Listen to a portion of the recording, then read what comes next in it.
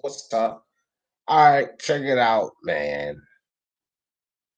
Deontay Wilder excuses videos came flooding out, flooding out.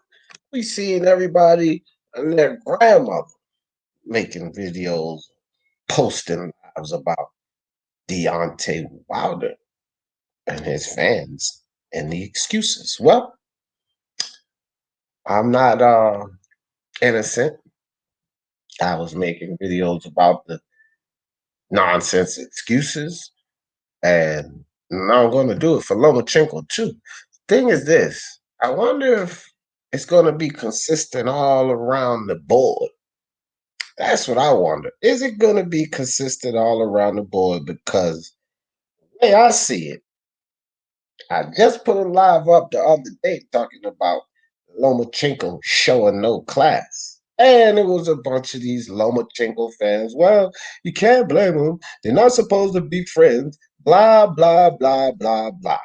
But I wonder what they got to say now, because here comes the excuses. See, already you don't show sportsmanship. That's number one. You turn around, you walk away from the man, you claim you think you won the fight, allude to a robbery and all of this nonsense. And now here comes the excuses. My shoulder was hurt. My shoulder was hurt. Right? Is he still showing class? And I want to see these Lomachenko excuse videos. This dude was so arrogant that he said, I don't need no rematch clause.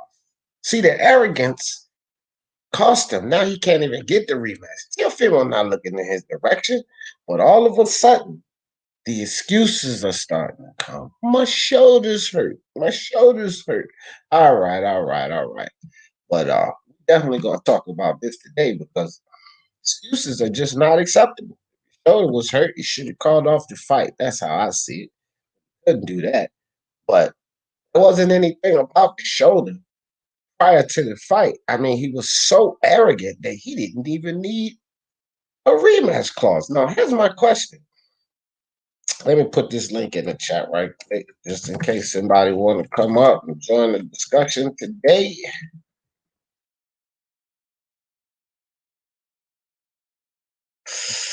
Yeah, man. Yeah, buddy. We're gonna cook on this today, Jack.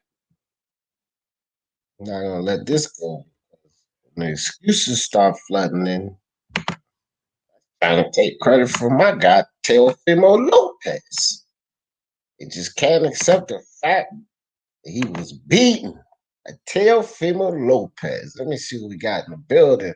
What's good, Martin Machine? What's good with you? Rob's hat. Salute D in the chat. What's up with you, Rob? King Unbiased in the building. Should be a good one today. Yeah, hopefully so. You know the Lomachenko levels are gonna come flooding in. Unbiased, you know that. Pacquiao excuses. Right, there you go, Rob. He coming down with the Pacquiao excuses after Floyd tapped him out, right? My shoulder hurt.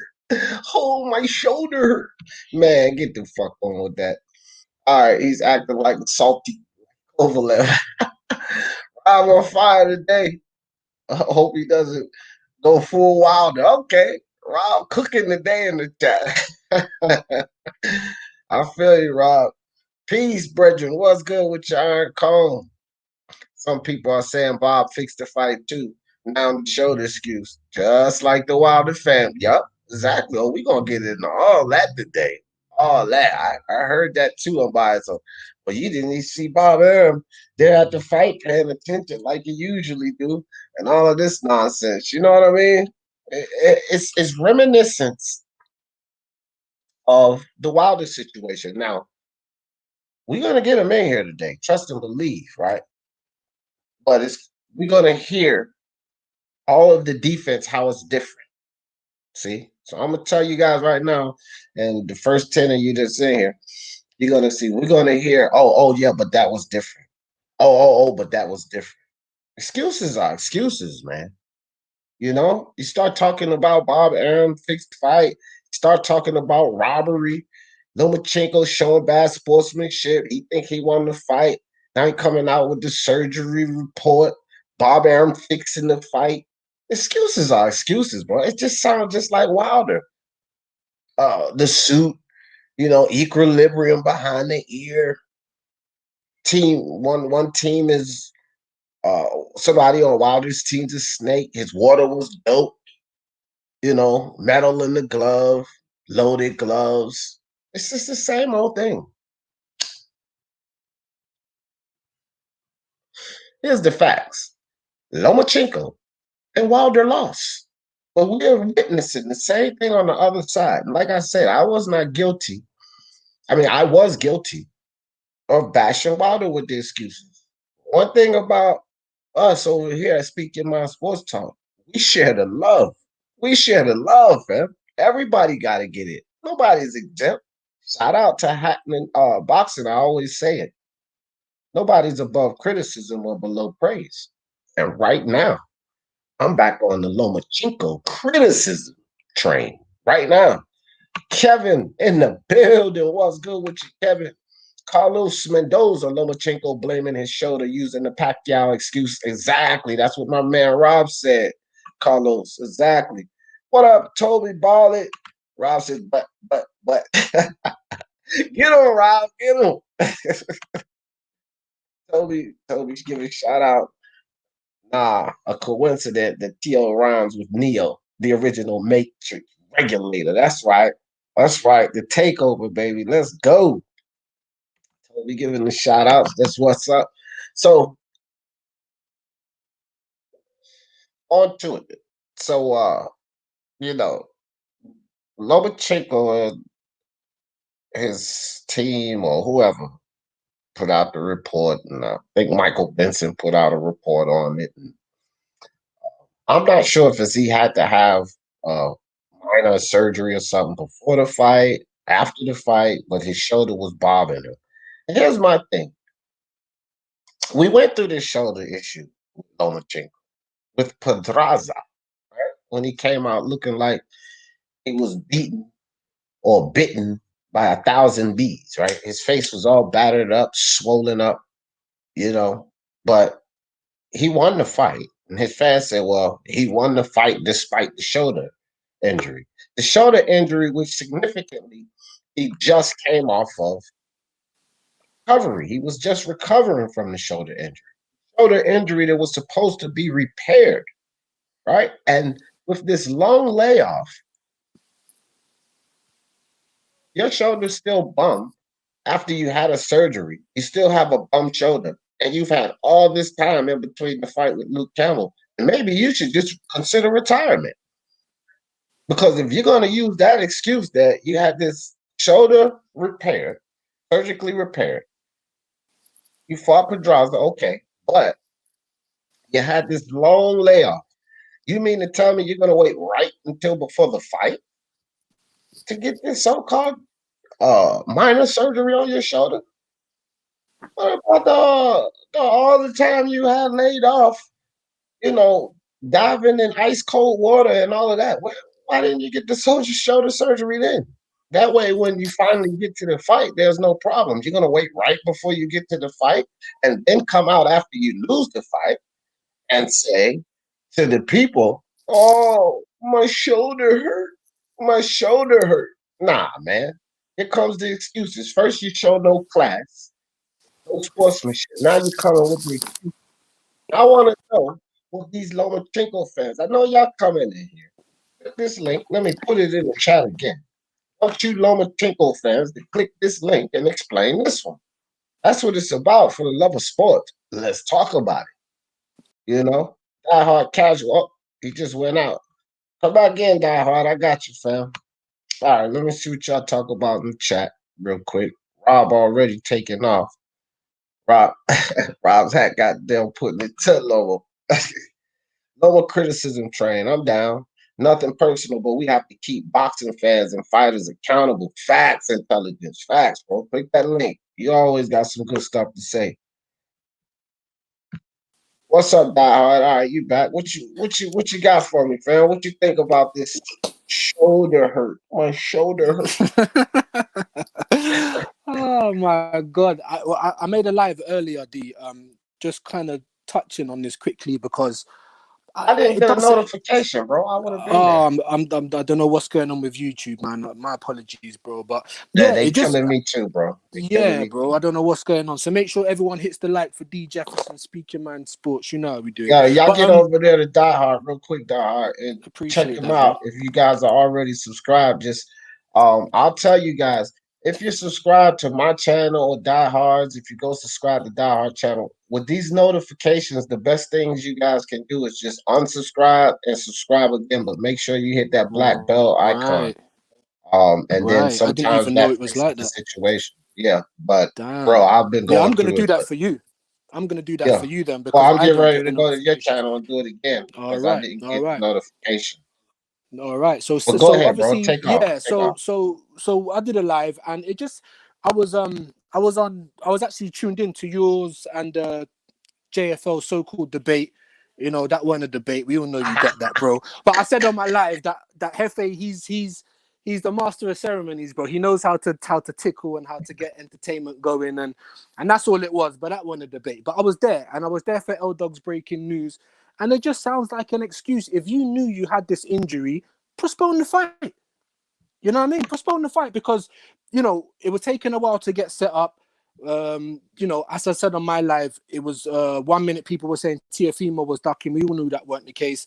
And the same for Lomachenko. That's just part of negotiations. But for me, if you really had this injury and it's really going to put you out because he didn't look, normal to me, but it does look like an excuse. Once you're in that ring, those excuses are out the window and you got to adapt and overcome. So it does look like an excuse. And me, I'm someone who picked Loma, but I'm steadily eating my crow. No condiments. You know what I mean? I'll eat that Right, crow. right, And right, I said on plenty of videos that he could win. And you got to give Tio his respect, man.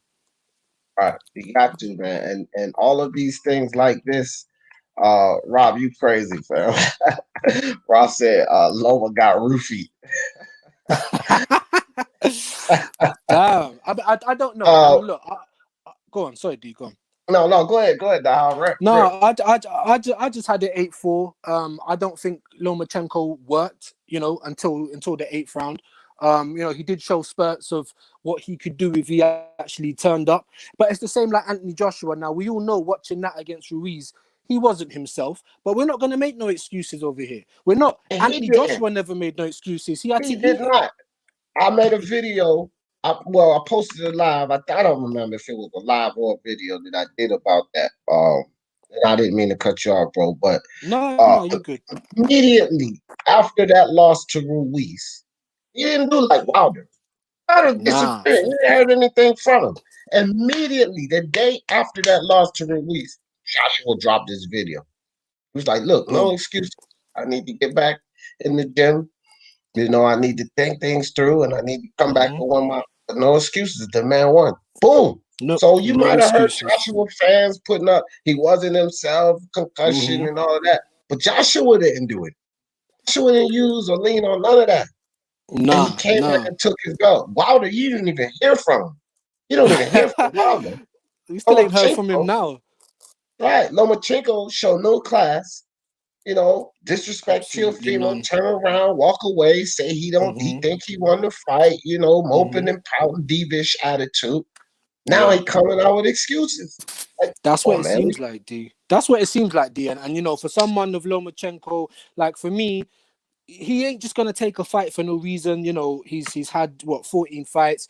He's gonna try and take fights that are gonna make history. So I kind of give him respect for that. And I've seen that angle, and I saw two hands video. And I'm not gonna say that Lomachenko's not great anymore, but how he handled that was very poor. Sour grapes, bro. Sour grapes, man. Eat that crow. Understand that you was in here with a young lion who was brave and wasn't phased by the occasion. You know what I mean? And you've got to give him his. I was picking Loma. But Tio looked very comfortable in there, bro. And the injury, it just seems like excuses. The timing of it as well. That's my opinion. And that's exactly right. And I want to say this too. Unbiased, King Unbiased, what's up with you, fam? He says, in the blood and tears build up to the fight, Loma said he was well rested and felt the best he ever felt. His skills would be Wow. on full display. Exactly. That's what he Mm, said. And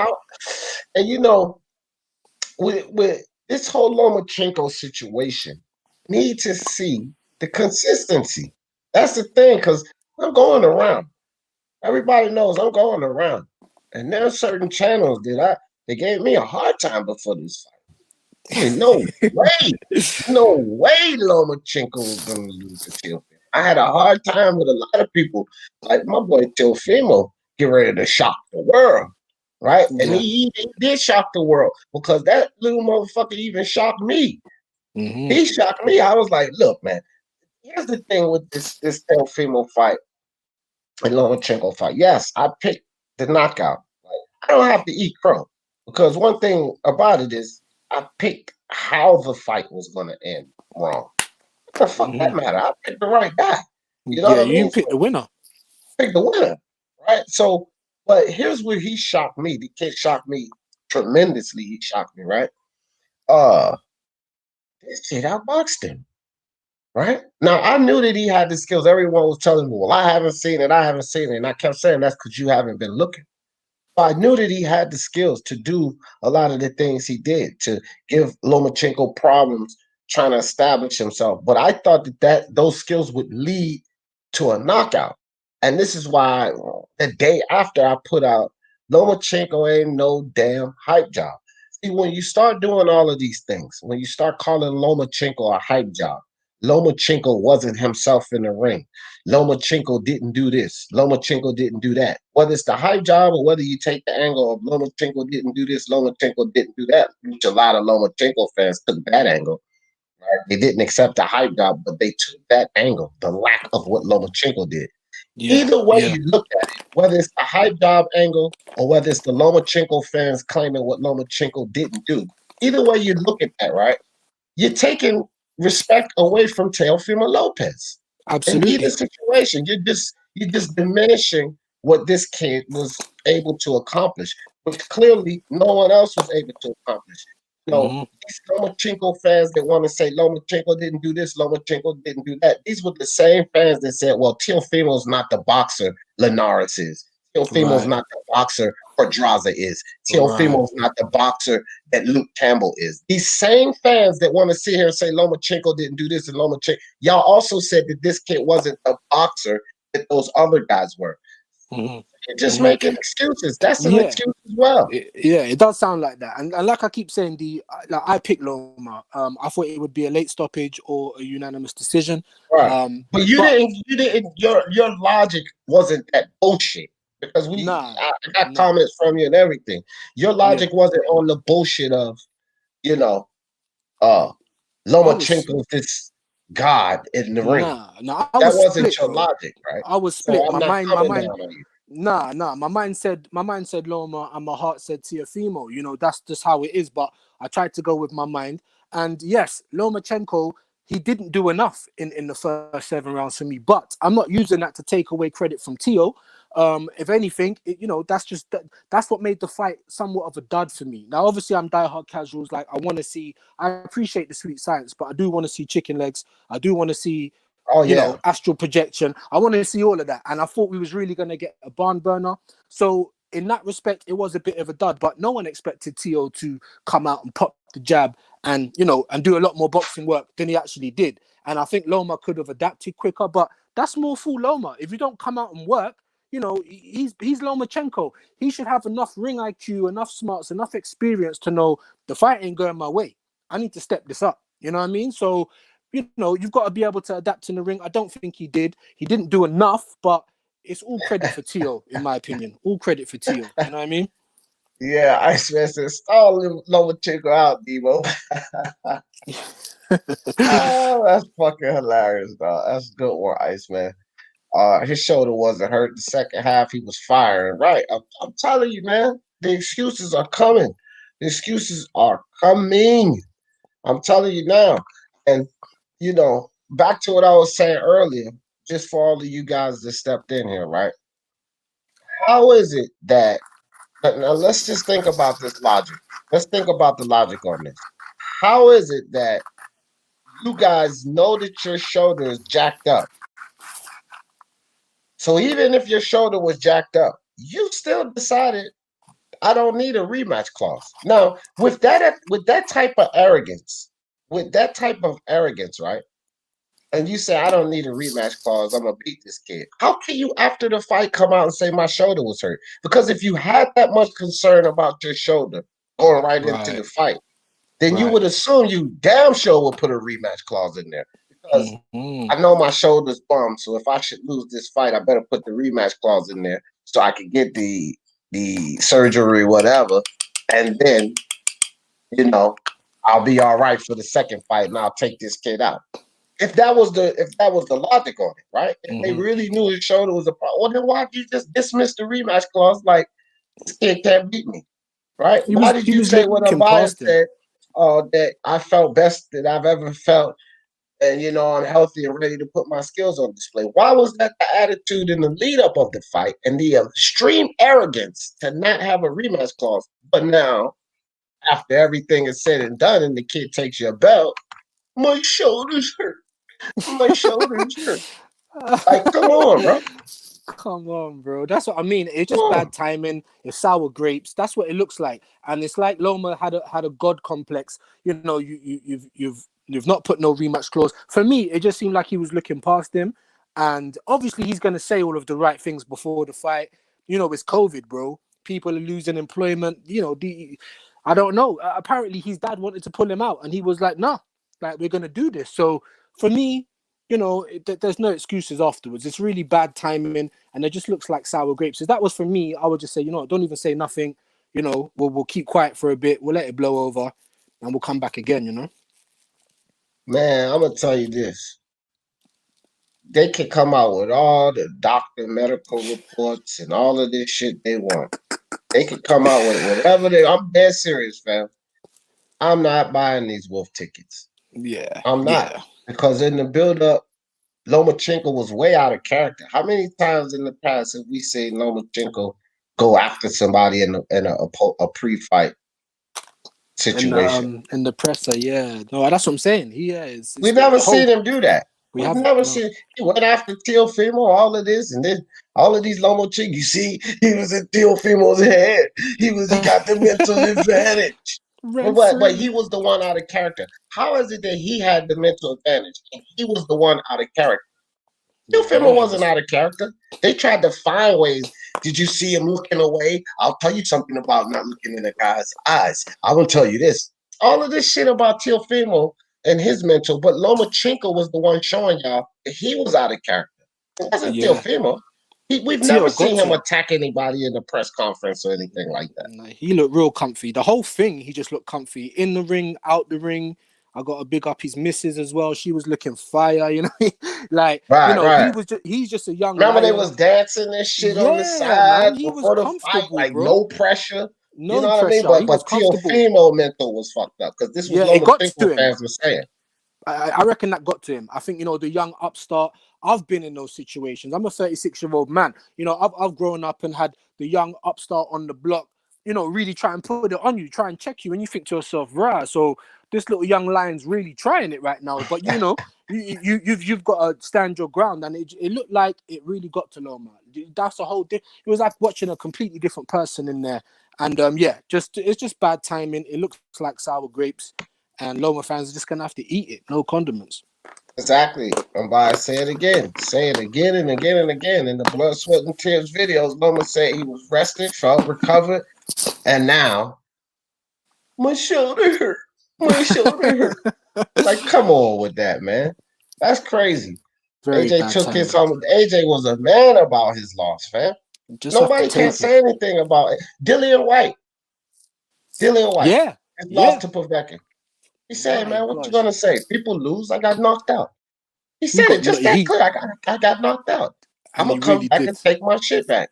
He That's didn't right. make any That's right. excuses. Dillian White That's didn't make right. any excuses, fam. That's He right. said, That's I right. tried to do what I do. I got caught slipping. He caught me, and I got knocked Do out. you It know what? happened. It's like sometimes, the boxing team, the boxers and their team, they, you know, they're active on social media. They know what people are saying. You know, there's a lot of homosexuals out there, you know, and they know that they could probably they could come up with something like this, and it's going to be the reason for them to run with it. And, you know, maybe they're going to try use this kind of pressure to get a rematch. But I'm with Tio. Fuck giving him a rematch. Don't give He him a not getting rematch. no He was looking rematch. past you. He was looking past you, bro. So now whatever happens for Tio, you know, whether you go up, whether you stay one more, you know, whether you stay at 135 for one more fight, whatever you do, he's well within his rights. And, you know, all respect to him. You know what I mean? He's earned it. You know what I mean? Fuck giving him a rematch. That's what I think. But it's That not hard. over for Do Loma. me a favor and put your link to your channel in the chat. Oh, word. All Don't right. you have All a right. wrench? You have a wrench, right? I don't know. I don't know. I'll I do it. think I'll you do it do. before I'll do it before I come out anyway, because I'm just in the middle of rolling something up. You know. Oh yeah. we Damn, gotta you get just made right. me think about something. Listen. Got this. You hear that? You Oh just made me think. wee. Oh wee. I got some Gorilla Glue right now. This is some tasty shit, man. I'm enjoying. But no. There You you know, go, Die I'm Hard. totally with you, bro. You see it, right? Ah, shit. Oh Cookies. yeah. The cookies, baby, the cookies. Oh man, Casual Academy, bro, Yeah. bro. That was so funny yesterday as well, man. I got to big you up, so you know what I mean. But I was so close to literally typing before the whole thing finished. Why are you wasting your time? I was that close, you know. I was that close, but that guy's a funny character, No. man. But anyway, Because you seen at the end, I was like, I honestly do like. That's why people don't understand why you know, because I have people all the time. Why you deal with them? Why you even deal with the MXBC? And you was over there because it was fun, bro. Like I was laughing and LFA letting them talk over me and all of that, but it was still fun to me because it's like yeah. easy work, man. Easy work, You know, that dude. he needs that bias as well, you know what I mean? And he's still getting He work, needs it. so That's why I told him. I said, "You need El Jefe to help that you. was some But funny you got shit, El Jefe man. helping you. You still can't defeat me. So without him, you have to dance." That was funny as shit, man. But big up El Jefe as well, because it is lit, bro. You know, there's It plenty of is, action bro. over there. And I see you over there, bro. I know that you weren't ever scared to go over there, man. That's some No, fuck no, shit, you know what I you mean? know how it is. Like I love it. Like I love the banter. I love the fact D Jefferson ducking me because here's the thing. Here's the thing. What people gotta understand about the MXBC and that what they're doing is it works, right? Because It does. I'm over there, right? Now, whether I'm over Same. there because I'm angry or whether I'm over there because I'm fun, whether I'm over there for the entertainment, no matter why I'm over there, they got me over there. So it Yeah. works. What It they're doing is works, work. man. It It works. And works. It people hate does. on them because they're successful. So shout out to the motherfucking LXBC, man. Yeah, big up the MXBC. No doubt. No doubt. No Intelligent. doubt. My man, what's good with you? What's good? What's good? What's good? Yo, I like how you mentioned AJ. What I like about AJ when he came on YouTube, he made a statement like, "Look, stop making excuses for me. I was all right. Everything's fine. I took the loss. Whatever." Like I never Real seen a man shit. boxer Real man go and shit. do that and to tell the crowd, tell the fans, "Hey, stop making excuses for me. I lost fair and square. He won. He was better man that night. Blah blah blah." I'm like, dang, I respect that That's so right. much. You know, and Right after two intelligence. He did That's that right. the yep, day after. He didn't waste yep, no time. He didn't let a whole lot of shit because I was super impressed. I can't remember if it was a live or a video, but I came out immediately and talked about it. And I'm like, that's what I'm talking about. I don't care. And that day two intelligence, I'm gonna tell you. And most of the people that was here with me, right? That day I saw mm-hmm. that video, I called it. I said, I'm telling y'all right now, do you see this video? AJ getting his belts back. For real. And I picked him and everything. That's when I started Hell breaking yeah, it down. I told him that day I didn't need to see all of the transition of his muscle tone. right, I didn't even need to see any of that. It was the mindset yeah, because half of this game is mental. And the day after, when he put that video out, I was telling everybody, I don't care how impressive Ruiz looked. AJ getting his belts back, and he got his belts back. 100%. and 100%. And with him, it was a little bit. Sorry, go on. Go no, on, go ahead, intelligence. Go fam, on. go ahead. No, I was just gonna say, you know, that's the way that you eat up like a man. And a lot of people don't like AJ, and a lot of people he says he's just got fanboys and stuff like that. And if you really think of it, they was giving him a way out. talking about, all of the pundits on Sky Sports everywhere were saying, maybe he should take a tune up and not go straight back into the fight. And he said, no, I'm going straight back into the fight. With Dillian White, I think it's a little bit different. I don't know where Dillian White can go from here. I do think it's a little bit different. But he took it like a man. I got knocked out, and I'm going to go back for the rematch, plain and simple. Right. Picture Mike said Loma's shoulder hurting now. Oh, was it the 40-pound suit he wore too? There. Hey D, I figured out what's going on. I figured out what happened with Loma, with the Matrix boy, the computer boy. So I did some research and I found out what's causing all these issues or excuses popping up. Whenever you're sharing Teofimo music, files, or photos with other users, you can get viruses. All right, and Teofimo was that virus. You did not install any ad blocks. You did not install any Norton antivirus. That's your fault. Okay, when you're visiting an infected Teofimo website, you can get a virus. Opening Teofimo's spam emails, you get a virus. Downloading the takeover software applications without thoroughly reading the license agreements, you can get a virus. You can't get mad. Don't get upset. That's right. Okay? Son. That's So right. that's what happens. And when he gets that virus, you've seen what happened in the first half of the fight and a little bit near the end. You're gonna have slow computer performance. You're gonna have erratic computer behavior. You got unexplained data loss, and you got freaking computer crashes. That's what happened. You couldn't get your shots off. You couldn't get your offense started. That was you, Loma. It wasn't you was injured or you couldn't. No, Teofimo did not allow you to do anything that you normally do with these other fighters, which most of them y'all might disagree with. Most of those other fighters that you fought was trash. No one knows Mariaga. No one knows all these other random fighters that you were fighting. Coming up in the sport. No one really knew them like that until you fought them. But it's real, man. It's real. And you know what else, Dean? I wanted to ask you about this. I got to ask you about this. Did you watch Teofimo, Lomachenko's corner, his dad, his trainer, everyone, like their reaction before the result, before they read the result, the winner? Look at their reaction. Look how calm they are. No one's reacting. They knew they lost. They already knew they lost. Yeah, they knew. Look how they acted. They were just calm, chill. They said Teofimo won. They still was sitting there for like 1 to 2 seconds, not moving, not saying anything. They knew they lost. You can see it on Lomachenko's face too. But I want to get your opinion on this. Where does Loma go from here? Like, who can he actually fight that we're going to be interested in watching him fight? Right. Like, who else is there? Right. Well, where do you go? I'm gonna tell you this. He has a lot to do, but now with this excuse, he's totally diminished the respect in a lot of the shit. And see, here's the thing. I was giving him credit with the even though I'm gonna come on him for being classless here and because he's being classless here. I don't know how long these Lomachenko fans can keep up the facade that he's not being classless. He is. That's why I said no class on that other live that we did. Talk about. No class. Well, now this just further validates what I was saying about because you're not showing class doing this. But with that being said, this excuse scars him, right? Because if he does go on, which I believe he can, because I believe he's a good boxer, if he does go on to beat up other guys at 135 or go down and take over the 130 division, then my shoulder hurt doesn't apply. So you really killing yourself either way with this excuse right here. Right? Well, I did ask.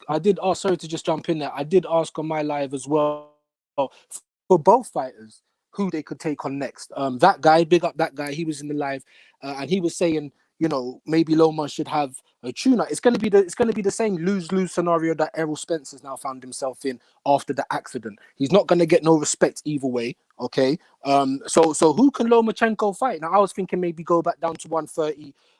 You've got Burchelt there. Some people saying Tank Davis, but I don't think Tank Davis is gonna fight. Maybe he's seen some things in that fight that might let him grow a pair. I'm not sure, but that's a very good question. Who? I mean, I think Teofimo can walk into any fight now. The winner of Taylor Ramirez, he can do that. That's not a problem. He can fight Haney. I think that would be a good fight. I think he can do what I'm more confident Loma, now. He's put himself in the position now. Yeah, he is. He has. Yeah, and I agree. I think if he does go, I think that would be a great fight, though. I really do. With who? Hey, you're breaking up a little bit. If you say Haney and Teofimo, I would talk about that. But I think Lomachenko. If he goes down to 130, I think the immediate fight should be Miguel Berchelt. That should be his immediate fight. Because if you could take on a Teofimo Lopez, right, even though you lost, it was still a 12-round decision. Then in my opinion, I think he can handle a Miguel Berchelt. I don't understand like a lot of these people saying that, oh, now Miguel Berchelt will. No. Miguel Berchelt is not fucking Teofimo Lopez. He doesn't offer the danger. People have to understand, all of these people that want to discredit Lomachenko and say Lomachenko didn't do anything. No, it was the presence of danger in front of him, right? So you can't just, Exactly. before this fight, and diehard casuals, I know you heard me say this plenty of times before this fight. Before this fight, I said, I don't know what you guys are thinking, but you're not going to see all the fancy spinning. You're not going to see all of the matrix that you're used to seeing in this. I told these guys that. I said, because this is Teofimo. This is a bigger fighter. This is a kid with skills, whether y'all want to give it to him or not. He got the skills. So you're not going to see Loma doing all of the fancy things. And all of you idiots out there talking about he going to make him quit. Not the people that pick the late stoppage. I'm fine with that. Not even the people that pick Lomachenko to win. I'm fine with that, right? It's you idiots talking about making Teofimo quit. I was like, bro, he's done none of that at 135. He knocked Crawler out, but Crawler didn't quit. He got stopped. He stopped Linares, but Linares didn't quit. He got stopped. Luke Campbell and Pedraza definitely didn't quit. He dropped Pedraza, dropped Campbell, definitely didn't quit. They went 12, but all of a sudden he's gonna make Teofimo quit. You guys are complete idiots that was saying that, because I was telling you guys that's not gonna happen. How do you give these guys? It's durability and punch resistance matter too. So basically, you guys were saying that Teofimo wasn't as durable as these other dudes were, because Lomachenko controlled the pace on them. He landed more punches on them. And even if this is what you guys expected him to do to Teofimo Lopez, you're saying that he wasn't as durable as them, or he didn't have the heart that they had. And I wasn't hearing that nonsense, fam. Charles D says, we're the Lopez fans. It was only a handful of us picking Lopez. Yeah, that's what I'm talking about, Charles D. And now all of them want to come out. See, it's a lot of them coming out with the Lomachenko shaming, taking the things too far, because they were just haters. You know, these newfound Lopez fans, they were just haters of Lomachenko. They weren't around with us. And a lot of those fuckers picked Lomachenko to win, right? Now all of a sudden, y'all Teofimo fans, get out of here. I don't like Fugazi fans. You gotta keep it real from the jump before the fight. Don't jump on the bandwagon after. Like that idiot Bruce Vane comes out with a video talking about, I told y'all. You told us what? You didn't do anything but bash Lomachenko before the fight, Bruce Vane. You idiot. You didn't do anything. Matter of fact, I'll probably make a you idiot segment on this. Bruce Vane is fake as a $3 bill, bro. Because he tries to come out after my dude went talking about something. I told y'all. You didn't tell no one anything. The only thing you did was call Lomachenko a diva, talk about the same narrative about how everything was easy for him. That's all you did, Bruce Vane. He called people casuals that couldn't break down a fight. He said, all they say is that Lomachenko's skill set, but y'all can't break down what his skill set is. Neither did you, Bruce. You didn't put out any breakdown, no fight prediction video. All you did was talk shit about Lomachenko, and then my dude won, and then you want to say you told somebody. You didn't tell anybody anything. I want to hear you break down a fight, Bruce Vane. You casual. You idiot. Now, moving on, because I'm definitely going to get him anyway on a you idiot video. Ben Davis gave us the breakdown of what happened. Teal didn't allow Loma to do anything. Yeah, for sure. But we knew that. We knew that. He took angles away. You know, when he tried that little fancy spin that I was telling everybody it wasn't going to work, Teal spent with him and popped him with hooks at times. He did that like 4 or 5 times early in the fight. Loma tried to do that fancy spin outside. Teal turned with him inside, boom, and caught him with a short left hook. What happened? Or short right hook, I'm sorry. That's what happened. Just go back and watch the fight. Then you got idiots like DSFG talking about some Lomachenko won 4, 5, and 6. 4, 5, and 6. 8, 9, 10, 11. I'm like, bro, what the hell rounds were you counting? Exactly. His nose was broken and twisted. Got out of town, Loma, with your excuses. Get out of here. Right. Get out of here with that. Let me see. All right. Let me slide down behind. You guys are coming fast with him. Hawker Mustang in the building. What's good with you? He said, you got any excuses tonight, Roy? Y'all remember that? Go on, Hawker. Joshua Littlejohn, what's good with you? Larry Merchant is a card, boy. I'm telling you, I miss Larry Merchant. That smart mouth old bastard. If I was 30 years young, I'd kick your ass myself. That's what he told Floyd Mayweather. That damn Larry Merchant was a piece of work. Even the LDBC silly asses were 100% right about Loma and his diva game. He acted like Mariah Carey. Well, you know, I'm not even. Yeah, the diva stuff. Okay, yeah, that's fine. But I don't want no one coming out talking about you told somebody something. Well, you didn't tell it. If you didn't give a breakdown or an account of the fight, okay, you can say, oh, this guy's a diva. Sooner or later, he's going to lose. The reality is, sooner or later, any boxer's going to lose. So you're not really, you have no claim to this fight. You never made, uh, you never made a pick on this particular fight. All you ever did is say sooner or later Lomachenko's going to lose. But that's pretty much inevitable. But for a handful of fighters that's ever been in the sport, because going and leaving this sport undefeated is just something that we don't see. So to say an open statement like Lomachenko's a diva, he's gonna lose eventually. You didn't pick anything. You didn't give a breakdown or a pre-fight prediction. So you get no claim talking about I told y'all. What did you tell us? Something that was inevitable? Everybody knows something's inevitable. Fighter's gonna lose eventually, especially a fighter who's older at a weight class above his natural weight. That's almost common sense that eventually he'll lose. You know what I'm saying? Intelligence. All right, so M. Low, what's good with you, I Gamboa? agree. I agree. Yeah, Gamboa Wilder's autopsy now, Low. Yeah. Alejandro, what's up, man? He said, I'm losing respect for Loma. Take your loss like a man. That's exactly right, bro. You gotta stop making excuses. Oh, my bad, Tony. Said Teofimo Senior, Teofimo Jr. and Senior both said how arrogant. Yeah. And how much of a diva Loma was. And exactly, and just the arrogance because a lot of Lomachenko fans now feel like he could beat Teofimo in a rematch. I wouldn't necessarily disagree with that because myself, I said this. Lomachenko waited to pull the trigger too late. But as much as he could potentially beat Teofimo in a rematch, that same thing could also get him knocked out.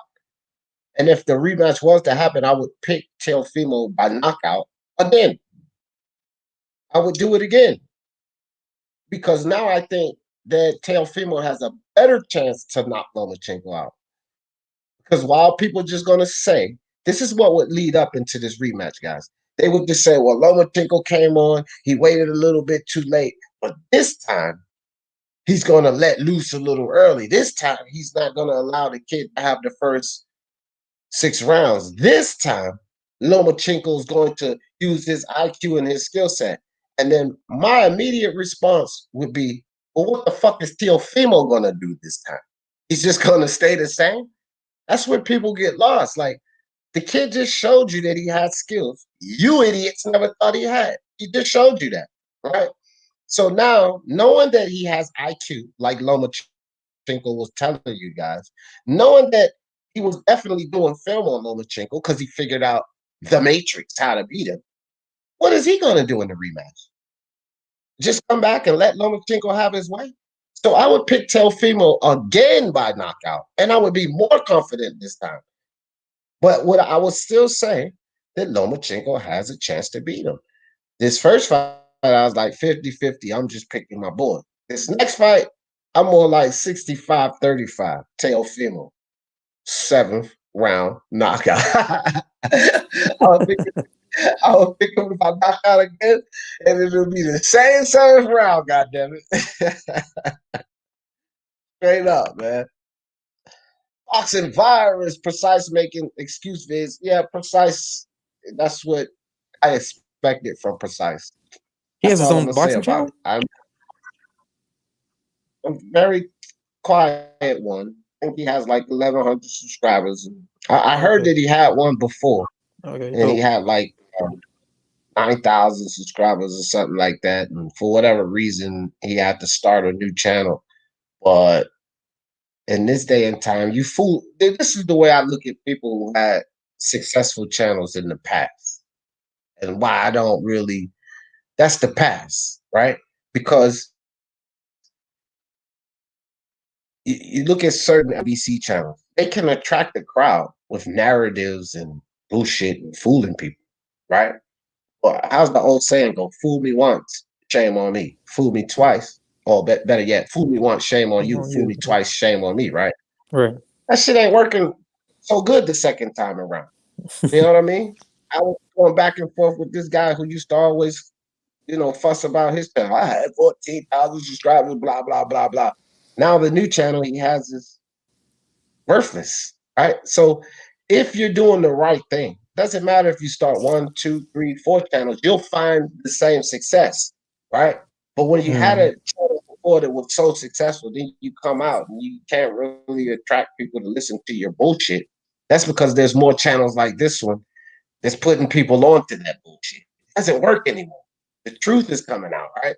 So yeah, he has a channel, very quiet one, very quiet one. Not a lot of people there. Not a lot of people that come run and listen to real boxing discussions like this. And there's a reason why, because he doesn't show any integrity and he decides to make excuses. Can't make excuses. Show integrity. Yeah. You idiot video I put out about he knows his sports. Still want to call Lopez a hype job. Want to say that Wow. Loma got robbed. But you were the one putting out all of these videos about how Lomachenko was going to expose the kid and make him look amateurish. Then after that doesn't happen, you come out and still call Lopez a hype job and say that Lomachenko, no integrity, That you doesn't make any know? sense. If I'm a casual and I don't know much about boxing, I'm just a casual, and I hear about this Loma guy, how great he is, all his belts, blah blah blah, and then I'm being told that Teofimo was a hype job, and then I watch Teofimo not knock him out, but outbox him for a decision win. That's gonna be hard for me to still believe that Teofimo was a hype job. That's gonna be hard for me to believe that. That's gonna be difficult. Oh, for sure. For sure. Umpire says a bunch of channels is telling Teofimo to take chump change, telling him he was mentally weak from the press conference. Then he goes in the 8-4 Loma. They look like clowns. Right. And them guys was here back with me when all of them coming over here. Keep the same energy, DJ. Call your boy a duck. Say your boy ducking. He's scared to fight Loma. And all he wanted to do was get his fair share. I was like, hell no. Did y'all hear the fight being called off? I said, Teofimo ain't worried about no damn Lomachenko. You're not afraid of Lomachenko. What's wrong with you people? I said, Bob Arum and ESPN trying to get over on the kid. You know, that's what it was. They was trying to get over on the kid, trying to give him less money than he deserved. I said any fighter should have the right to ask for more money because that's all Teofimo did. He's like, I'm not taking 1.2. Y'all can do better than that.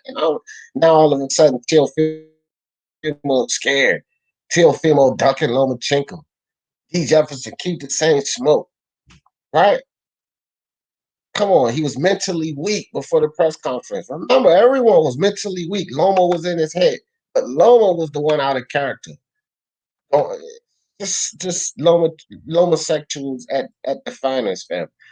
Carlos Mendoza. It won't be long till Lomachenko uses the David excuse. My toe was broken. He stopped to get out of bed at the hotel that morning. Carlos. Oh boy, what has happened? I've been out of the loop working nights now. I'll tell you. Let me catch you up to speed, Joshua Little John. Lomachenko showed no class. Okay, he showed bad sportsmanship. He eluded. didn't say it flat out, but he alluded to the fact he was robbed. And now he and his team are coming out making excuses. Joshua, let me give you some visuals here. Now his team in Loma coming out making excuses. My shoulder hurt. My shoulder hurt. So that should catch you up to speed, and that's why I'm on it. I'm on it today. Joe, what's up, Joe? Joe says Steve Tim of ESPN also reported that Loma and his team trashed the draft. I seen that. Right. No class, fam. No class. Wow. No class. All these Lomosexuals, I knew it. these Lomachenko lovers want to keep making excuses about Lomachenko. No class. This is so many examples of how he's showing no class. They trash the dressing room. He walks out of the ring, no sportsmanship. Now he making excuses. It's just like the Wilder scenario. None of these Lomachenko fans would want to admit this, but excuses crazy, are excuses. Sour grapes are sour grapes. Sore losers are sore losers. He's showing all of this, fam. Yeah, he's really showing his true self.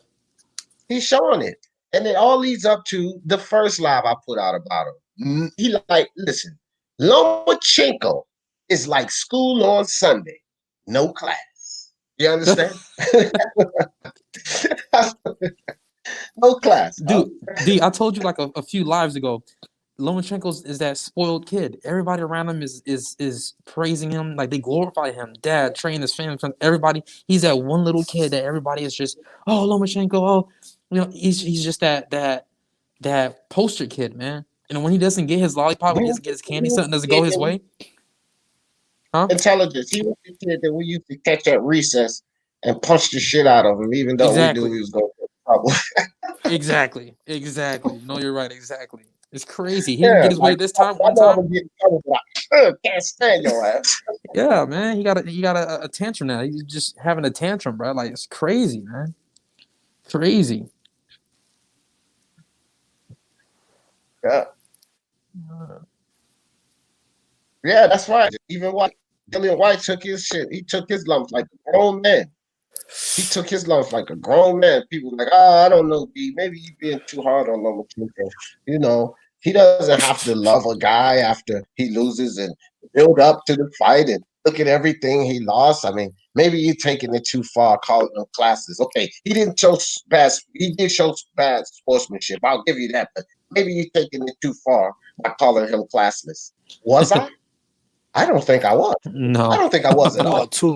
No. Trashing of the dressing room. Like, hold on. Let me go back to this because we gotta. There we go. Joe's comment. So I was taking it too far. Where you all Lomachenko fans, even the ones that came on here, agreed that the guy was not showing sportsmanship, but I was taking it too far by saying he was classless. Then Joe says Steve Carroll also reported, and I heard this in more than one report, that he trashed the fucking dressing room. But I was taking it too far, saying that he was being classless. Now, here comes the excuses. My shoulder hurt. But I was taking it too far by saying he's being classless. No, I won't take it too far. I'll get Lomachenko's balls out your mouth because he's being classless, like I said initially, right? Brian Harkin, P-Boxing, what's good with you? Brian, what do you think about my shoulder hurt? My shoulder hurt. Well, if he was injured, I don't know if he was or not. If he was injured and they knew about it previously, then it's up to them. They stepped into the ring. They knew the consequences. So that's not an excuse. I don't believe in excuses. Win or lose, draw. I don't believe in excuses.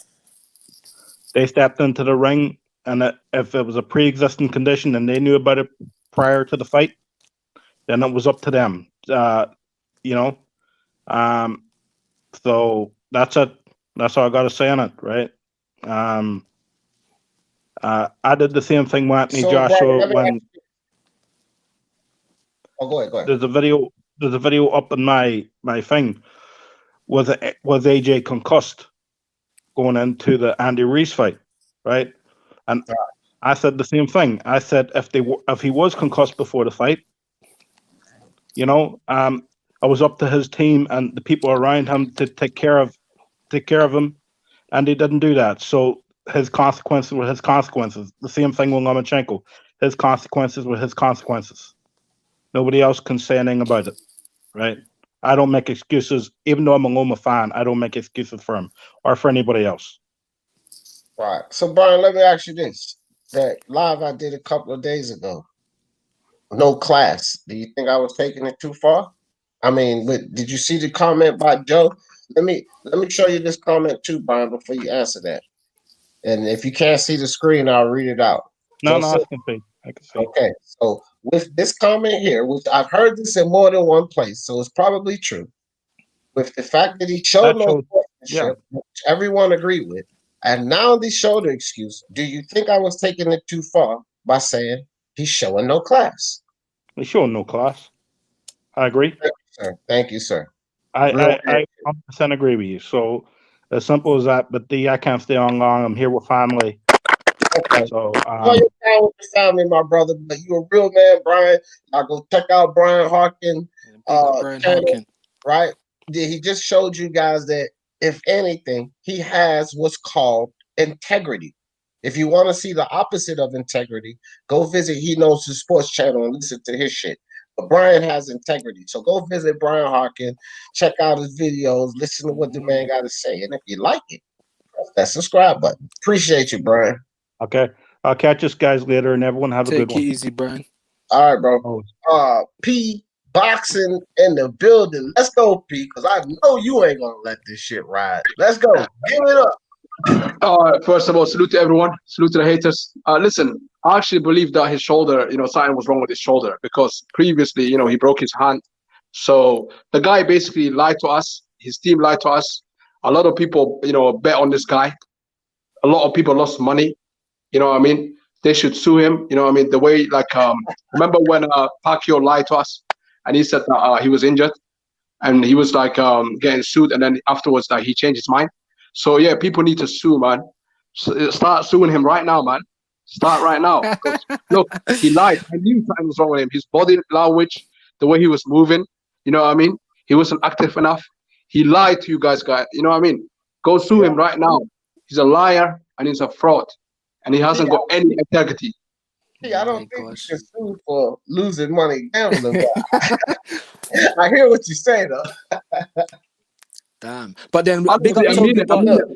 Big up Toby Butler. He's saying if they smashed up the dressing room after, how did he do that with his shoulder? Who smashed up the dressing room? Toby Butler, my bro. Yeah, big up Toby. Let me slide down because I'm always behind. Y'all know I fall behind in these. Damn, I felt. Jeez, boy, y'all be coming with them. Somebody dropped a super chat, so I gotta find that. Jeez, I got that far behind. Y'all dropping the comments, man. Listen here. Here's the thing. Here's the thing about the link. Much love to all of you guys. Lance Meyer, Lydia Dons, Junior Moreno, everybody stepping in. Angel Galios, what's up? What's up, everybody? Jed Kyle, Remy 22 in the building, 819 Warrior Boxing Corner, damn, I'm way behind. But here's the thing. I want to say this to all you guys. That's why it's so much easier to talk than it is to type and read. So I do apologize for not getting all y'all comments, but damn, y'all coming fast. Y'all coming fast with them, but keep them coming. Keep them coming, because this is what it's about. Truth Sons in the building, my guy. What's up with you, fam? I appreciate you. We appreciate you for the super chat, Truth Sons. Quanah Rob, what's up? He said, and all you know, Quanah Rob has passed away. This is his big brother. Rob's crazy. Thank you, for supporting what he does. Please. Oh, wait a minute. Is that real?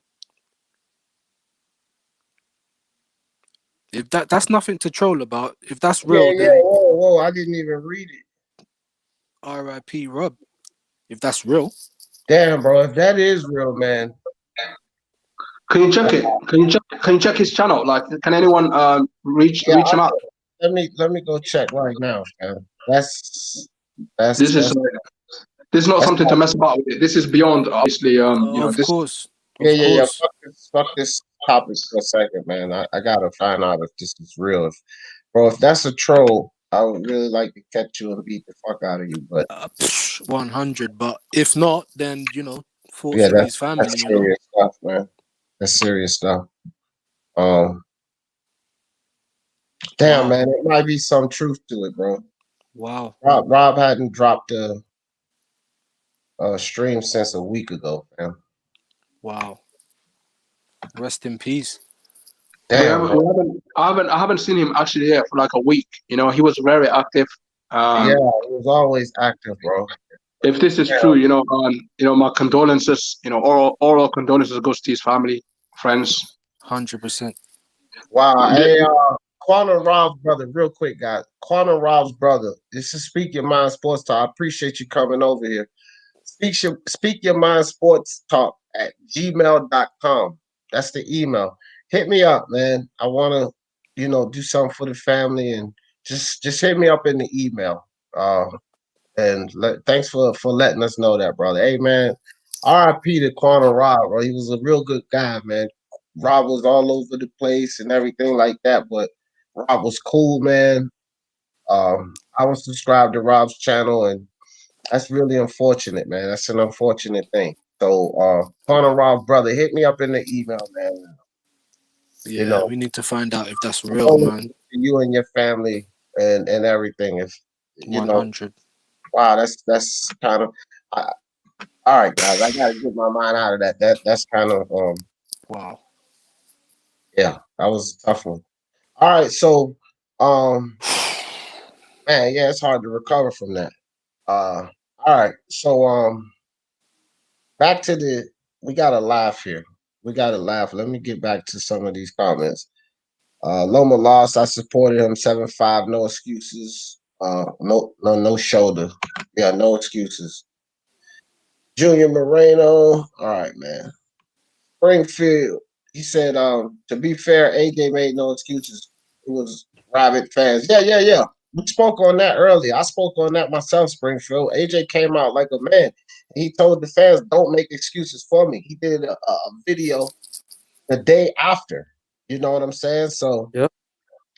yeah, shout out to AJ. Very few guys are 100% before the fight. Well, look, Teofimo, I don't know if you guys know this or not. Teofimo Lopez had injuries coming into that fight. He had some injuries he was dealing with. We didn't hear anything about it. Not before or after the fight. Teal didn't make no excuses about it before the fight. He did what he had to do. But it's just the reality is athletics. In athletics, not just combat sports, in athletics in general, baseball, football, soccer, basketball, whatever. Guys come and play injured. Guys come and compete injured. MMA, kickboxing, Muay Thai, they come and they compete injured. Don't be making no excuses, because if you're too injured where it may cost you the fight, first and foremost, institute a fucking rematch clause. Don't be fucking so arrogant saying I could beat the kid, because you dismiss the rematch clause, put out videos talking about you feel the best you ever felt in your life. You're going to see the full skills of Lomachenko on display. It wasn't anything about no injury previous fight, but now post fight, my shoulder hurt. My shoulder hurt. Man, get out of here with this. No. No excuses. Jerome Benjamin, what's up with you, man? Let me drop this link back in the chat. Make sure that anybody come up here and speak their mind if they want to. Dead Kyle, my man. He said, you know who has excuses? Losers. Facts, Jed. Facts.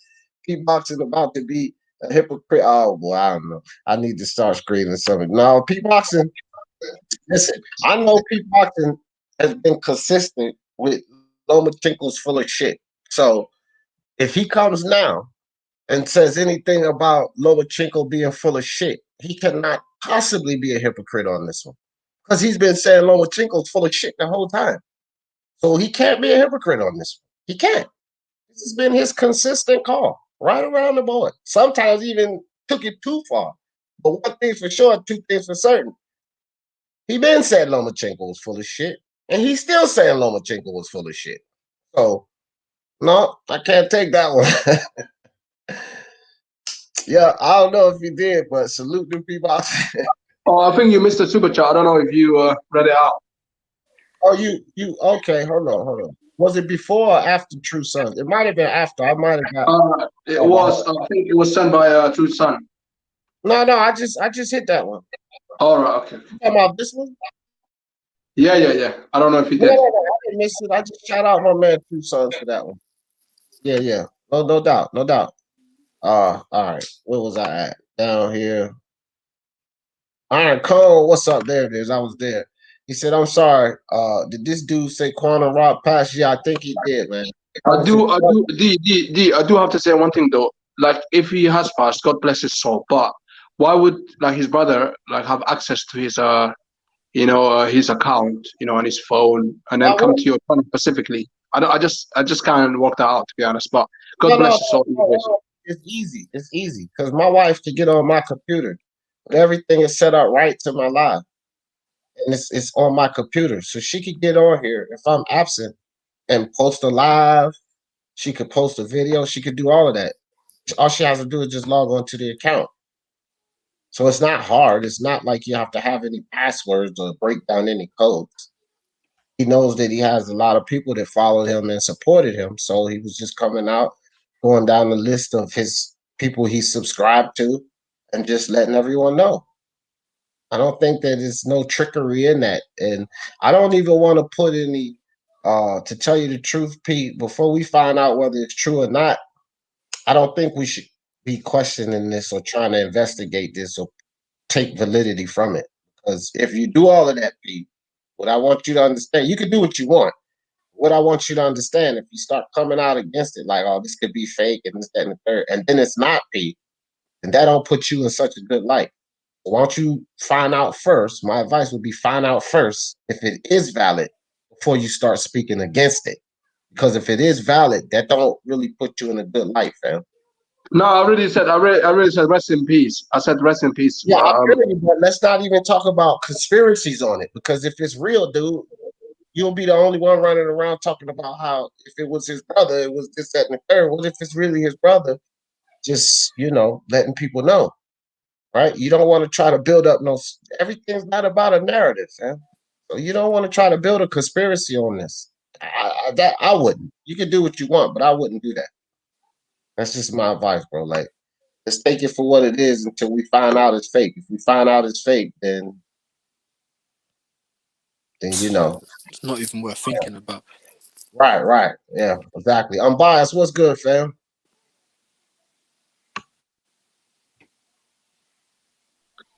Yeah, can I talk about Lomachenko's next opponent? Yeah. What he should do? Because I think like Lomachenko, if he goes to like 130, I think he beats most of the opponents at 130.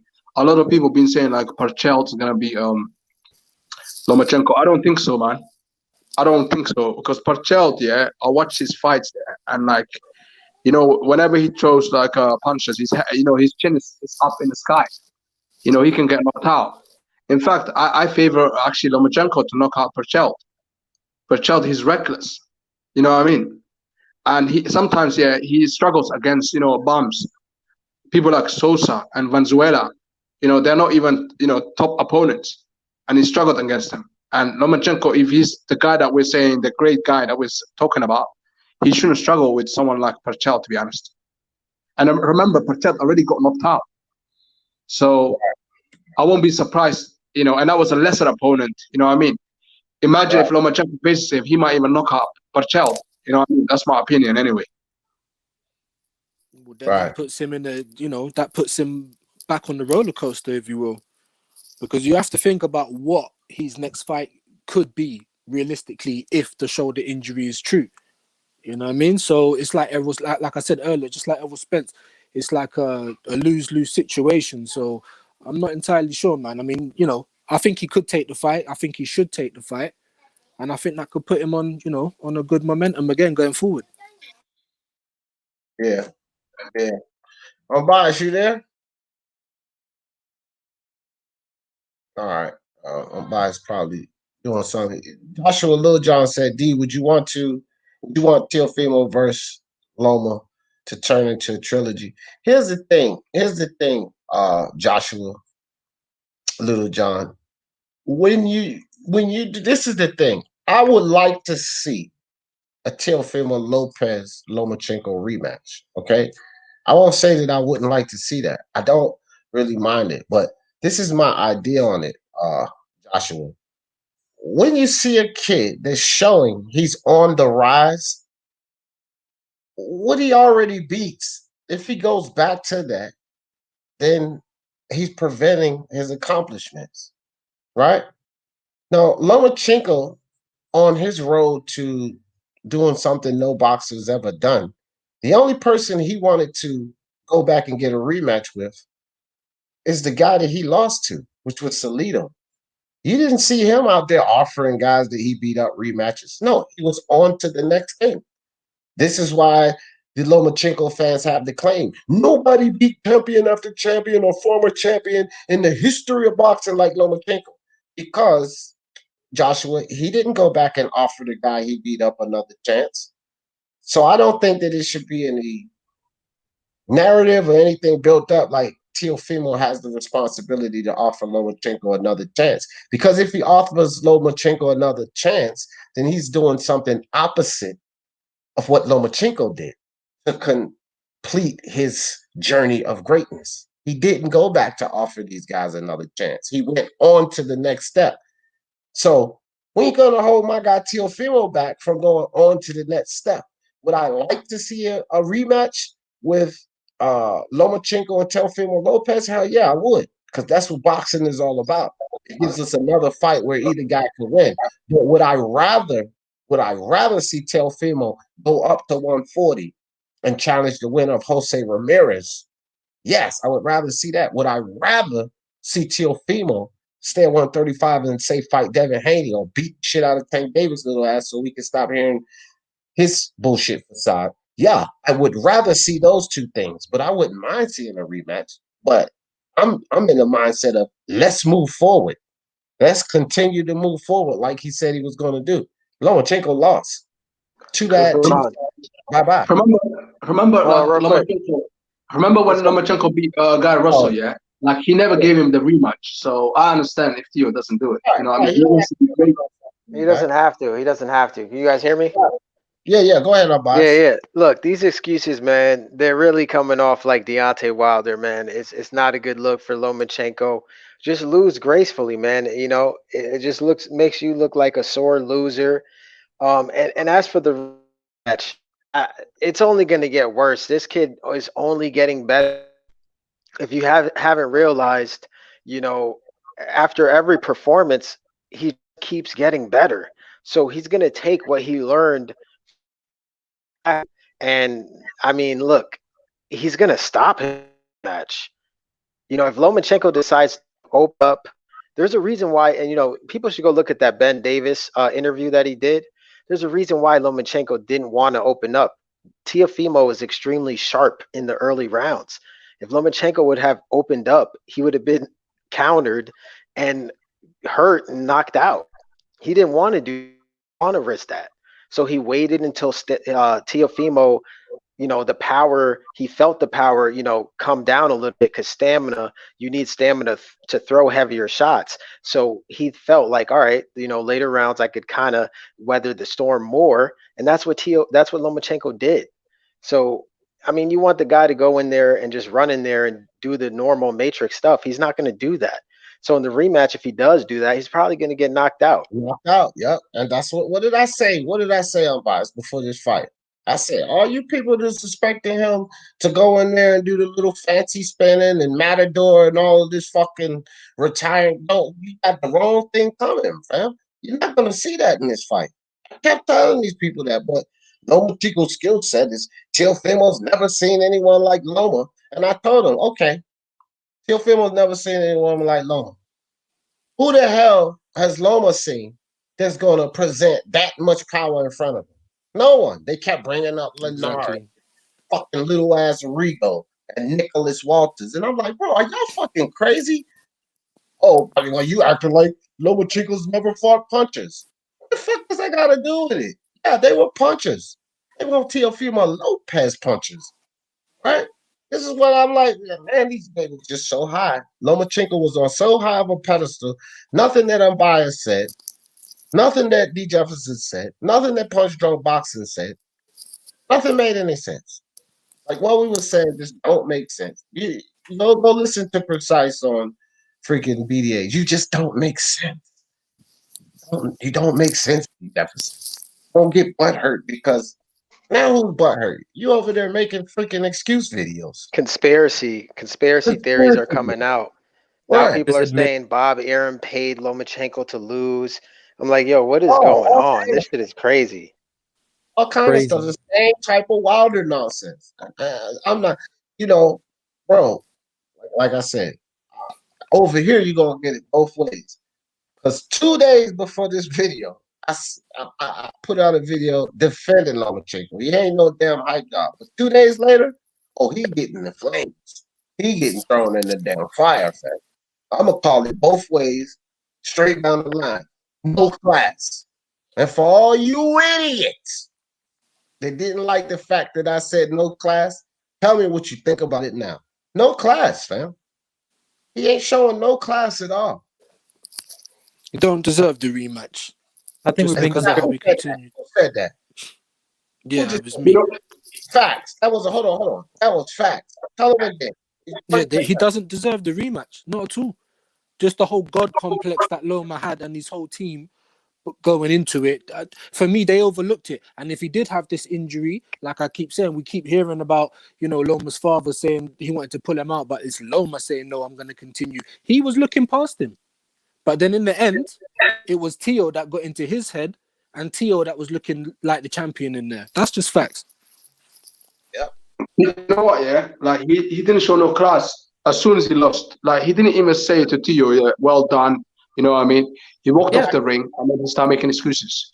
So, Teo And said that in himself. the build up to the fight, man, this dude was playing tennis, volleyball. I saw him swimming in the blood, sweat, and tears.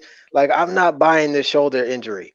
So he said, I'm in the best shape of my life. I feel fully recovered. I'm healed now. You guys are going to see my skill set on full display. And now you had a shoulder injury. Don't go out like Manny did because he was. It's sad. It's sad. It's facts. I think man, it makes no sense. What was that? I think we're being too harsh on Loma. Too partial? No, too harsh, too tough on him. How can we expect him to carry an L if he has an injured shoulder? He shouldn't have taken the fight, but yeah. No, it was being funny. Yeah, for real though. I went back in even rounds. Loma opened up on Fimo, wasn't hurt, long and pressed back. Yep, I scored 9-3 initially, but I was in struggle going back and forth looking. Yeah, again, like I think that the people that arrived, like okay, so Unrivaled had 2 swing rounds, right? I had 1. But then I had to fight 7-5 at the end. So if you think about it like this, okay, if I have 2 swing rounds, because Dead Game said this, I was like, bro, you fucking crazy, right? But if I had 2 swing rounds 7-5, then it could be 9-3 literally, right? It could be. Because if you give both of the swing rounds to Teofimo, then that's 9-3. Right? So I get the logic. I just don't agree with it. I think it was more of a 7-5 fight. But even like on bias says 8-4. And I said, Mark said 2 swing rounds, but I said 6-5 going into the 12, 1 swing round on Loma's side, right? Which means I can accept 8-4 100%. But 9-3, I'm still kind of like, that 117 card, that's that 9-3 card. I just didn't see a 117 fight. I didn't see it. You know what my problem is, though, D? Even still, he lost, bro. I don't care how you pop it up. He lost. People gave Triple G the first fight versus Canelo. Why? Oh, Triple G's the aggressor. He's coming forward. Well, he's pressing the action. Oh, my bad. Can you hear me? Can you hear me? Yeah, we can hear you, man. All right. Okay. You guys hear me now? Yeah. Okay, yeah. So people gave Triple G the first fight versus Canelo, Yeah, you right? was breaking up a little bit. Go ahead. I can hear I'm you good. now. All right, so people gave Triple G the first fight versus Canelo. Why is that? Because he was the aggressor. He was coming forward. He was pressing the action. That is what Teofimo doing versus Lomachenko. Pretty much the entire fight. So how are you giving Lomachenko rounds when he isn't really throwing punches? Like there's more to scoring a fight than if you want to slow down footage and Lomachenko is not getting hit as much, but he is still getting hit in the rounds, right? And Tio is still landing punches, but like round two, the punch output of those two is almost identical, but there is scoring criteria to a round. So and Lomachenko does not check the boxes. Tio does. So I don't get how you can give him that round. Doesn't make sense to me. Yeah, yeah. Well, yeah, man. It's like this with the scores, man. I accept the scores from like us. You know, I accept 8-4. I have it 7-5. I accept 8-4. 8-4 is cool with me. I'm just like the white dude won. You know, people can cry, try to say robbery because the judges' scorecards was off, but just score the fight. Loma didn't win the fight. It wasn't a draw, in my opinion. Fuck what Andre Ward says. I don't care what Andre Ward says. Act like he's not been wrong plenty of times before. Andre Ward gets it wrong too. So I don't care if Andre Ward had it a draw. I didn't have it a draw. Teofimo won that fight. So I mean, it is what it is. Yeah, Fuentes, what's up with you, fam? He says that only Lopez, once Lopez moves up to 140, Loma can become undisputed at 135 if he still wants it, potentially. Because, listen, Devin Haney and Tank Davis, even Tank Davis, yes, they have skills, guys. Tank Davis has massive amateur pedigree. These guys can watch film and implement certain things, right? So Teofimo gave them some things. Now, I don't know about Devin Haney. But Devin Haney, I feel, could utilize from the Teofimo fight was the keeping that jab going and stopping Loma from getting certain angles. The power aspect, I don't think, but Tank Davis could also add the power aspect to it. I don't think he hits as hard as Teofimo, but he hits hard enough to keep Lomachenko honest and to keep him at a certain element of danger, like knocking his ass out. Tank does have that power, right? So he can implement a lot of things from that Teofimo fight. So just to say that Lomachenko could just run through 135, no. I think that's a problem division. See, look, it's been a problem division for Lomachenko. All of these Lomachenko fans, man, it's the Lomachenko fans mindset that don't get these things. 135, and I've said this over and over again, it's outside of his comfort zone. I heard Lomachenko fans telling me, I was on live with them. No, you can't say that it's not his weight class because he beat Linares, he beat Pedraza, blah, blah, blah, blah. Fuck all of that. It's not his weight class. He's more comfortable at a lower weight class. And Devin Haney, Tank Davis, even Ryan Garcia, they're not no damn Linares Pedraza and Luke Campbell. I don't care how you people want to keep dismissing these kids' skills and acting like these young fighters don't have skills, like Tank don't have skills. No one, nobody on here has ever heard me disrespect Tank Davis's skills. Never. They've heard me disrespect the way this dude is moving in boxing. He's not doing shit. He's not challenging himself. And the skills that I see him with, the potential that I see he has only dwindles away when you don't challenge yourself. That's the heat that I've been giving Tank Davis. But I've not given him any heat on the fact that he has the skills, right? Ryan Garcia, when he learned how to tuck that chin some and keep that chin out of the air, everything else I see him in him, he has the skills. The boy got pop, right? Hank Davis and Ryan Garcia adds that element of danger to Lomachenko that Teofimo did. Devin Haney is, in my opinion, he has the boxing element, and he can control taking away Lomachenko's angles. He can keep lead jab control, right?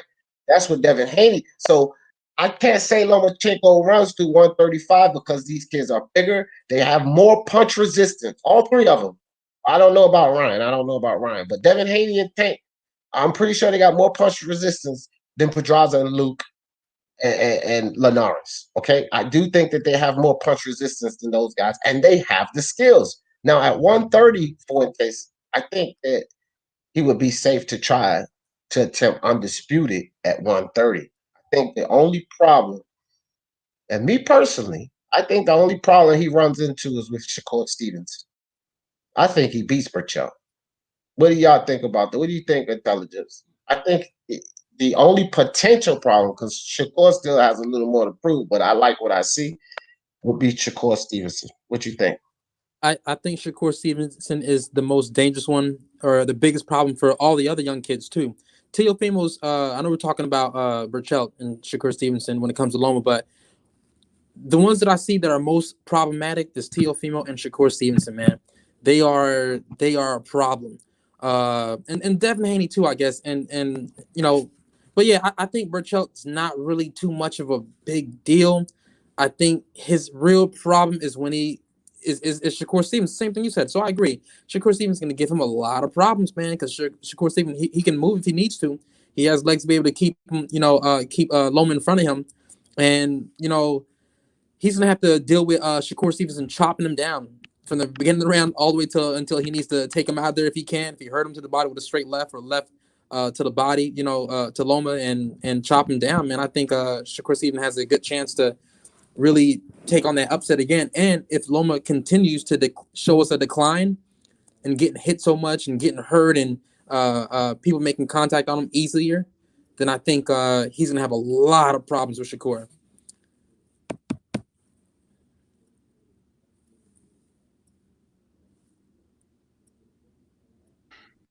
Can't hear you. Yo. We can't hear you. Oh shit. Oh my bad. I was like, what you think, P? Lomachenko at 130. Like, I think he could get through that division, but he would stop and have a problem with Shakur Stevenson. But should he get past that, of course he could clean out 130. What you think? I think at 130 he's gonna do all right. Like I think I don't know if Tank's still at 130, but I still think Tank beats him. We don't know.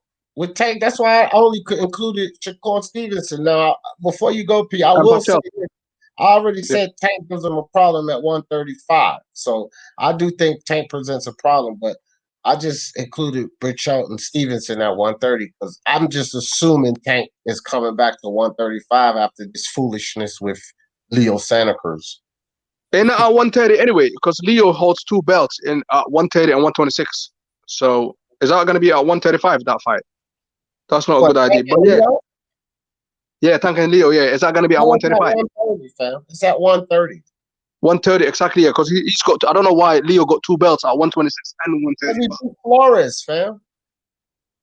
Okay. It just doesn't make sense. Just these guys are on different type. Look, you know what? It's confusing. But listen, I think Burchell, I don't think Burchell's that special. I think I'm gonna say it now. Yeah, I'm gonna be the first person to say Oscar Valdez is gonna beat the shit off Mikel Burchell. Okay, and I know it. Oscar Valdez is a much better boxer. All right. So Loma and Burchell, that's gonna be easy work for Loma. Loma is gonna school him. You know what I mean? I don't think a lot about Burchell. There's too many people talking about Burchell this, Burchell that.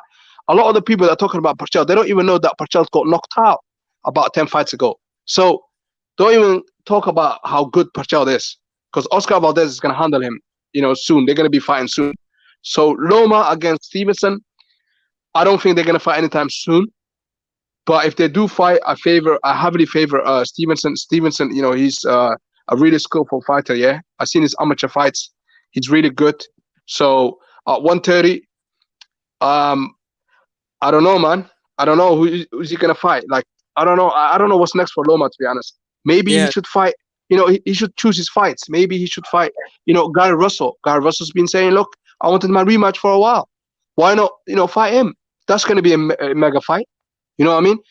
he's been shouting off the roof lately, Guy Russell. So there's going to be money involved in that fight. It could be pay-per-view. So, maybe, choose your fights instead of like, fighting the dangerous guys. You know what I mean? Just fight for the money, just the way Canelo does. You know what I mean? Hey Pete, I was Right. asking D the same thing. I asked D this earlier, and I really want to know like what everybody thought. Like, where does Loma go after this? Like, who would he fight that we actually would be interested in him fighting? Like, no one's gonna care. Like, after you hit Teo, like it's only the decline in the type of opposition. Like, who do you want to watch? And you got embarrassed. You got beat by Teo. You got embarrassed by him. So like, who do we care to watch you fight? Well, I would like to see him fight Haney. I would like to see him fight Tank. I would like to see him fight Berchelt. I would be interested in the fight with Berchelt, Haney, Tank, Shakur. I would be interested in all of those fights because Teofimo passed the test. We still got to see if they can pass the test. Just because Teofimo did it don't mean they can do it. I'm serious because I think Teofimo beats all of those names that I just listed. Every one of them. So just because Teofimo passed that test don't mean that all of those kids can get through it. When it comes to boxing, I think Haney is a lot better than Teofimo Lopez. Teofimo Lopez, yeah, he's a sweet boxer, but let me tell you something here. Haney got the skills, bro. He's gonna school Teofimo Lopez. So I would say, if Teofimo Lopez can, school or or beat Loma, I think definitely, Loma is gonna get outschooled badly by Haney, Devin Haney. So yeah, man, I think Devin Haney is a lot better. I don't know about Tank though. Tank and Teofimo Lopez at 135. I don't know. That one I'm stuck on it. Because you know what? Everyone's riding. Everyone wants to ride off Tank. Everyone wants to ride off Tank. But Tank, he's still undefeated. And he's got ego as well. So slow your roll, P. This ain't the takeover. Teofimo's the takeover. It's my goddamn show. Slow your roll. Yeah. You ain't gonna rant on and on and on. Basically disrespecting my dude and think I'm just gonna sit here listening to your crazy shit. First and foremost, Devin Haney ain't shown us a motherfucking thing to say that he's just easily gonna beat. What gave you that impression, Abdulayev or Santiago? Because those are the best two fights he had, Abdulayev and Santiago. And as far as Tank Davis, you don't know. Well, let me tell you something. Teofimo beats both of them. You ain't gonna sit up here and fucking put Teofimo on Tank level. Tank had years to fucking fight Lomachenko. He ain't on fucking Teofimo level. Teofimo in 16 fights has proven more than Tank his entire fucking pro career, and he's older than them. Been in the game 2 years longer than him. You don't put Tank looking up. He down at the bottom of the hill looking up at Teofimo. The only thing he holds at 135 is a baby belt. Teofimo got all the real belts there. Tank looking up at Teofimo. Don't fucking give me this shit. You're going to put Devin Haney, who's done nothing in boxing, over top of Teofimo, and then say with Tank, I'm not sure. Like they're on even level. Dude, you bumped your fucking head even trying to come on here with that shit? Because ain't even one of them this shit. Teofimo's... No, you ain't cutting me off. Teofimo is the man at 135. Teofimo is the man at 135. It starts there. He is the measuring stick, not fucking Devin Haney, and definitely not Tank Davis, who's fighting at 130 right now.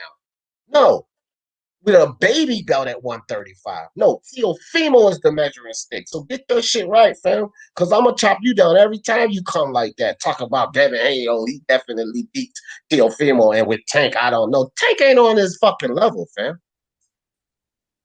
Can I talk now? Yeah, you want to debate that? No. Let me tell you something, yeah. Everyone watched the fight, yeah, on Saturday night, yeah, okay? Without a doubt, yeah, Lopez was better for the first 7 rounds. But after that, he was only good because Loma wasn't doing nothing. But the moment Loma, stepped up his game, Teo looked confused. He didn't know what to do. And I have to, let me tell the truth, yeah. I have to admit, yeah, I'm a bit worried about his boxing skill. Because at the end of the last few rounds, Loma was a lot better than him. And I'm surprised Loma didn't do that in the early stage. So don't tell me that he's better than Haney. I just think Loma's game plan was wrong, all wrong. And I just say, yeah, he does got the belt. He is the man. But let's not put him up there right now, because I'm telling you something right now, yeah? this kid, like I'm not convinced. From what I seen watching the last 4 rounds, I wasn't convinced. Okay, now I'm going to tell you how stupid you sound right now, especially since you want to do this. I don't even know why you want to do this. I don't know why you want to do this. But if you're telling me that you're not convinced from the second half of a fight versus a pound for pound fighter who was considered by all the best boxer at 135, and your only assessment is Devin Haney, who's only fought Abdulayev and Santiago, you're not making sense. You're not making sense because Devin Haney took Santiago how many rounds? How many rounds did he take Alfredo fucking Santiago? How many rounds did he take him? 12. So stop your bullshit. Devin Haney is, how the fuck can you not see this in Teofimo Lopez and he just outboxed? You can sit here and say, oh, because Lomachenko didn't do anything. We just went over that, Pete. I'm not letting you or any of these Lomachenko lovers even say that dumb shit. Because that's I don't like Lomachenko. I hate the guy. Hold on, my turn. That's taken away from what Teofimo prevented Loma from doing. You can't sit up here and say Loma just didn't do anything the first round. Whether you're a Lomachenko lover or a fucking Teofimo hater and a Devin Haney lover, because both of y'all are singing the same song. See, y'all Devin Haney lovers are singing that same song that these Lomachenko fanboys are singing. It was Lomachenko that didn't do anything. It was Lomachenko. It was Teofimo that prevented Lomachenko because of boxing, because of lead hand control, because of cutting off angles, because of planting good blows that keeps Lomachenko thinking, how will I get in here? That's what it was. It wasn't just Lomachenko didn't do nothing the first 6 rounds. And that's the stupid shit that y'all Haney fanboys and Lomachenko fanboys say in common. That Lomachenko didn't do nothing in the first rounds. No, Teofimo stopped him from doing something in the first round. Like he will stop Haney from doing something in the first round. Like he will just all out stop Tank Davis. Fuck out of here. Let me tell you something, yeah. Devin Haney is not a knockout artist. He's a great boxer. He outboxes people, and that's what he does. You guys liked Lomachenko, his boxing skill, how beautiful he boxes. Let me tell you something, yeah. Devin Haney is the next Mayweather, okay? He trains with Mayweather. He boxes like him. Yeah, he's not facing, big opponents. He's facing like Abdulayev, you know what I mean? And, the other guys that are lower weight, like stuff like that. But listen, let me tell you something, yeah. Devin Haney, yeah, hasn't got no chance because he's with the zone. Yeah, if he was with ESPN, yeah, he would have fought what's his name, Tio or Loma, but he's not getting that chance because they're not on the same street. You know what I mean? It's not his fault. But when they meet, you're gonna see, yeah, and I'm gonna put in like £1,000 on Devin Haney, and your boy Tio is gonna get schooled. Right, and just like you feel like Wilder's the greatest boxer, just like you feel like Buatsi beats Bivol, just like you feel like Tank is on even ground with Teofimo, and I'm supposed to listen to you? You didn't, man, come on with the dumb shit. All of that shit you made, it sounds logical to you, but you just don't get it. See what King Unbiased says? Teofimo would body Tank. You say you don't know. So that's where your assessment is to me. You don't know what would happen with Teofimo and Tank. You think Buatsi beats Dimitri Bivol. You think Wilder's the greatest thing since sliced bread. Okay, I'll take your assessment like pigs fly. Get on with that shit, man. Teofimo will knock Tank ass out and he beats Devin Haney. Because Devin Haney, all these assessments you saying, watch when they fight. You're only getting your assessments from Abdulayev and Santiago. Alfredo Santiago and Abdulayev is how you seeing all this magic. See, you, P, are the same guy. You're the same guy that said, all of you people overhyped Lomachenko because of the fights he was in. Y'all seen him being good against these guys. But now you're doing the same thing with Devin Haney. The same thing that you accuse Lomachenko fans. Which at least Lomachenko's fights were against champions and former champions. Devin Haney fights that you're so impressed by are against nobodies. Absolute Nobody's. Because everybody on his record is an absolute nobody. Not a contender, not a former champion, not even fucking a mandatory. They're all nobodies. But Lomachenko's record and what it's based off of, the Linareses, the Regan Biles, the Salitos, the Pedrazas, the Nicholas Walters, what his resume is based on is unacceptable to you Haney fans. He was overhyped. And you're sitting here telling me that Devin Haney will beat Teofimo based on what Haney has shown us, which are the best two, Abdulayev and Santiago. Go smack yourself. You're not even consistent at all with your own assessment. Again, I don't even know why you try to do this with me. I don't know why. Listen, I'm not trying to do nothing to you, but listen, the kid has no choice. He's with the zone. Tell me, bro, you can't beat me in any debate ever. He's Never. with the zone. He's with the zone. He's Never, with the never, zone, and then with the ESPN. It's easy to talk like that, but they're not in the same house. Go ahead, Unbox. Go ahead. He's a good fighter. Look, in my opinion, man, I just think Devin Haney, he got to stop fighting the Gamboas of the world right now. He's not sharpening his tools for us to say that he could, you know, beat Teofimo. And if you look at Teofimo right now, he's getting better each fight. That's a problem.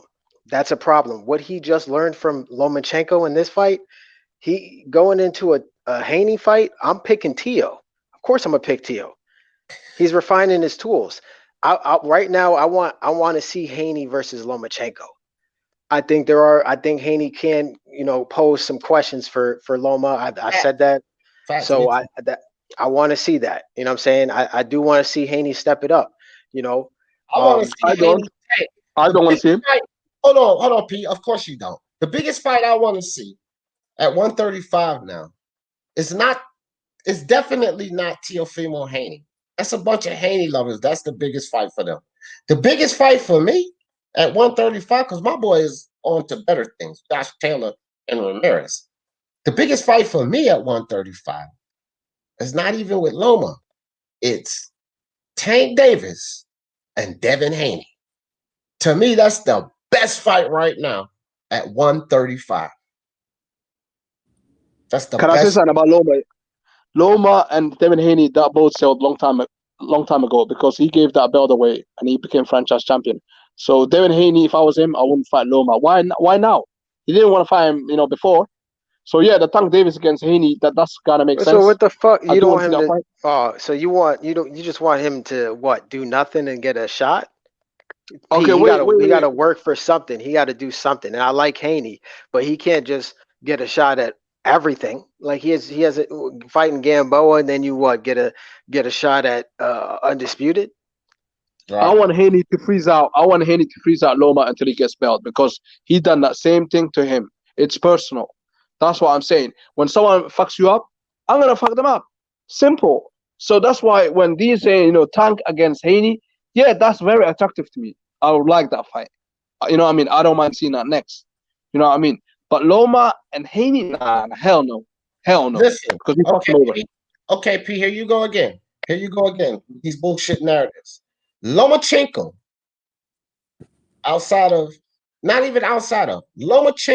at 135, even being beaten by Teofimo, has proven more than anybody at 135. So Devin Haney defending his whatever title it is against a guy like Lomachenko, these are the steps you need to take to say you deserve a shot at Teofimo.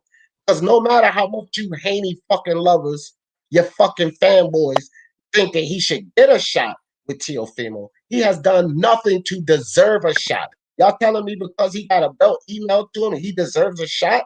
He ain't even defended it well. Alfonso Santiago don't cut it. Alfredo Santiago don't cut it. But defending your title that was handed to you against a Vasyl Lomachenko is the step in the right direction to deserve a fight with Teofimo. He don't deserve no fight with Teofimo. What has Devin Haney done to work his way up to being 4-belt undisputed? Not a goddamn thing. Alfredo Santiago and a fight with Gamboa after is not deserving of a shot at 4 belts, 4-belt undisputed. It's not.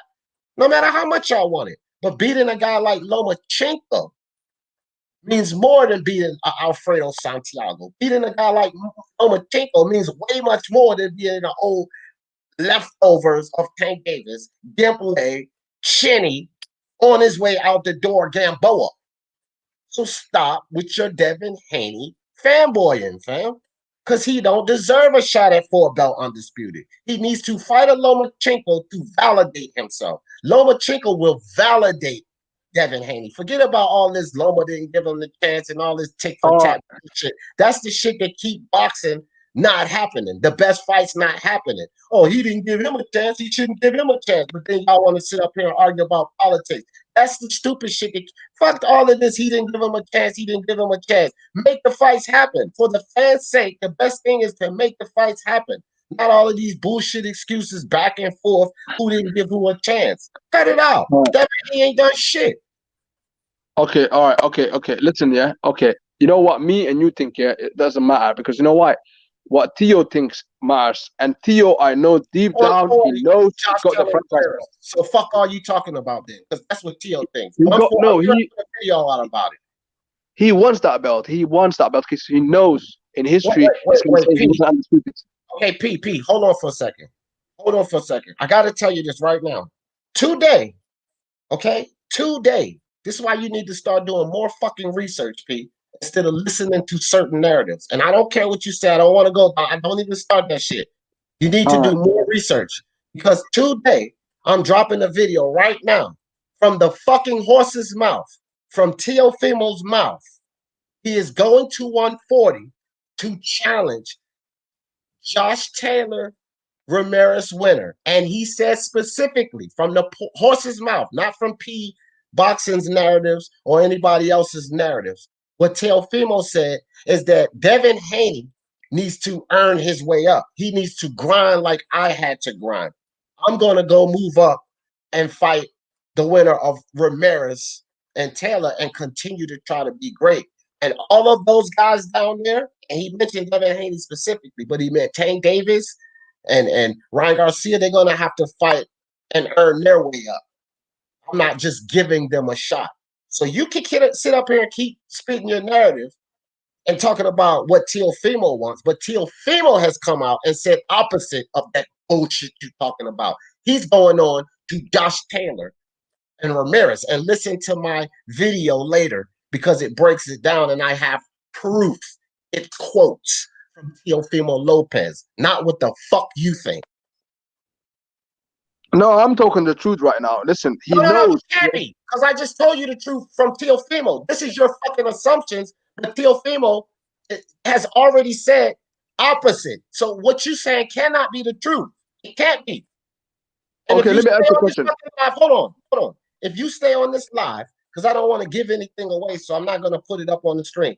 Stay on the live after I cut it off, and then I'll make you understand that the bullshit you saying is speculation that's 100% not true. Because Teofimo just came out and said what I just told you. So he's saying he don't want no fucking Devin Haney fight, and he don't care about that belt that all of you Haney fanboys care about. He cares about going on to be great, challenging the winner of Ramirez and Taylor, and that Devin Haney, Tank, and all of those guys need to work their way up and grind to get to the top like he did. Now you're saying Teofimo really wants that belt. He don't. So you're wrong, and you're not spitting facts, and you're not telling the truth. Okay, but listen though, like this is the thing though. Like now he's becoming exactly what Loma was doing. You know what I mean? I thought it was humble. This is not humble. Dog, you know what I mean? You're pathetic, bro. He's doing what he wants to do. I'm gonna go on mute. Go ahead and say all your shit. No. Because you know what? Listen, this is. I like Teofimo Lopez. You know what I mean? I supported him. You know what I mean? I wanted him to beat Lomachenko, but now he's becoming the same thing. Why? Why are you going up to 140 and lose? Because you're not gonna beat Ramirez or fucking Taylor. You got no chance in hell. They're not like Loma. I've seen you in the Loma fight, the last 4 rounds. You nearly got knocked out, and now you're gonna want to face the top guys out there, bigger guys. Stay where you are right now. get the WBC belt if you can. Okay? Face tank, whatever. You know what I mean? Listen, you're still young. Yeah. There's no point in him going up there. That's gonna ruin his career. Mark my words. Lopez in the next 2-3 years, no one's gonna remember him if he does that.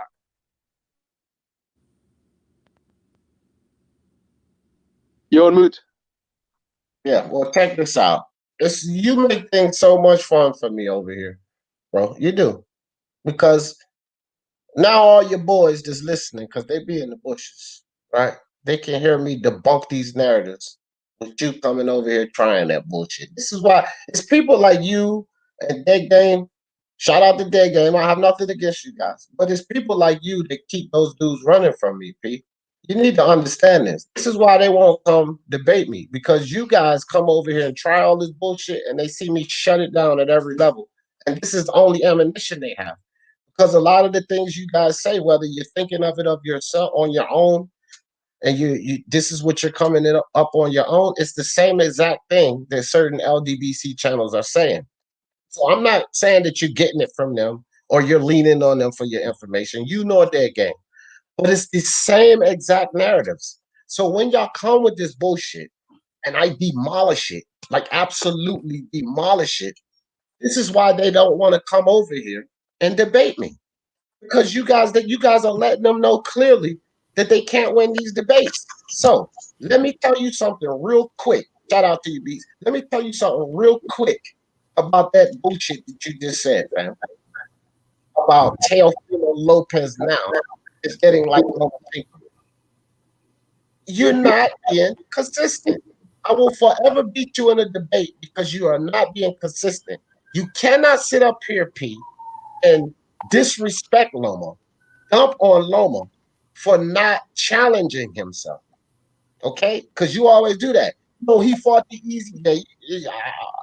Easy while you're running away now. But he sits up here and based all these narratives that Lomachenko's not challenging himself. Bob gave him easy fights his whole career. This, that, and the third.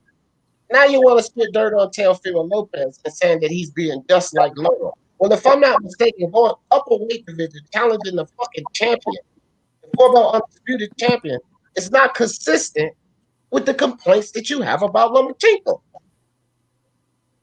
Consistency. It's easy to beat these idiots in debates. This is why I always go after them. BF. You can't come out and say Teofimo Lopez nearly got knocked out. What the fuck are you talking about? That is crackhead talk right there. Teofimo, where did he really get knocked out? What punch hurt Teofimo Lopez? What are you talking about? That's what the maddest. That's all I heard. That's why I said, did someone say Teofimo Lopez? Lomachenko nearly got knocked out. If you're gonna go there, and he didn't. Lopez nearly got knocked out. Where do you go?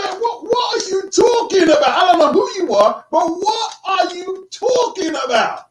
It's the most nonsense I've heard. I can't believe it. Hey, Beats, I'm gonna tell you something, brother. You come over here and you will hear it all. That's why people are like, oh, D definitely be over there yelling and going crazy, because I hear this type of crazy shit all the time. Beats, I let them on. I invite them to come on. You know what I mean? Because these are the discussions I feel like we need to have in these communities, because they bring narratives that support the narratives that the LDBC may be pushing. And so I have a lot of guys that come on here and they bring these narratives. So I just break them down, like, get out of here with this nonsense. Bob gave him easy fight, gave Lomachenko easy fights. Like, what? So Teofimo Lopez was an easy fight? I mean, like, it's crazy. That's crazy. That's crazy. No, Cat. See, you're too realistic. Bob got Lomachenko some good circumstances in some fights. Like with the Nicholas Morton fight, right? He lowballed him. It should have been 50-50. Lopez, Nicholas got inactive, and then they caught him at the right time. They caught the Rigondeaux fight should have been 126 initially, right? But to swing it around and get it at 130. Rigondeaux had no business being there, right? Mhm. yeah, they got him some good circumstances, but to say Lomachenko ain't fought nobody, that's just like, it's crazy. That's crazy. Now, is Lomachenko been a little hyped up by some of his fans and media? Yes, just a little, a tad, right? But you can't say he hasn't fought anybody. I mean, that was a massive challenge on Saturday, a massive challenge. The likes of Tank and Haney haven't been in yet. So I don't get, or Ryan Garcia for that matter.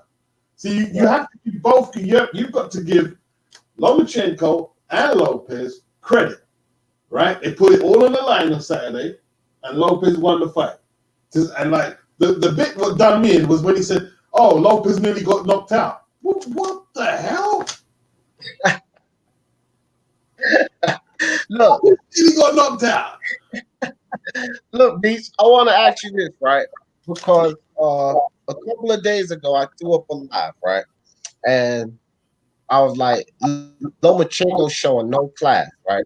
And my idea was that, the way Teofimo went to embrace him and he just kind of shouldered him and turned around and walked away. And then he starts saying he thought he wanted to fight. And people's like, well, no, D, you're being too harsh on him. This, that, and the third. Now it's been reported in multiple places that Lomachenko and his team trashed the dressing room before they left. But here's the stinger for me, Beats, and why I think that I'm valid by saying he's showing no class. And it's because of this here. Now, after this fight, you guys are talking about his shoulder injury. Right? So to me, it's just like classless because y'all making excuses, man. Y'all making excuses. You were so arrogant to say that I don't need no damn rematch clause. You came out on the build up to the fight saying I'm the healthiest I've ever felt. You're gonna see a Lomachenko skill set put on display. You want to hurt this kid. You want to totally outbox him and beat him down. Now after you lose, you're coming out and you're saying you had a shoulder injury. This is no class to me. I expect Lomachenko to come out and say that he won the fight. I don't expect him to be happy that he lost either. So I understand he's not used to losing. He's not used to losing. I don't expect him to be no gracious loser. As long as he don't go over the top with it, then I'm okay. When he starts going over the top, then he'll have to be checked. You know what I mean? You got to give him at least a week of ranting and raving like a baby. Then after, you know what I mean, you'll calm down and accept your help. Okay, but trashing the dressing room and then coming out with a shoulder excuse after the fights, Beats. Like, I'm just like this. If Wilder had done that when he lost to Fury, just the same acts, let's just take what everybody has given Lomachenko a pass for, so to speak. Let's just say, forget about all the excuses we heard about the suit and all of this stuff and all of that stuff, right? Forget about that. What the hell?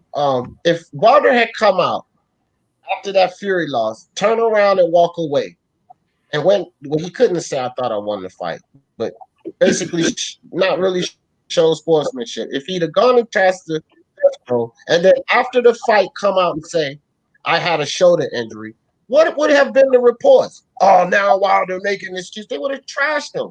But now that Lomachenko did those things, those exact things, everybody's trying to give him this. Well, you can't expect this, D. Lighten up on him, D. He's not showing any class in defeat, bro, at all. Because if you had a shoulder injury, why would you be so arrogant? Not take a rematch clause. If you knew you had a shoulder injury, you knew there was a potential that the shoulder would give out, then that means you should have taken a rematch clause. You wouldn't have came out on the build-up talking about something. The best I ever felt in my life. You're gonna see a full display talking about he's gonna beat this kid. Look, Bob played Lomachenko short somewhere. That's who he needs to take a look at right now. Is Team Lomachenko. Somehow Bob played him short. I don't know what Bob's ulterior motives are, but I like. Look, rematch clauses are just standard in fights like that level. They're just standard. You don't go into the ring without no rematch clause. Who does that? Loma. He the one who said it. I don't understand how Bob could have played him and Lomachenko said he doesn't need a rematch clause. How can that be Bob's fault? Why nobody want to give Lomachenko no heat, man? It was arrogant by Lomachenko. Like, how can that be Bob's fault? He was so fucking arrogant, he didn't feel like he needed a rematch clause. Bob's his promoter. He came out and said Eddie excessively uses rematch clauses. We don't need one for this fight. He had a big, persuasion he persuaded him. You know what I mean? Not to do it. No, Yeah, come yeah. on. You giving the see. I'm not being too harsh on Lomachenko. You giving him too much of a pass, man. Like he need to be held to the fire. What happened, say B? Nobody is above criticism or below praise. No, on this, man.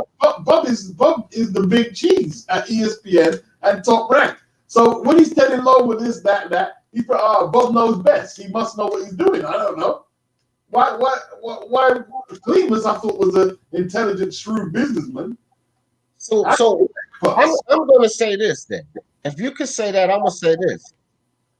Because throughout the Crawford situation and everything, I've just felt like Bob Arum Lomachenko's been Bob Arum's darling.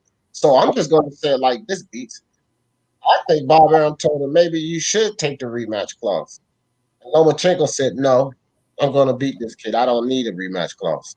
And he turned down the rematch clause because it was Lomachenko that said he didn't need it. So I think Bob went and said, hey, it's standard. You should probably get it. You never know what can happen. And Loma was like, no, I don't need it. It's like they were talking about the Salido fight on HBO, Roy Jones and why name again? Max, not Max, Jim Lampley. And Salido missed the weight, yeah? He missed the weight and he had to forfeit his WBO belt. And they were saying, well, what they should have did, because he came in really big, Salido. He said they could have put, or at least attempted to put, a rehydration clause on what weight he came in the next day as he missed the weight. But he said maybe they were a bit naive, or they just thought, it didn't matter. They were going to school him anyway, and they come up short. You gotta handle your business, innit? You gotta handle your business. You can't really, like you say, you can't really blame Bob Arum. I mean, it's Team Lomachenko's fault. Can't blame Bob. You can't blame him. And what about the shoulder report? Why are they coming out now? Right? Teofimo had an injury going into the fight. You heard nothing about it. Like he had an injury. Like Manny versus Floyd, did it? Like Manny said this. It's exactly like that. We still want to say, it's not no class. That's bullshit. I'm saying everything. We could give him an excuse for this. We could give him an excuse for that. But how much shit are we going to keep giving him excuses for? He ain't showing no class in this situation. You could blame Bob. You could blame his team. You could blame whoever. Come on, man. Like, all of these guys, when they start getting criticism, a lot of their fans take all of the heat off of them. Yeah. But then when we talk about the fights they can make, the first thing we say is, if they really want it, they're a man. They can make it push. So when do they get held accountable? It's Lomachenko. He's got to be held accountable for some of this. He's not showing class in this. And I'm not on that. Too many things happening. They're not showing no class at all. So, like you said, the way I see it, I don't mind if he's a bad loser, but I don't want to hear his fans saying he's this great sportsman and ambassador like they're saying no more. They can't say it. He's just like everyone else. Even if you watch the fight, he's supposed to be this fucking great craftsman. What was he doing when he was losing? He was rushing forward with his head like a billy goat. Where's all the technical? You mean? That's what he was doing. Where's all this technical stuff? And they keep talking a lot of the Lomachenko fans, they accuse a lot of black fighters, I'm going to say it specifically, but of running. What did he do for most of the fight? He ran. That means he's just ordinary like everyone else. He's not no boxing god. He's a good fighter. Probably a special fighter. But he's no better than anyone else. Facts. What's good, D? What's good, Boxing Beats? What's up, brother? Oh, man, yo. I would have thought this fight with Lomachenko and Teofimo Lopez would have had everybody on deck, just everybody feeling the same way. Even Lomachenko fans, they saw how their boy performed. Everybody was on deck. Casuals loved it. I even have girls that never pay attention to boxing hitting me up on IG. I saw the fight. Yeah, I like that that Teofimo Lopez guy. Like, that's bringing this good energy. And the boxing, the hardcore boxing fans, quote unquote, they the one that's fucking it up right now. Oh, we're poisons. We're poisons. Like, if we're not happy, I mean collectively, like 80% at least, if we're not happy, then we're never gonna be happy as boxing fans. We just look at boxing just to be on some girly shit, just to be on some, well, this person is trash and he ain't losing. I'm like, yo, this is the type of fight that we got. We all should be happy. But you think Lomachenko should be taking his defeat a little better? You reckon? I mean, yeah. I mean, I think about how they've been talking trash about him for probably nearly 3 years. I mean, probably right now it's hard for him to even look at the guys, like, you know, look at his son or his father. Like, I want to give you, you know what I'm saying? I really didn't care. I'd be like, oh, come on, man, you're so a loser, but whatever, man. I didn't even care about that, you know? Yeah, okay. I know you don't care because you like me, Punch, but this is about my title. So you're gonna have to give me some insight. Fuck all that. It's cool. Yeah. I just hopped in. I just see that you was live. What was the title? No. This is the title. Look, hold on. I'm gonna put this up for you first and foremost. Hold on, Springfield. Let me move this. Because I need you to speak on this, Punch. We was on the TOC. We let these people know. So that's the thumbnail, Punch. Here comes the excuses. But my thing is, he's having surgery. That's his excuse. Oh, come on. Okay, now this is my thing, Punch, because 2 days ago I put up a live saying Lomachenko ain't showing no class. And I got a whole lot of feedback. You know, the Lomachenko fans came running at me. I was like, man, I don't care what y'all say. And I ended that live with my closing thoughts. Lomachenko ain't showing no class. Then the multiple articles that come out that he and his team trashed the fucking dressing room, right? And now they're coming out with, my shoulders hurt. My shoulders hurt. You know, this is no class, man.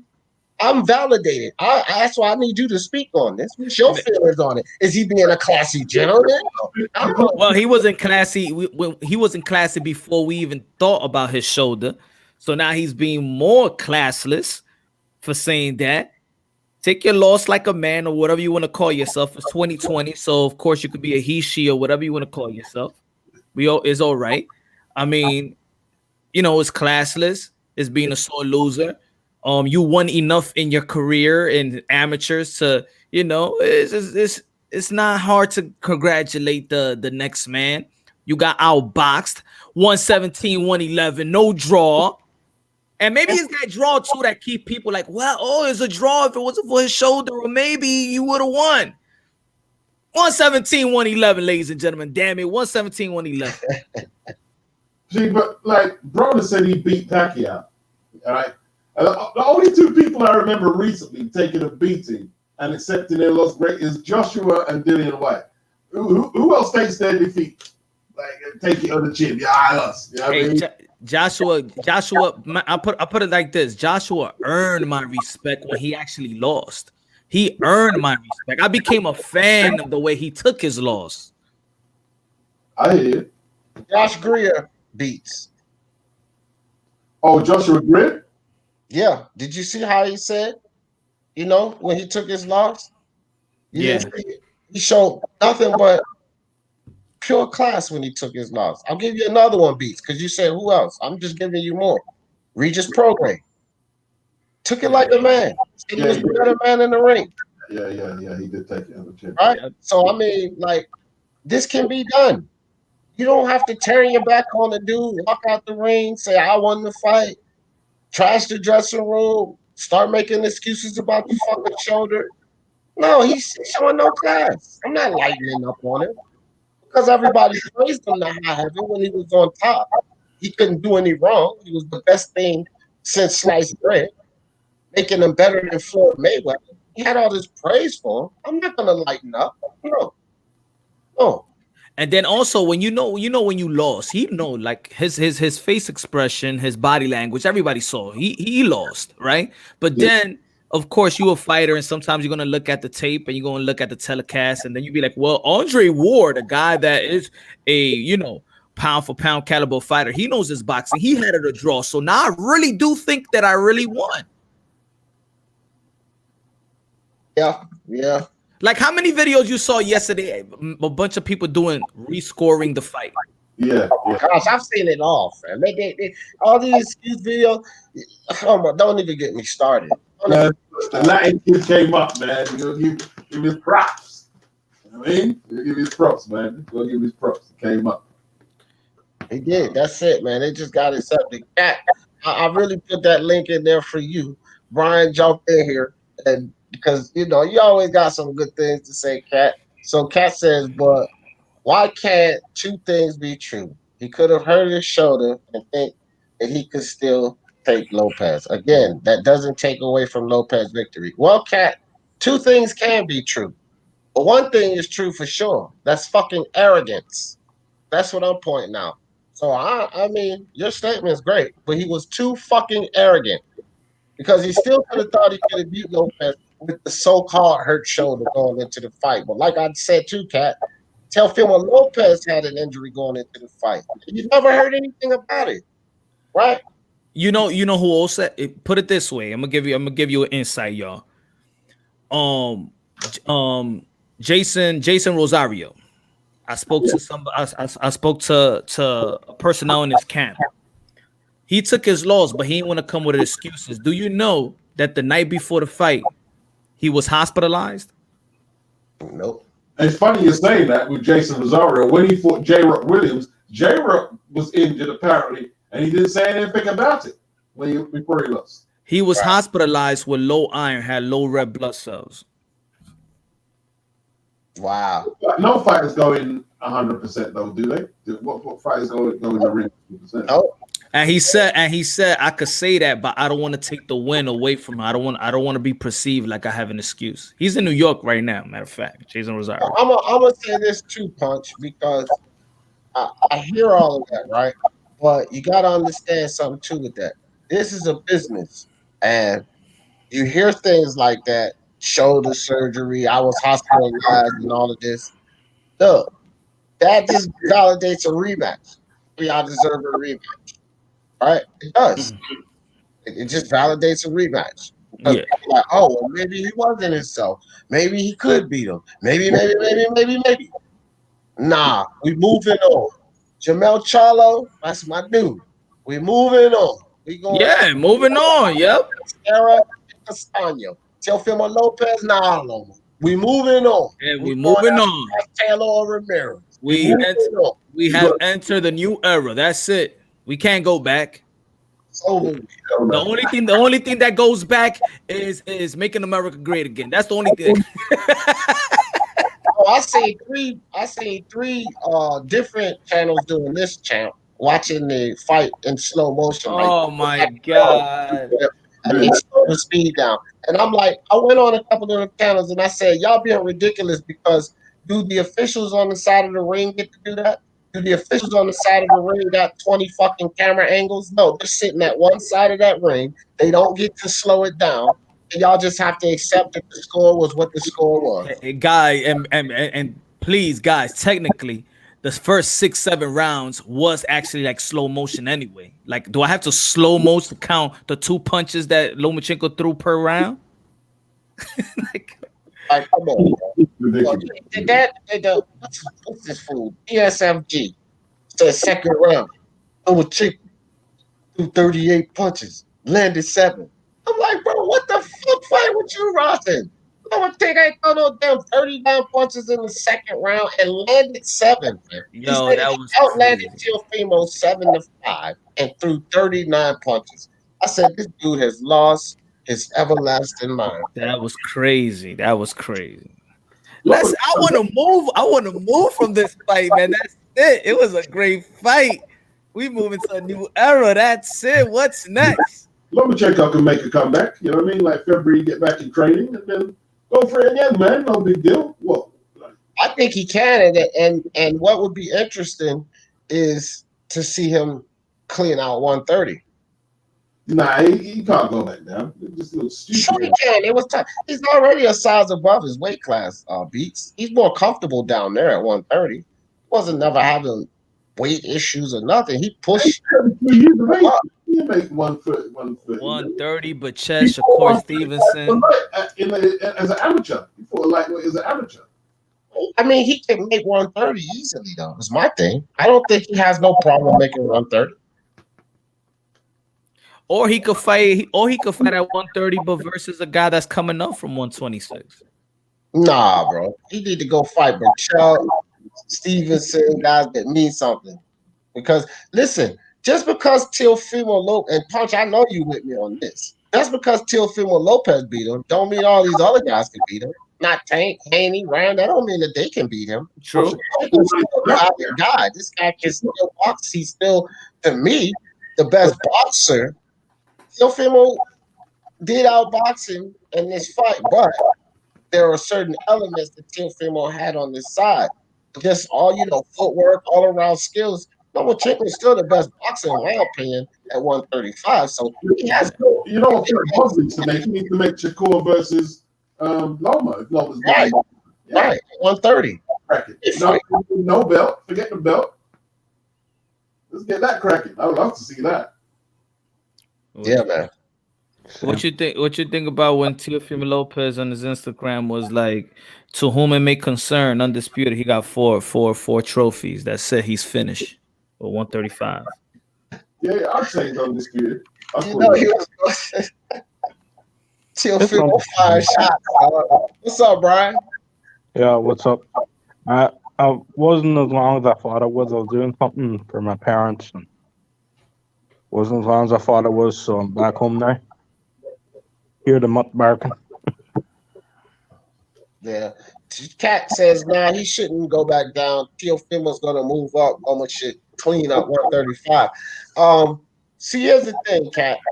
And that's what I was saying. I think that Lomachenko has the option to do either, right? I think that he has a chance to clean up 135, take all those belts, get 4-belt undisputed anyway, which would be cool as fuck too, right? So he couldn't do it through Teofimo, but he beats all of them up and he does it anyway. That would be cool.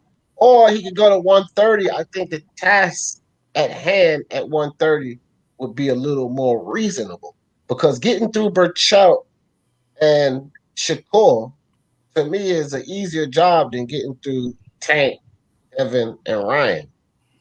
And some of the other guys they got to offer there, which, I don't know. Javier Fortuna, maybe, maybe some guys see something in the ring, but those guys are bigger. They hit harder. They have more punch resistance than the guys at 130. So I think that he have a better chance. Either way, you're talking 4-belt undisputed for him, right? He could do it, I think, at either way. But why not go to 135 and get the easier task? I do think that people will skip Haney to fight Ryan Garcia if he wins Luke Campbell. He's gonna bring the eyes and the money. Man, if Ryan Garcia beats Luke Campbell, with all of the fucking Haney hype, he doesn't even have to beat anybody and they think he deserves everything. And then you have Tank Davis, which he's gonna wash up their balls, right? These three guys gotta tangle it up, fam. Everybody else at 135, those three guys gotta tangle it up. Yeah. You saw what Bob Arum said about Ryan Garcia and Teofimo, that would be a better fight than Devin Haney. Fuck Bob Arum, bro. Let me tell you something. Fuck Bob Arum. What you mean, fuck me? What you mean, fuck me? I said I'm fucking before with the 1.2 shit. Let me tell you something about Bob Arum.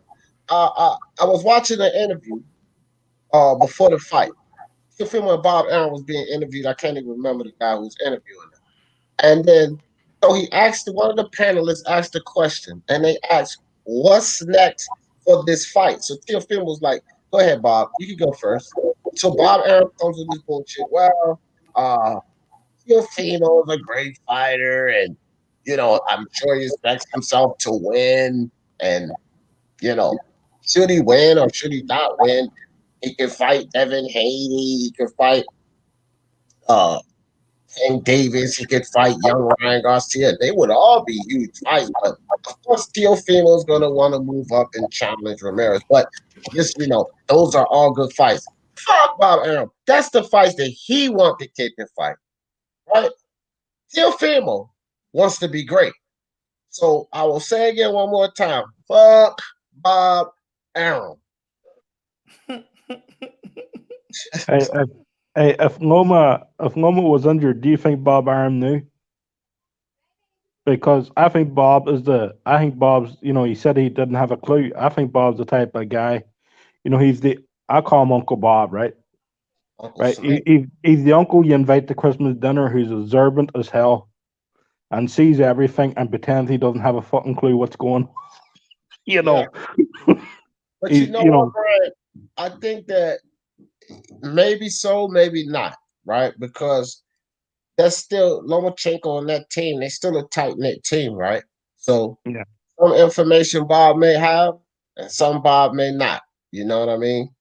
yeah, Because yep, look, they know the business like we know the business, like the rest of us, the real boxing fans, like us on the panel. You know what I mean? But they understand the business too, right? They understand about robberies and fights being swayed. So coming into a fight like this, and Lomachenko's going to take the fight, knowing that Bob Arum is the biggest snake in the past 30 years. You think they don't know that? They know that, whether they sign him or not. Why would they give him certain information that he may use as leverage to fix a fight? Oh, well, if he's hurt like that, no, I want to go with him because I want to make more money. It's about the money. He's going to make a ton of money off of Teofimo Lopez. He's going to make a ton of money off of him. So I don't think that it could go either way. Maybe Bob had some inside ears and he knew, or maybe that team kept it away from him because you don't want certain information out. as soon as the medical report was, I guarantee you, Bob Arum was reading it. As soon as the medical report was done on Lomachenko, he's probably the type of guy. And to that doctor, he goes, "Get me that report." Yeah. Bob's been around a long time. That guy's nothing to learn about the business. A lot Bob of been people around think this he's old business and longer senile, than but I've that been guy living. is crafty as fuck. He is. Yeah. He's a snake, man. Yeah. He's 100% snake, and I don't put anything about. I mean, past Bob, and I take whatever he say with a grain of salt, throw it over my shoulder because he'll contradict himself in the same fucking interview. Say something earlier in the interview, at the later end of the interview, he already contradicted himself. I'll go one further. He'll contradict himself in the same freaking sentence.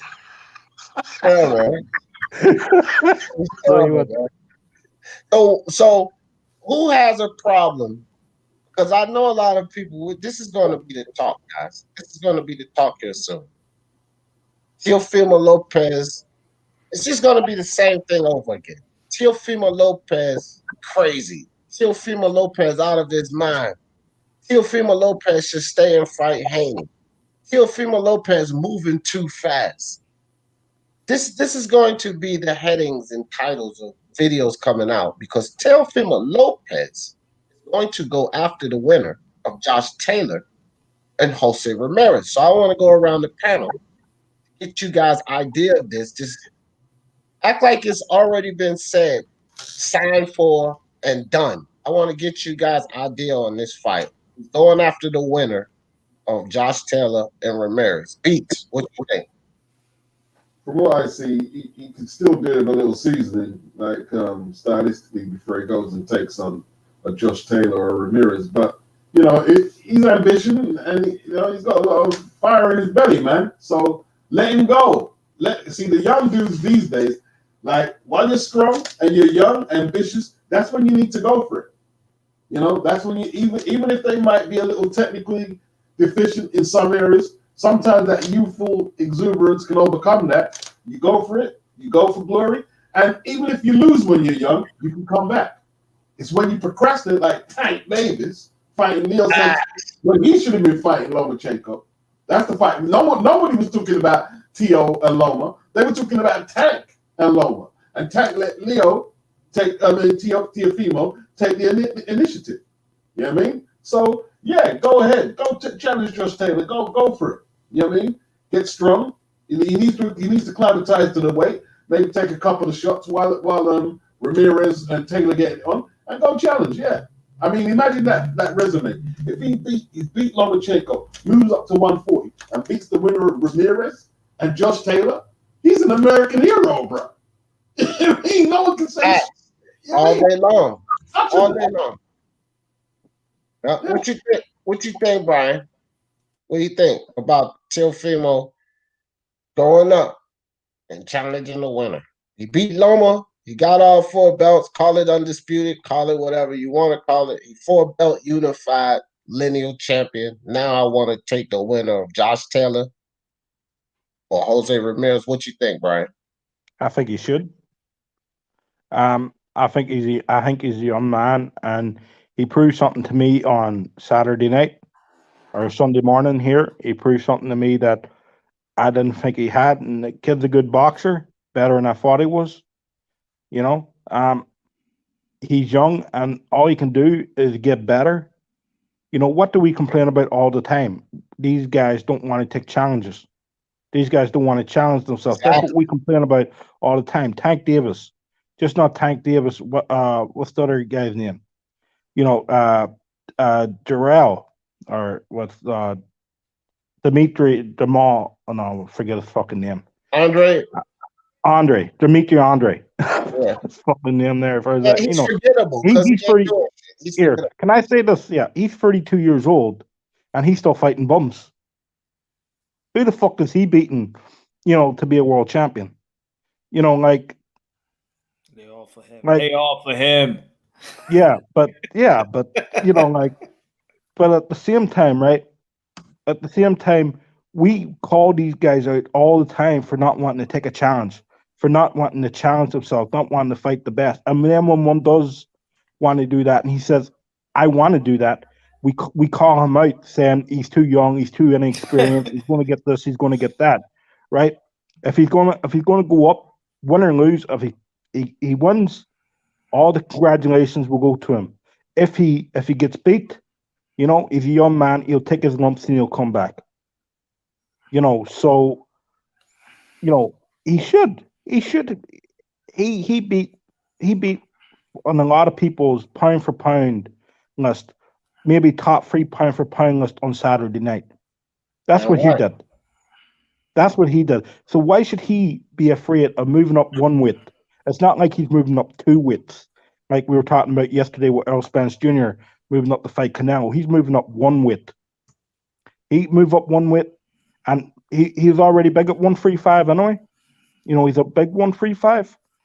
I think it's a natural transition for him. Move up, take that fight, maybe transition yourself, maybe take a preview fight beforehand, go up, take that fight, and challenge yourself at the big level. And why not? And do you want to know something? If he does it, I have nothing but respect for the young man. Nothing but respect for him. Right. As I do now, because he gained my respect Saturday night. He did something I didn't think he could do. And let me tell you something, I was wrong. And when I'm wrong, I'm the first one to hold my hands up and say I'm wrong. Why not? That's what's Why up. not? Mr. Punch Drunk. What do you think, fam?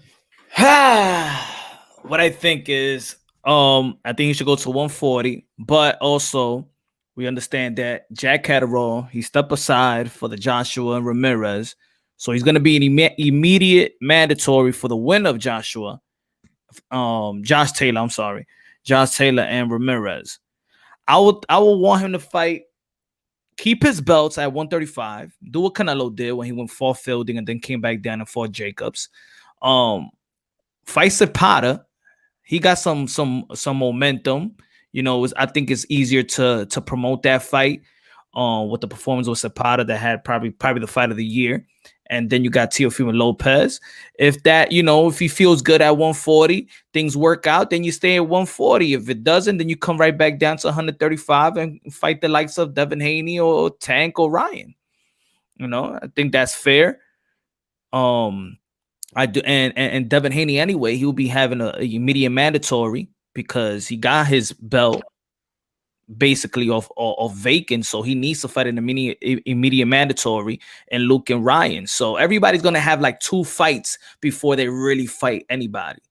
So I'll say that go to 140, fight Zapata if you can, and then come. And if it's good, stay. If you feel like it's too much, then come back down. But keep your titles. Don't vacate the titles. All right. So my crack at it is this, man. again, call it what you want, undisputed or not. Just Undisputed. going forward Undisputed. with the. I just don't want to get into that. That's why, you know what I mean, Punch. But he's got all the belts in linear at 135. He jumps right up, and Catacol. This is it's not about running through 140.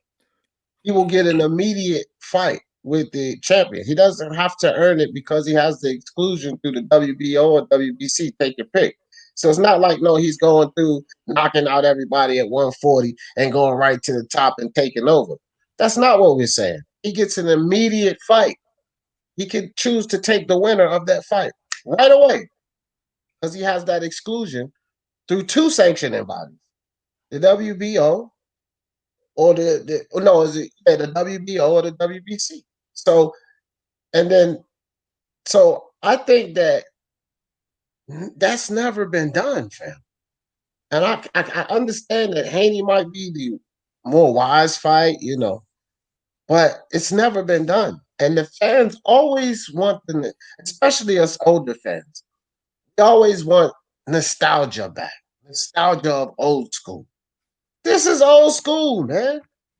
This is old school right here. Teofimo doing, fuck that. I want him. I want him. I want him. That's what made old school boxing what it was. Preach. It was taking on the challenges. So don't stop that now. Because let's say Teofimo goes up there and he does win. He does the impossible again. The kid is putting himself in a win-win situation back to back. If he would have lost to Lomachenko, this was Lomachenko. It's no shame to lose to top 3 pound for pound guy. Put him where you want him. That's what he would have lost to.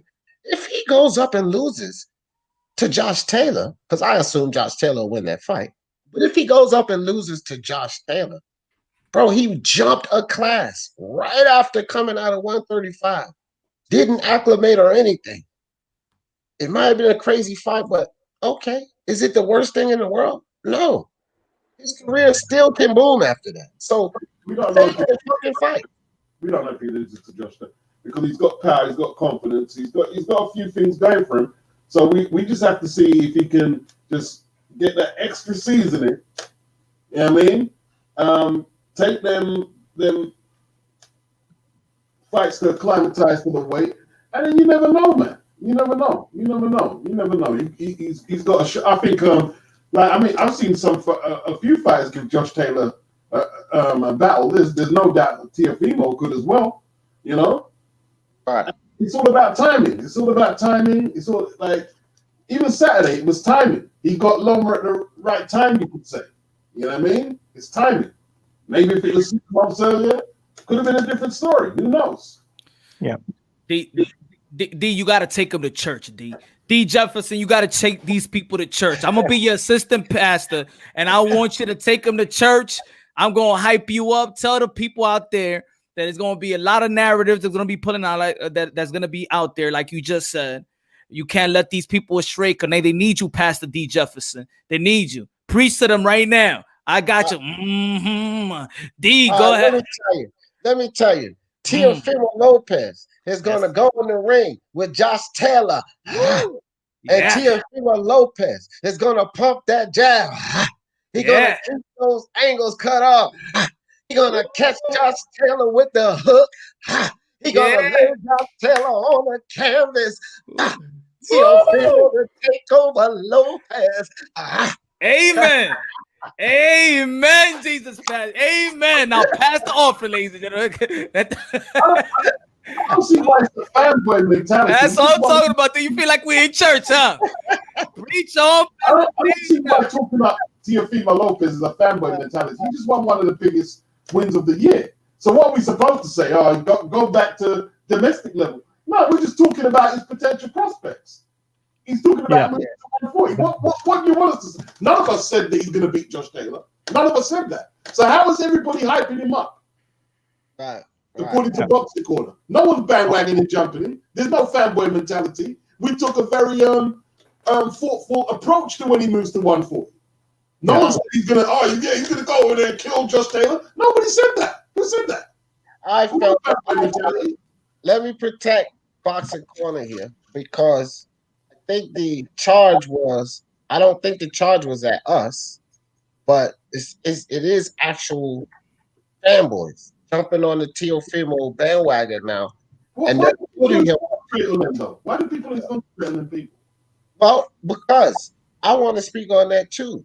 I actually did want to speak on that because Beats, I've seen him. You got to understand something. Me and my man Punch Drunk here, right? We were like men on an island, fam. We were the only ones talking about, listen, it's the takeover. We had to listen to a lot of heat. And I think Boxing Corner knew as well that Teo was going to win. So we now all of a sudden it's a lot of people that are coming out of the woodworks that just knew Teofimo was going to win, but they weren't. And they putting him up. They're doing what these fanboys do. It's these people that's jumping on the bandwagon. It's putting him up as this deity, so to speak. Now, like, no, he still has a ways to go. Let's not make it like Teofimo's all-time great walking already. Like, we still have to see more from this kid. He's achieving. There's still a ladder to climb. So I think Boxing Corner is coming from the perspective of, let's speak on those bandwagon hoppers. I don't remember. What you trying to say? What you trying to say, Pastor D, that he's not walking on water yet? Nah, not yet. Like, we gotta. See, he talking about the casuals, Beats. He talking about the casuals, fam. Okay, all right. Yeah, man. Yeah, put it like this, right? I like Teofimo before the Lomachenko fight. Did I think he would win? No. But Right. now, I apologize real quick, guys. Let me apologize real quick. Another channel too, King Unbiased. Yes, go check him out. He was firm about it. Also, I'm sorry, Unbiased. I gotta put you in that circle. He is in the circle, Punch. Every fighter has fanboys. There's the whole time. There's people who overrate Anthony Joshua. There's people who overrate Deontay Wilder. There's people who overrate Tyson Fury. There's people who, why keep focusing on the people who overdo it? What's the point? Yeah. I don't really focus on them. I just have fun with them, Beats. Like the guy I had on here before that made you jump on. So I just have fun with that shit. yeah. Well, I'm just saying, right beforehand, I was a fan. I liked young Teofimo, but did I think he would win? No. Was I impressed with his boxing skills and what he did in the fight and how he nullified Lomachenko? Yes, I was. Did he make me a bigger fan? Yes, he did. Due to performances. And that's what they do. That's what boxers do. When boxers perform against top fighters and they do that there, right, we become fans of them. Right? Just because we didn't expect them to win doesn't mean that we can't change our mind afterwards and go, well, he's better than I thought he was. And that's my mentality on it. He's better than I thought he was. I think, right?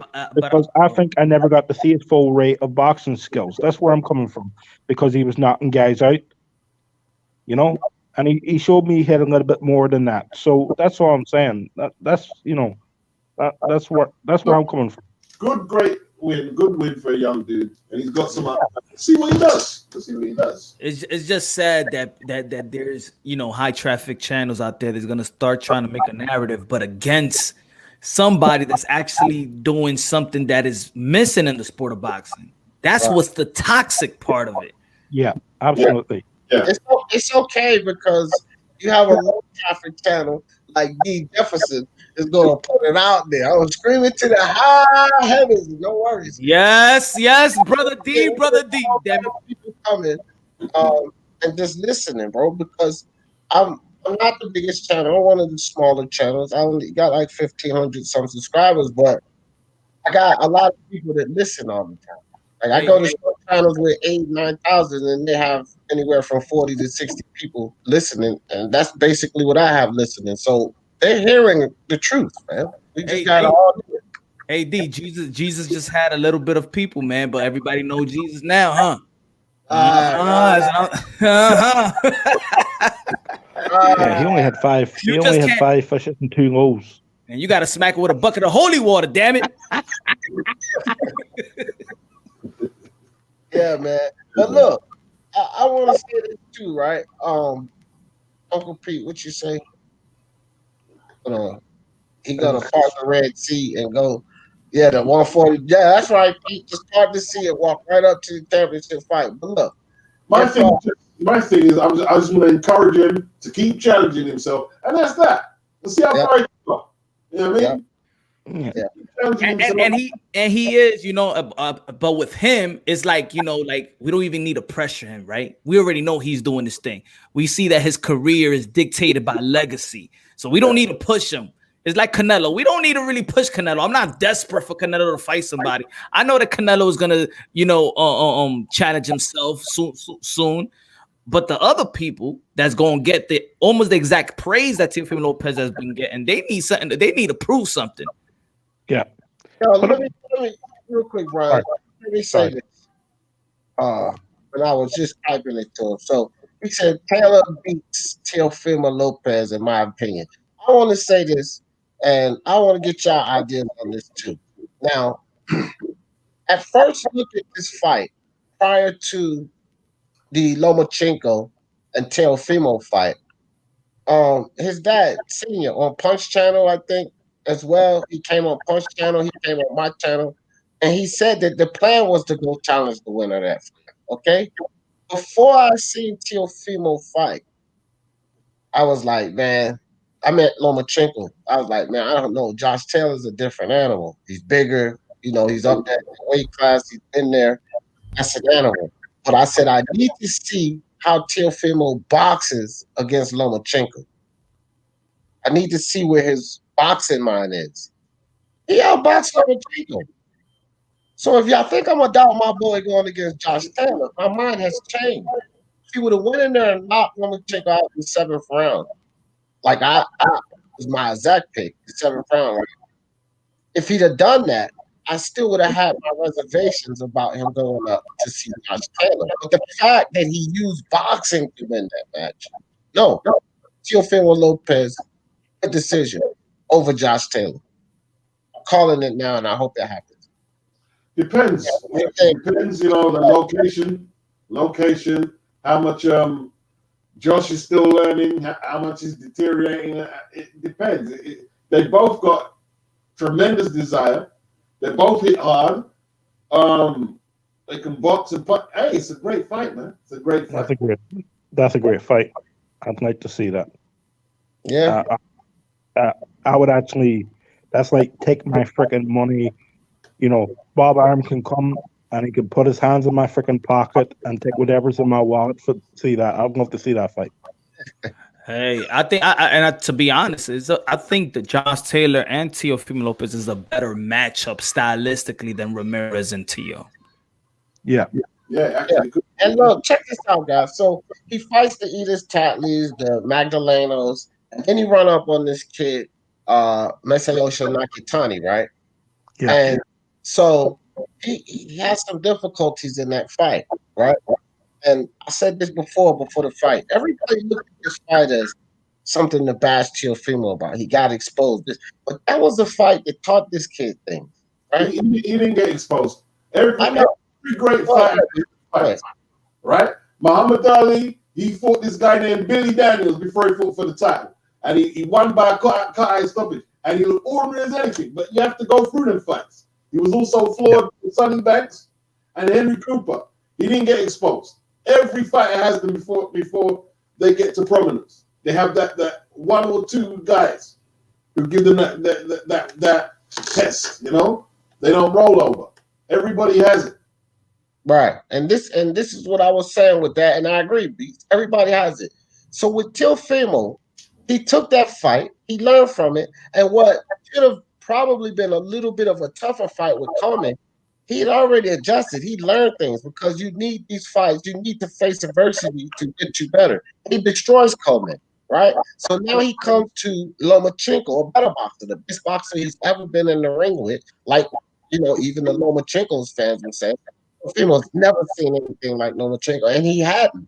Okay, and then he wins that fight. It wasn't just no wash or anything. He faced adversity in that fight, especially in the second half of that fight.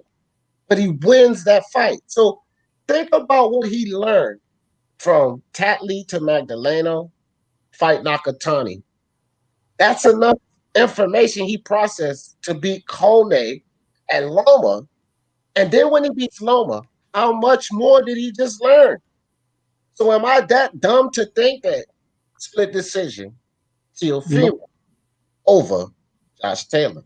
You know what happened? You know what happened? You know what happened, D? What's up, dog? His confidence rose. I guarantee you, right? When he heard that scorecard against Lomachenko, I guarantee you whatever confidence he had before that fight and during that fight, and what he did during that fight, I bet you after that fight, his confidence is like on another level. And when you give someone like Teofimo Lopez confidence, like serious confidence, saying I just beat one of the best boxers in the world, then that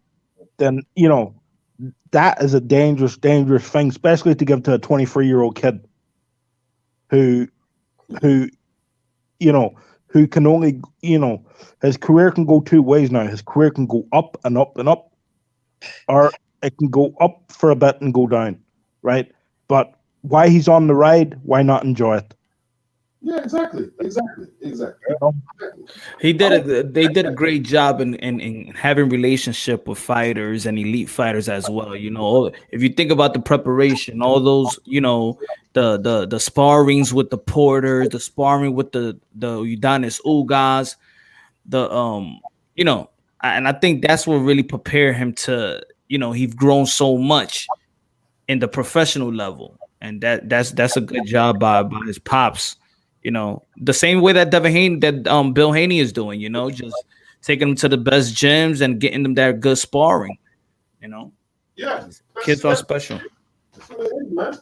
That's what it is. Listen, man. Maybe listen. I don't know if I'm one of the people who's a fan, but I'm a fan now. I like enjoying fighters who chip challenge themselves and going for it. There's nothing wrong with that, for showing enthusiasm for that. There's nothing wrong with that at all, as far as I'm concerned. Teofimo will learn from Loma fight and bring that experience to 140. Got him beating them guys. Stay. Yeah, exactly. That's what I'm talking about. I'm biased. That's what I was saying. Like, he goes from Tightly to Nakatani, and look what that information and that adversity gave to the kid. He blasts through fucking Richard Coleman, which is a champion. He won his belt. He didn't have it handed to him. And then he beats a guy like Lomachenko. This information, these Haney fans, what do they think? Devin Haney. What do they think that Devin Haney? What has he done? You're fighting to bring him up to that level. They can say what they want. He ain't fought nobody. He hasn't fought anybody. Exactly. Everybody know, man. Devin Haney got great potential, but his highlight of his career is doing pad work with Senior. Right. That's the highlight. Right. Not in the ring, because freaking Santiago don't cut it. That's his best. It was disrespectful what he said about Lomachenko post-fight Saturday. I thought that was a bit. You ain't fought nobody, bro. To say Lomachenko can't do shit. You gotta do something first before you can start talking like that. You know what I mean? You never did that. Let's keep it real. Let's keep it honest. The highlight of Devin Haney's career is pad work with the Mayweathers. Once Devin Haney goes in there with Teofimo and feels that first punch, like Lomachenko felt that first punch, you see how much he can do in the ring with Teofimo. It's easy for him to criticize Loma. Let's see what you can do. I can see Devin outboxing Lomachenko as well. Whether he could keep it up to win, I can see him outboxing him too, to be honest with you. Here, apparently they've already sparred though. Yeah. Teofimo.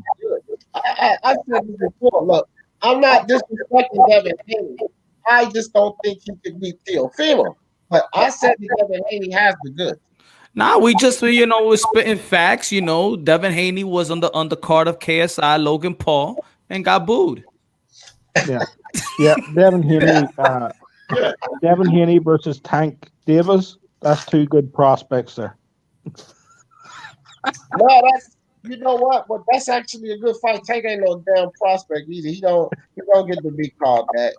I was joking, big. But yeah, I know. I just want to let everybody know he's a full-grown waste of space. But anyway, Anyway, though, Did I lie, D? Did I lie? What? Did I lie? Was What? Devin Haney on the undercard of Logan Paul and Oh, he got KSI, booed. and he got booed? Did I lie? Got So booed. I'm just That's the truth, dog. The truth is What He made money. He on made the money that card night, though. of that? He made money. yeah, here good we go, money. here we Yeah, go. yeah, good Go ahead, money. Pete. Go ahead, Pete. What'd you say? Oh, did you just want to say he made money? Yeah, he made money, but he got booed. You know, I he was got wondering why he doesn't say that fight. like if somebody like you can make money, but if somebody boo you, they're like, come on, man, let's get on to the main attraction. You don't want to see this nonsense. I see some YouTubers like me and D main eventing, and we main event and Devin Haney is the undercard. That's embarrassing. I don't give a damn. Yeah, but Teofimo, listen though, Why- like Logan Paul and KSI, they're not just like normal YouTubers. They're big YouTubers. You know what I mean? They got millions of followers. Oh, what you trying to say? You know what I Pete, mean? that we some regular YouTubers, Pete? You gonna come in the D channel and disrespect us that way? No, Pete? no. No, but these guys, they're like they got like albums and like KSI, he actually sings. Yeah. So he's a Yeah. celebrity. He's not just a YouTuber. I know that they're real. What's his album? What's the name of his song? No, look, they got 22 million subscribers on their channel. The older brother got 22, the younger brother got 20 million subscribers. I know about who they are and their following. They ain't boxers, and that didn't lead Devin Haney to all the cheese. Right? He got all the belts is wrapped around Teofimo Lopez, and these kids got to catch up. I think the most interesting fight. This is the fight that I want to see most. At 135. I want to see Loma just drop back down to 130 and clean out that division. The biggest fight, thanks for coming on, Beats. Biggest fight that I want to see at 135 is Tank Davis versus Devin Haney. I think that's the best fight. That's the best fight. Because I think Ryan, no disrespect to Ryan Garcia, but I think he needs a little more defensive work before he gets in there with Tank or Devin Haney. I think they're a little bit ahead of him. And I think that he'll get popped by Devin. I'm not sure of Devin's power yet, but it's a question about Ryan's chin. Because Devin has decent power. He has respectable power, right?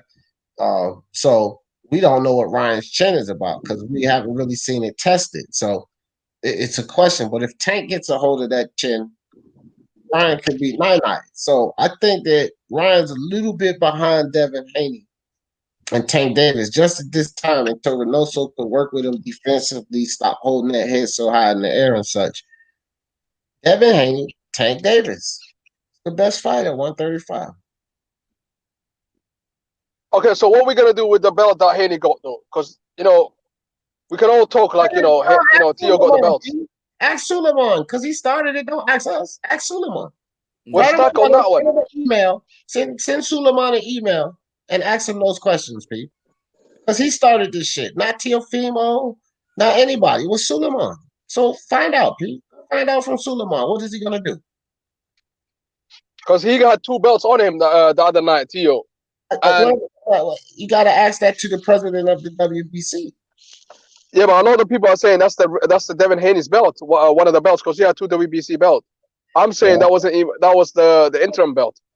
Well, no, it wasn't the interim belt because he had the franchise belt. You're not going to hand him an interim belt when he has the franchise belt. Listen, Suleiman said, let me tell you something, Pete. This is the thing. Everybody keep coming on here with their proof for this and their proof for that, and ESPN putting up articles. Mark even came up here and he said something. A lot of times when there's a discrepancy amongst the sanctioning bodies, whoever's eating chips, like, give me a break. That's P. Okay.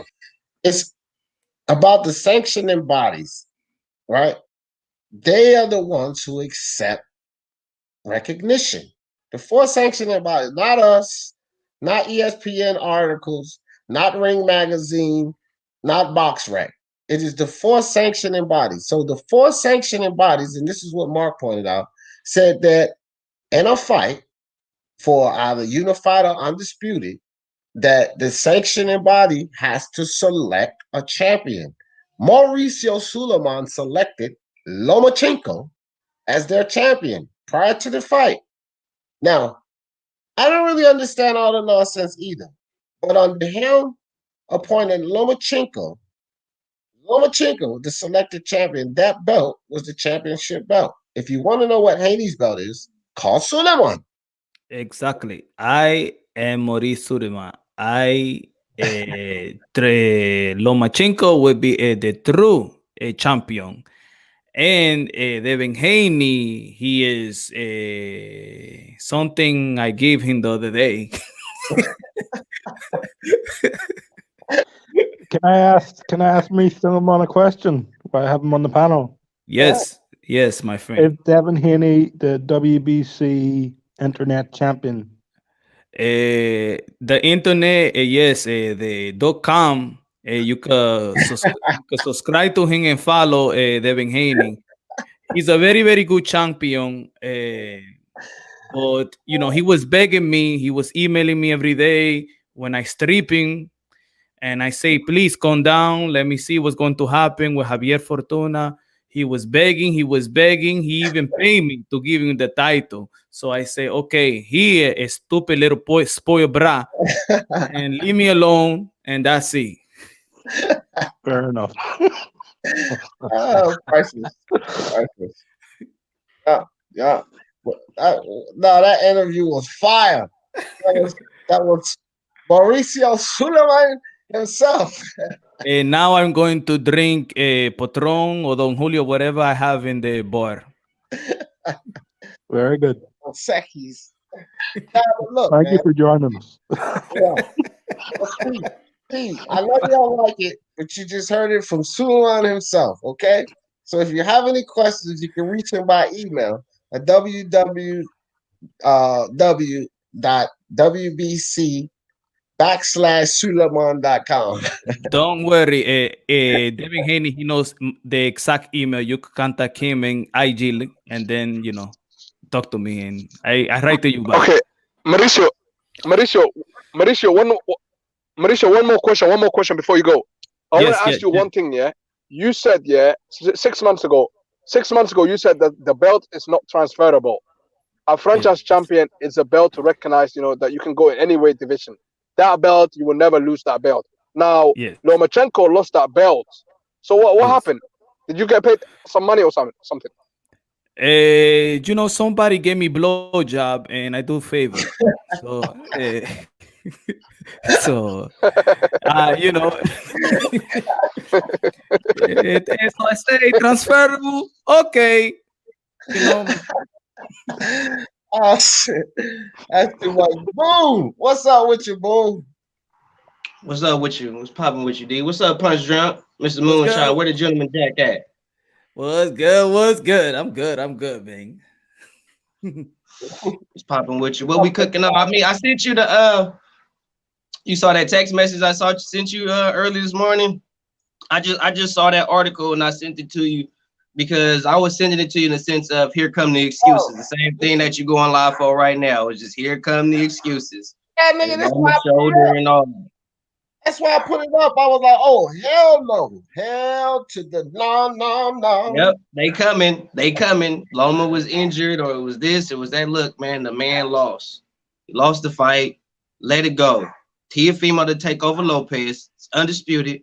Lightweight champion of the world. Whether you like it, you hate it, don't matter. It is what it is. It's nothing you could do about it. It's kind of funny. It's weird that when you get all the belts, you don't get all the notoriety. That remind me of a particular heavyweight boxer. When he won all the belts, he didn't get all the notoriety, and they was using the fact that he was an American to justify why they didn't like him too much. But it's funny how a lot of these American fans who are more Lomachenko fans than Teofimo Lopez fans. That's kind of weird to me. It's funny how these same people was doing this same little foolery against a particular British heavyweight boxer by the name of Anthony Joshua. Are we getting the same treatment with Teofimo Lopez that Anthony Joshua got when he beat Klitschko? When he got all the belts and everybody was talking about how he didn't really do nothing. He got all these belts and they not giving him his respect because he got all these belts. Are we doing the same thing to Teofimo? It seems like the same thing is happening. Just saying. Yeah, I mean, and you know who it is. No, it's not. It's the narrative pushers and the haters. That's really who it is. No. We're not doing the same thing. Listen, AJ never got that much credit. this guy Teofimo Lopez, he's getting a lot of credit for like fighting two champions back to back. Do you know what I mean?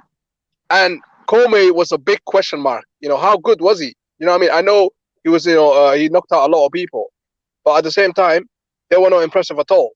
And then Lomachenko, I've already said, anyone that's not scared of him, he's gonna lose against him. Because I never thought he was special anyway. Do you get me? So yeah, AJ was already proven. You know what I mean? AJ, he went to the Olympics, he won gold.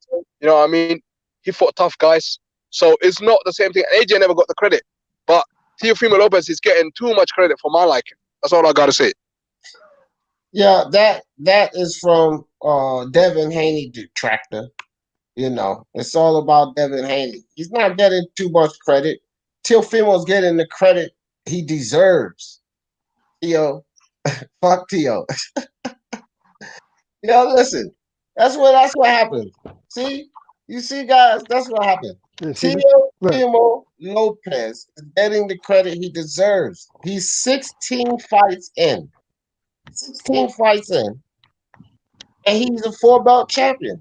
Now, again, I'm not even going to get into undisputed or not. I'm not even going to get into that, fam. He is Me a neither. 4-belt champion. 4-belt. Look, matter of fact, let me rephrase. He's a 4-belt lineal champion. 4-belt lineal champion. So Richard Comey is not going to do it for you, P. And Lomachenko being number one is not going to do it for you. So which lightweight will do it for you? Devin Haney. Listen, Teofimo Lopez is nearly there. Okay, let me ask Moonshine's question. So, Mr. Punish, yeah, listen, yeah, I just want, what's right to be done. And the real belt is with Haney. He fights Haney. He beats Haney. That's it. He's the best. He's the best. That's it. No question mark whatsoever. The real That's belt. all I'm saying. The real belt is with Haney, but it doesn't have any weight. It don't have no weight, no volume. Okay. Too. How the fuck, if he beat Haney, he's the best. There's no question. He is already the best. Dude, what are you talking? Haney has to catch up to him. There's no question for Teofimo. Oh my God. He's sitting up here. Haney's sitting down here, Pete. He's already the man. He just beat who was thought to be the man. And it was never Haney at any time was he thought to be the man at 135. It was never Haney.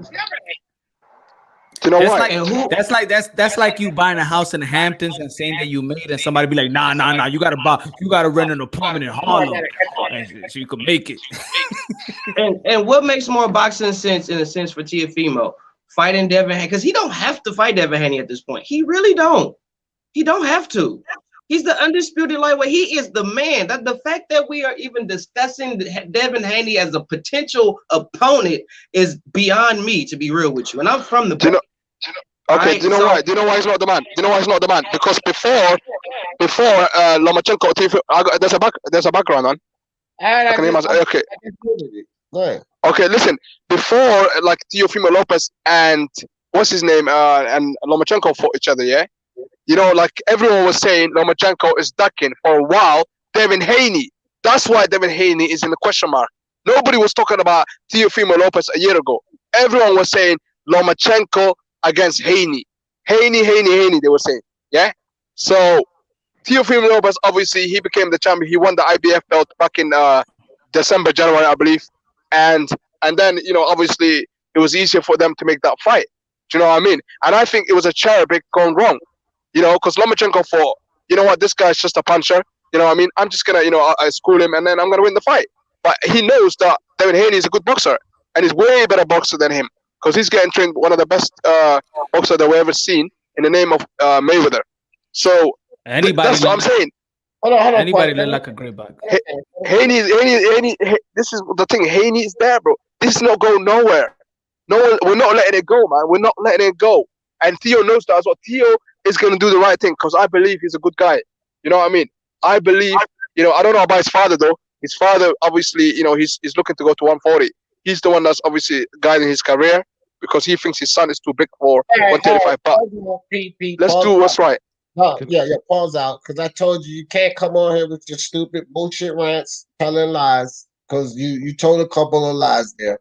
So I'm going to have to clear it out. And I just told you when you was on here earlier, dude, what's wrong with you? I don't see, though, this is the thing, Pete. I don't push narratives. You're basically pushing a narrative. That's the thing. I'm not going to sit here and push a narrative or accept or allow you to come on here and push any bullshit narrative. Syfe Bud, appreciate you with the super sticker, fam. So here's the first thing that you said that's wrong, P. It's like totally wrong. When it comes to Devin Haney and Teofimo Lopez, understand this. Devin Haney has 24 fights. In 24 fights, he has not done half of what Teofimo has done in 16 fights. And for you to sit here and say, this is where you were wrong, either you're lying or you were wrong or whatever. So I'm not going to call you a lie about this. But you was dead wrong when you said nobody was talking about Teofimo. Out of your damn mind, fam. Any boxer that's coming in knocking everybody out is definitely being talked about. So you're telling a lie right now, fam. Or you just dead ass wrong about that. Teofimo was definitely being talked about. Are you crazy? He was being talked about. It was him. It was Shakur. It was Devin Haney.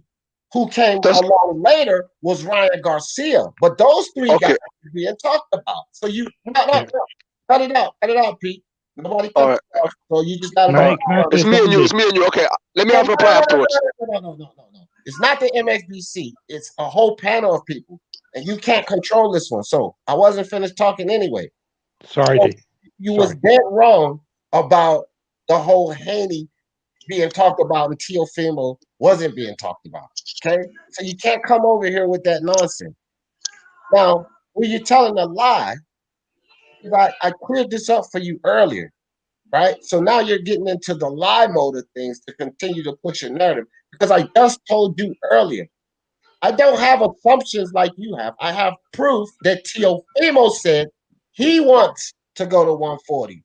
He wants those guys down there to earn their way like he had to earn his way. Not his dad. Stop pushing these narratives. Stop trying to come on my channel and push these bullshit narratives, because it's not going to work up here. And I ain't going to let you get away with it at no fucking level. At least that game is in here. He believes in Haney as well. He comes with valid reasons, lies, bro. So stop that shit. All right. Can I quickly say something and then I'll be quiet? Okay, you know what? Yeah, when I said nobody was talking about Teofimo Lopez, I meant the Loma fight. Okay, everyone wants to see Devin Haney against Loma. That's why Devin Haney said, no white boy can beat me. Remember that when he said that a while ago, about 6 months ago when he said that. So basically, like, this stuff has been going on for a while, bro, man. Like nobody was talking about Loma against Teofimo Lopez. Obviously, I was watching Teofimo Lopez. Everyone was talking about him. He was a good prospect. He was knocking people out. What I mean? He was very impressive. But nobody was talking about this fight that we seen past Saturday. You know what I mean? We wanted to see Haney against Loma. That's all I'm saying. I'm not saying he wasn't talked about. I know people talk about Ryan Garcia and Teofimo Lopez. Yeah. Hold on, Pete. Stop there. You get mad at me when I tell you about the LBBC. I don't see if that's all you hang around, Pete. Then of course nobody was talking about Teofimo Lopez. But that's your problem. There was a lot of fucking people talking about Teofimo Lopez, and you're wrong once again.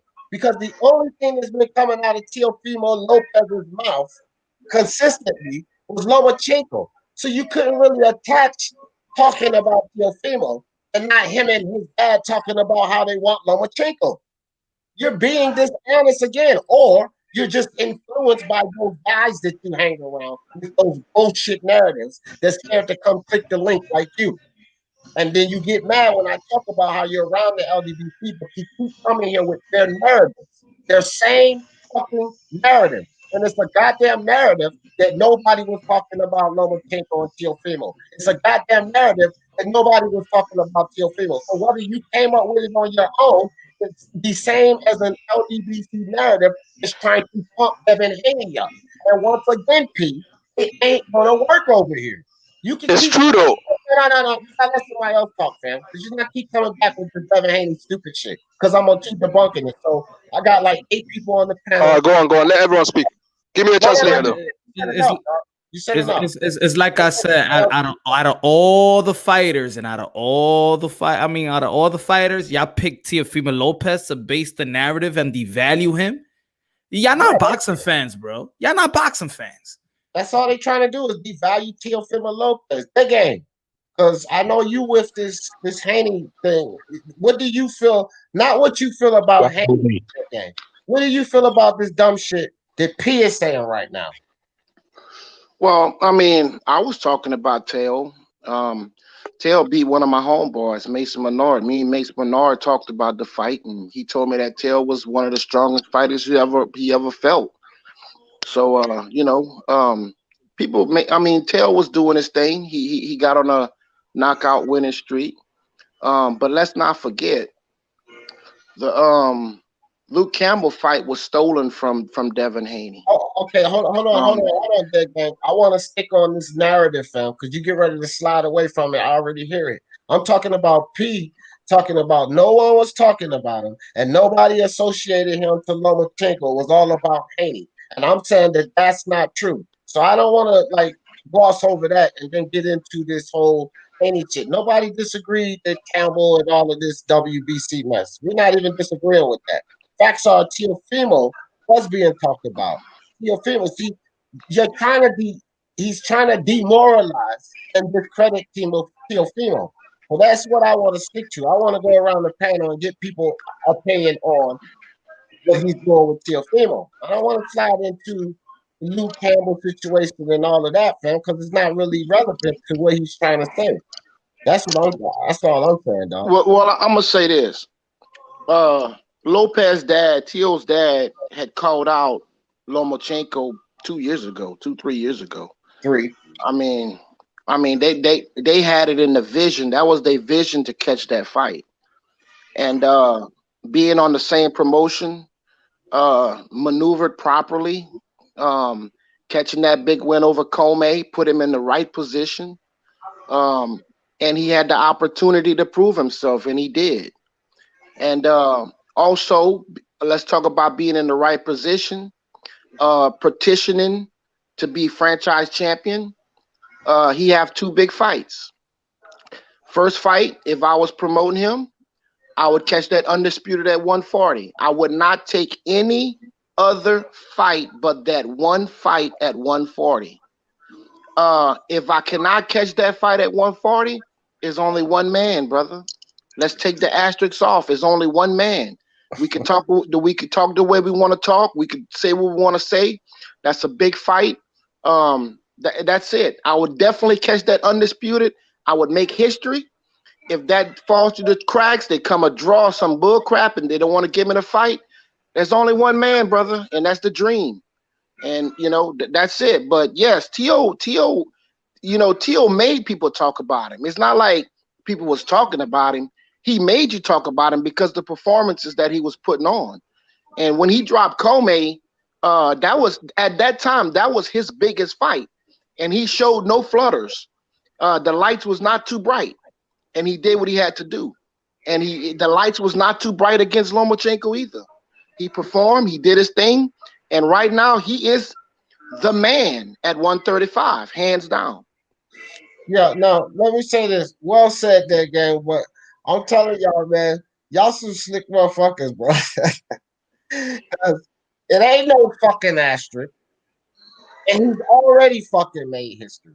See, I'm just saying this. He can, because I heard how you slipped in the comment, he could take away the asterisk and he can make history. He's already made history. That's he's already made history. And there ain't no fucking asterisk on that belt besides PBC lovers, Devin Haney lovers, and Teofimo haters. This kid has already made history. I don't give a shit about the undisputed. I just said it. 4 belt lineal champion. He's already made history. 16 fights, 23 years old. I agree, but this is the problem. My turn. Devin Haney doesn't help him at any level make history. He's already made history without Devin Haney. It is Devin Haney who hasn't made anything. He's not done anything. He doesn't deserve anything because he's not done anything to deserve anything. So he's already made history. Suleiman caused a whole lot of confusion. So if y'all want to put an asterisk on it, put an asterisk on it. The people that want to call it undisputed, they have every right to. But it's all about Suleiman. It's not about you guys' asterisk. It's about Suleiman. And that's just that. You know, it's just like these people who claim things was a robbery. Like like JFL. Danny Garcia 38-0. It doesn't matter what you think. In the record books, he's not. He's not 38-0. So I will talk to Suleiman with your asterisk, because the asterisk is really about Suleiman's decision. But it's damn sure not about Teofimo, who has already made history. Well, you're not understanding. Can I add? One real quick. Let me just say this, my piece right quick. The thing about it is, I like Teofimo, all right? And we're talking about he's dealing with snakes in Suleiman, Top Rank, and ESPN. The ESPN already had Lomachenko winning that fight. Between every round, it was highlights of only Lomachenko. They put Lomachenko, they even took Lomachenko's loft off his record already. So we know they do funny stuff, you know. So I don't want 6 months down the road, they come out and say, well, he's not undisputed. And that's what they're gonna do. And the brother don't deserve that. So that's why I say he already made history. I agree, but I'm talking about when you're talking about doing bigger things, catching that undisputed at 140. I mean, brother, that's amazing. So if he don't catch that undisputed at 140, if I was guiding Teo, I would be like, look, let's go snatch that belt from Devin, and that way we can clear up all the noise, because I don't trust Suleiman, I don't trust Bob Arum, and I don't trust ESPN. And I hate for this brother to go down the road thinking he's undisputed, and then they pull that card from him, just like they're trying to pull the card from Devin. I say they're young fighters, they cool with each other. Is the takeover the youngsters' turn? No rematch for Lomachenko. Clean out the division, beat everybody at 135. If you can't get that 140 fight next, go ahead and take on Devin, and let's clear out the air, brother. He's not gonna. It's gonna take 2 seconds. The only noise that day is coming from Devin Haney lovers and certain boxing communities. That's all the noise. That's all it's coming from. Go ahead, Joe. Nah, that's what I was gonna say. I mean, like, it's just a certain people that's saying that. Right. I mean, Mauricio Suleiman just had an interview yesterday with Mike Coppinger. They was digging that question. Is he undisputed? Mauricio Suleiman said yes, he's undisputed. So if he fights Devin Haney, what are they gonna look at the hype? Look at the hype, look at the marketing, look at the advertising of that fight. What they're gonna be like, oh no. This is the real undisputed. No, it's not gonna happen. This is it. He made history. World renowned. That's it. There's no brother. Going back. No, brother. There is an asterisk. Everybody's talking about it. You look at everybody is y'all. Listen, I'm talking about what I'm talking about. You look at everything on the internet, ESPN, BoxRec. Everybody has Devin Haney, WBC champion. It's not just the people talk. And yes, a lot of people are talking, not just Haney fans. People just want it cleared up. It's not about let's feed him to Haney, because that's going to be a good fight. Why don't run from? All I'm saying is don't run from Haney. You can talk about Haney's. Who's running from Haney? Wait. What I'm saying is it ain't happening here. It ain't happening here, fam. Don't even try to slide that dumb shit in. Teofimo got no fucking reason to duck Haney. I just told you the other day that that's the shit that they're gonna start trying to say. But that's the thing.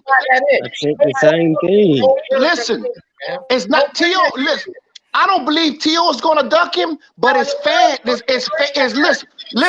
fanboys that don't want that fight to happen. Talking about Haney's record when we know Haney got pulled from the Luke Campbell fight, and that's the reason why he got the belt. So look, he got pulled by the Luke Campbell fight, but yet he's still staying under the WBC.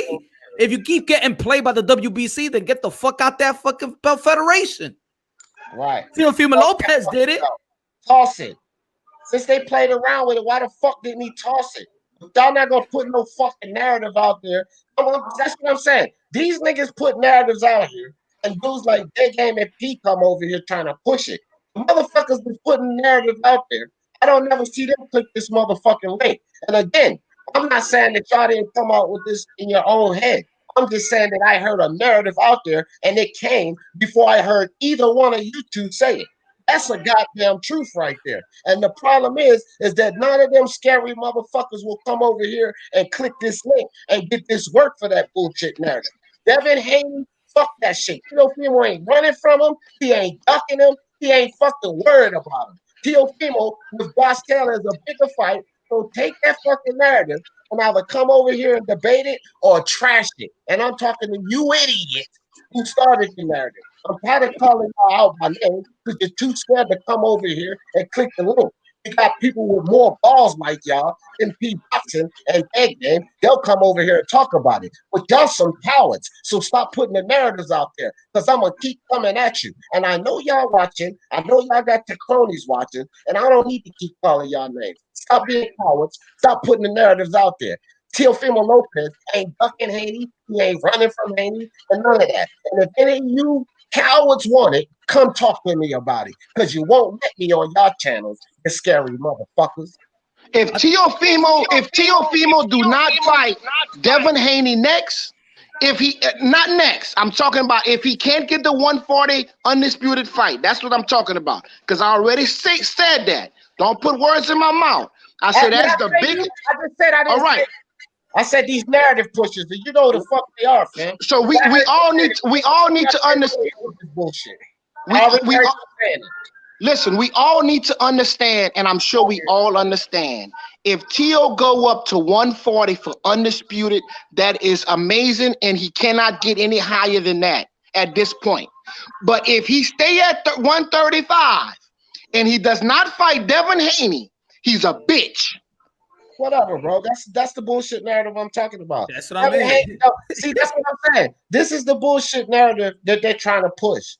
If you say if let's say he don't go see Josh Taylor, let me break down this narrative. And again, I already heard all of this before that game ever fucking said it. Whether he said he came up with it or not, I've already heard all of this before he ever came over here with it. Before Pete ever came over here with the shit he said, I've already heard this dumb shit. So I already have answers to this bullshit, and that's why they don't want to come over here and click the link.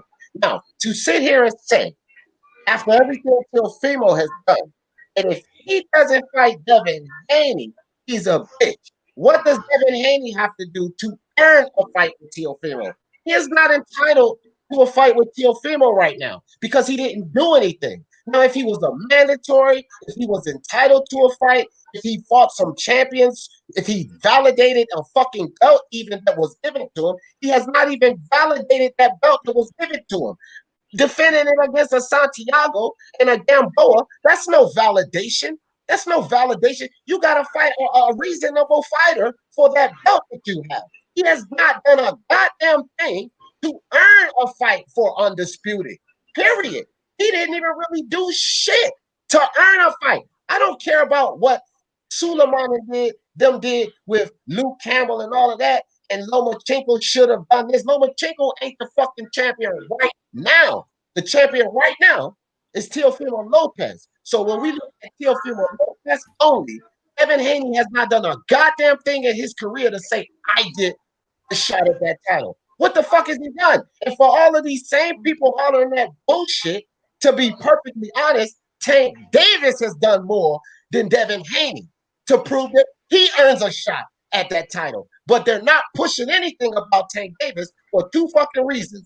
They know that Teofimo will knock his little fucking ass out, and they're on this bandwagon with Devin Haney, right? Because Devin Haney said, ain't no white boy gonna beat me. So now they want to put this narrative out. They want to jump on Devin Haney's balls and say what Teofimo has to do concerning Devin Haney, when Devin Haney has done nothing. Nothing. But let me add to that. Let me add to that. Let me add to that, because you said if you don't fight him, he'll be a bitch. Let me give you the best definition of what a bitch is in this situation. You bring up the Luke Campbell.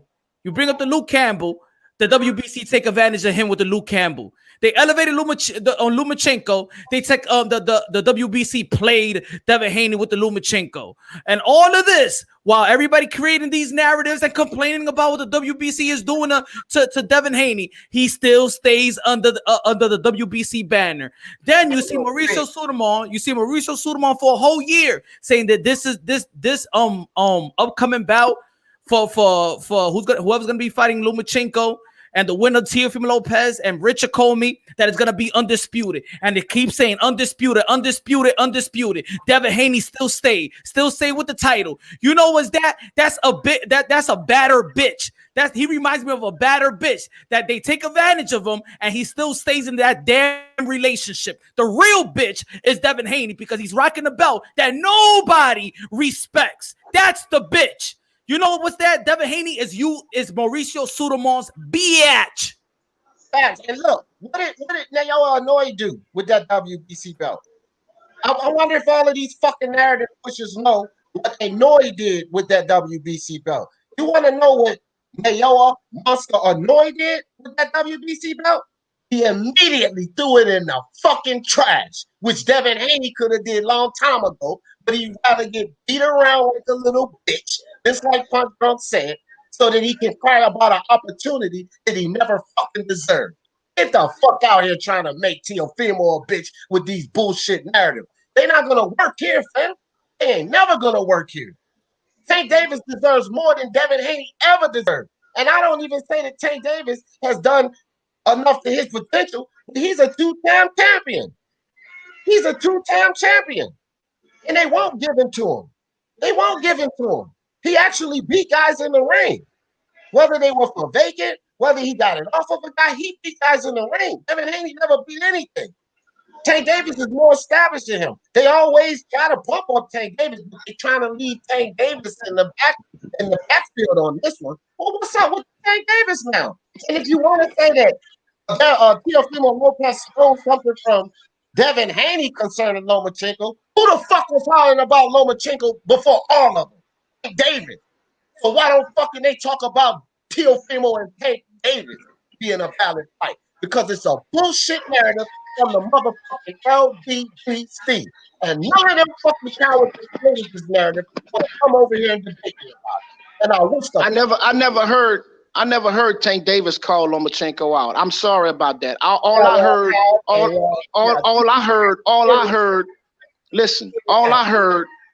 heard was when Tank Davis was acting up, Floyd was gonna feed him to Lomachenko. That's what I heard.